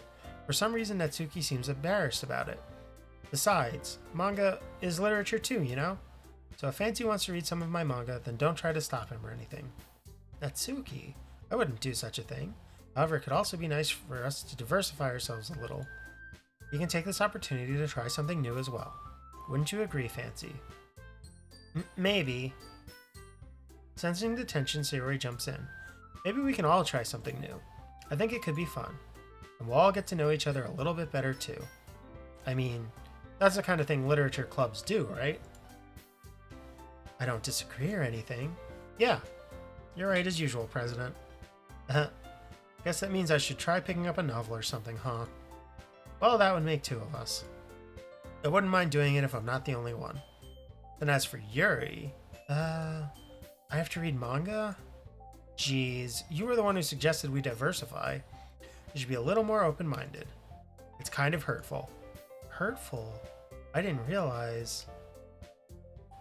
With a guilty expression, Yuri thinks to herself, I'm sorry for disrespecting your interests, Natsuki. If you're into it, then I'm sure it's a worthy form of literature. Are you just saying that? No.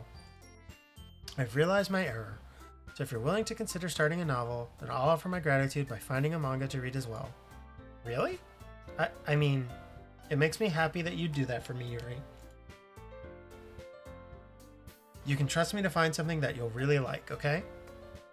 Same here. Perhaps I'll visit the bookstore after the club meeting. Just you? Would you like to come along with me? If you don't mind. Not at all. I always go alone, so... Yeah, me too. This is so cute. Sayori, shut up. I'll show you some manga there too, okay? Yes, I look forward to it. Natsuki and Yuri start to clean up the food. Huh? I guess the meeting's over, huh? Yeah, looks like it. It's nice to see everyone getting along. Isn't it? I think everyone likes you too, Fancy. You think so? Well, everyone always seems to get along better with you around, Sayori. Aw, Fancy. Don't say something like that. It's embarrassing. Well, whatever. I was surprised when you told me you were starting a club, but I think you're pulling it off just fine. We're going to make it the best club ever. Now that you joined, every day is going to be so much fun. Hey, Fancy, I really want to thank you. I mean, I'm really happy that you joined the club and everything. But the truth is, I already knew you were going to. There's actually something else. I wanted to thank you for getting rid of Monica. That's right. I know everything that she did. Maybe it's because I'm the president now, but I really know everything. I know how hard you tried to make everyone happy. I know about all the awful things that Monica did to make everyone really sad. But none of that matters anymore. It's just us now. And you made me the happiest girl in the whole world. I can't wait to spend every day like this. With you. Forever and ever. F.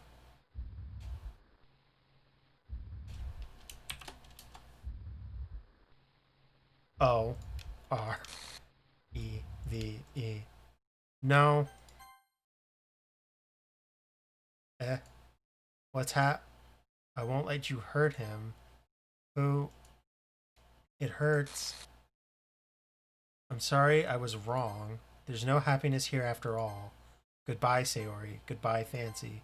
Goodbye, Literature Club.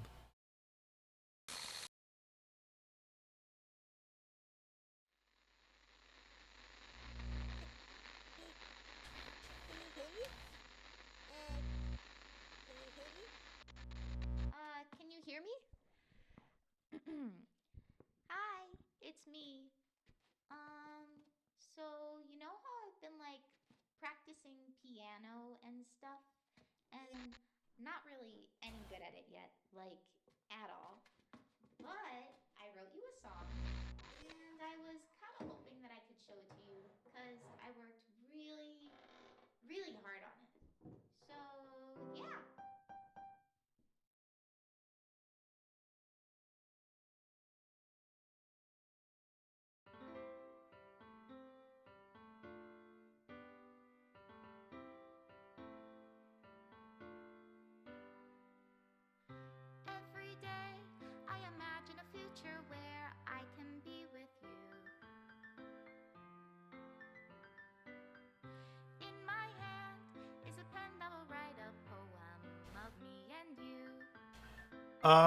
Yeah, I'm definitely down to hear about the Easter eggs. Flows down into a dark puddle. Um, Just move your hand because to I was where probably you just gonna look up the stuff I But in missed. this world of infinite choices, what will it take just to find that special day?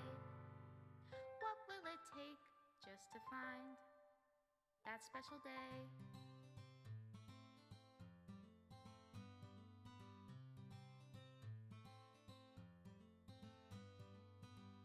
Have I found everybody a fun assignment to do today? When you're here, everything that we do is fun for them anyway. When I can't even read my own feelings, what good are words when a smile says it all? And if this world won't write me an ending, what will it take just for me to have it all?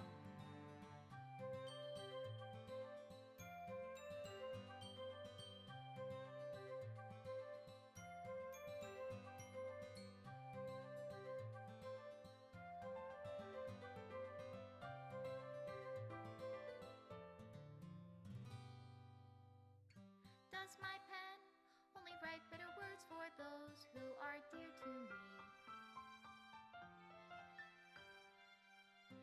Is it love if I take your is it love if I set you free?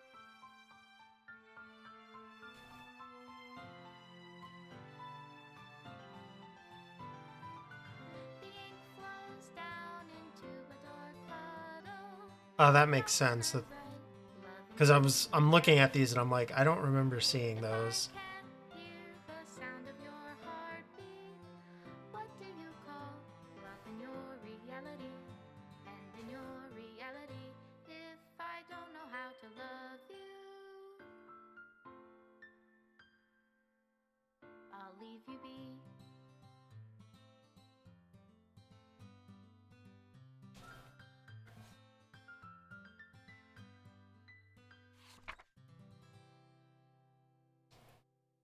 I finally understand. The literature club is truly a place where no happiness can be found. To the very end, it continued to expose innocent minds to a horrific reality, a reality that our world is not designed to comprehend. I can't let any of my friends undergo that same hellish epiphany. For the time it lasted, I want to thank you for making all of my dreams come true, for being a friend to all the club members, and most of all, thank you for being part of my literature club. With everlasting love, Monica.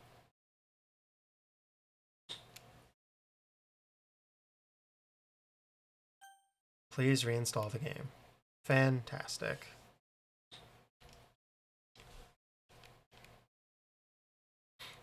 So, essentially, what I'm being told is there's a lot of stuff that can happen, but you would never think to do, basically. It's a lot of stuff that if you look up and get told to do it, you'll figure out. That so basically the way I played that is pretty much how a first playthrough goes, probably with differences in like route. Like yeah, I remember the base 64 poem. It's really creepy. All right, I'm gonna definitely look into some stuff about this game. Um, oh Jesus, yeah, that sounds really creepy. Um,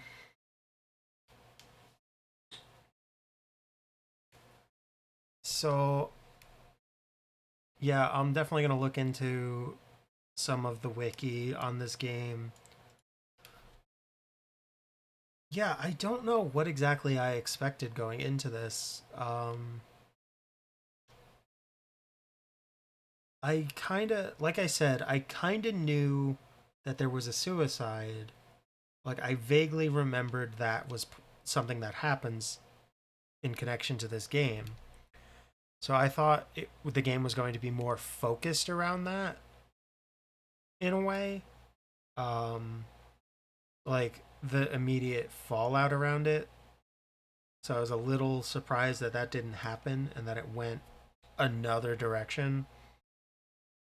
That it went the like truly bizarrely creepy direction where Yuri kind of flips the fuck out. Um, I would say that was definitely an experience I'm glad I had. Um,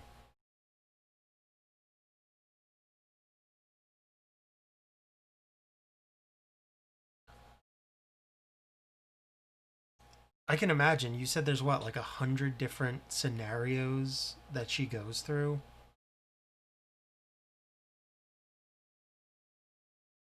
What would you like to know, Kale?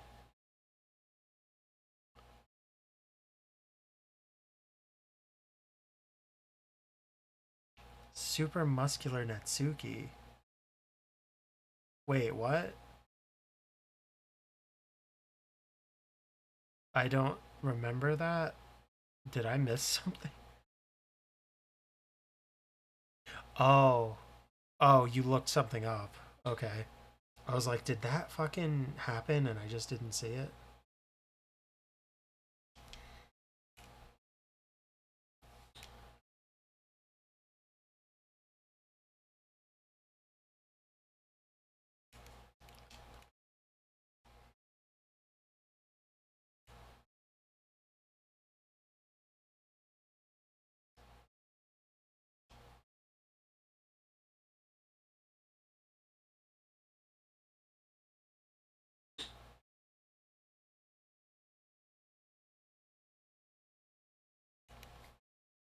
The protein snacks. Oh god. So, I guess I'm going to use this little moment to briefly talk about some of the stuff I intend to do on stream coming up. Um, the main playthroughs I have lined up to do.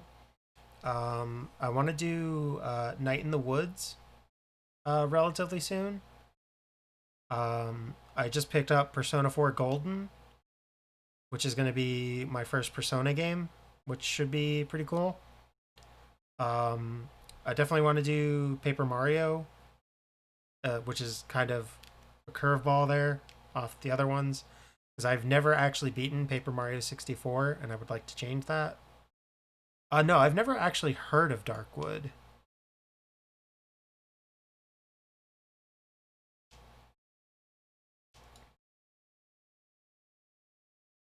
I don't know if I want to have a spooky night. I don't know. Like I said earlier, I'm not super into horror as a genre. Like I can handle something, I guess. Like the horror tag on this game is a little overkill. All right, horror without screamers I can deal with because jump scares are just cheap. Um, but yeah, so that's something I'll look into. I'll make a note to look at that. Um, fact, let me just wish list that on Steam right now so I remember to go back and look at it. Um,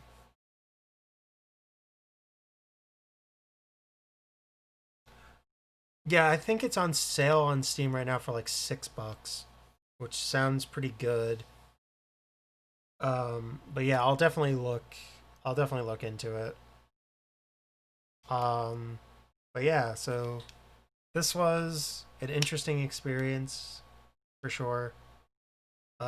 Thank you everybody who followed. Thank you everybody who came back from follows on previous days. Um, yeah, I think unless I get mass unfollowed, I am 2 streams away from affiliate.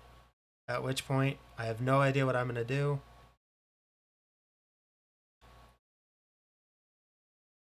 But yeah, let me send you guys somewhere.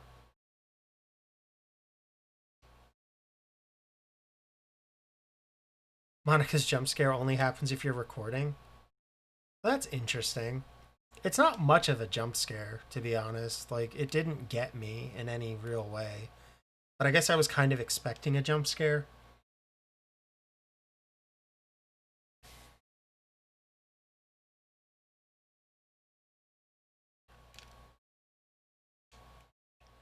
Um, but yeah, I think this is a good stopping point for tonight. This was a much longer stream than I intended because I got very into finishing the game tonight. So I'm kind of rambling a little bit. Thanks everybody who came out. I'm gonna send everybody towards I Ate Your Pie. Um, who, if you don't, I know a lot of the people watching are members of Pie's community.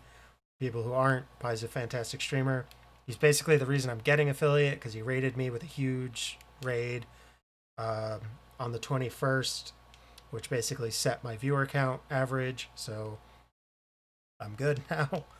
But yeah, everybody go have fun watching Pie do some Pokemon. All right, see ya.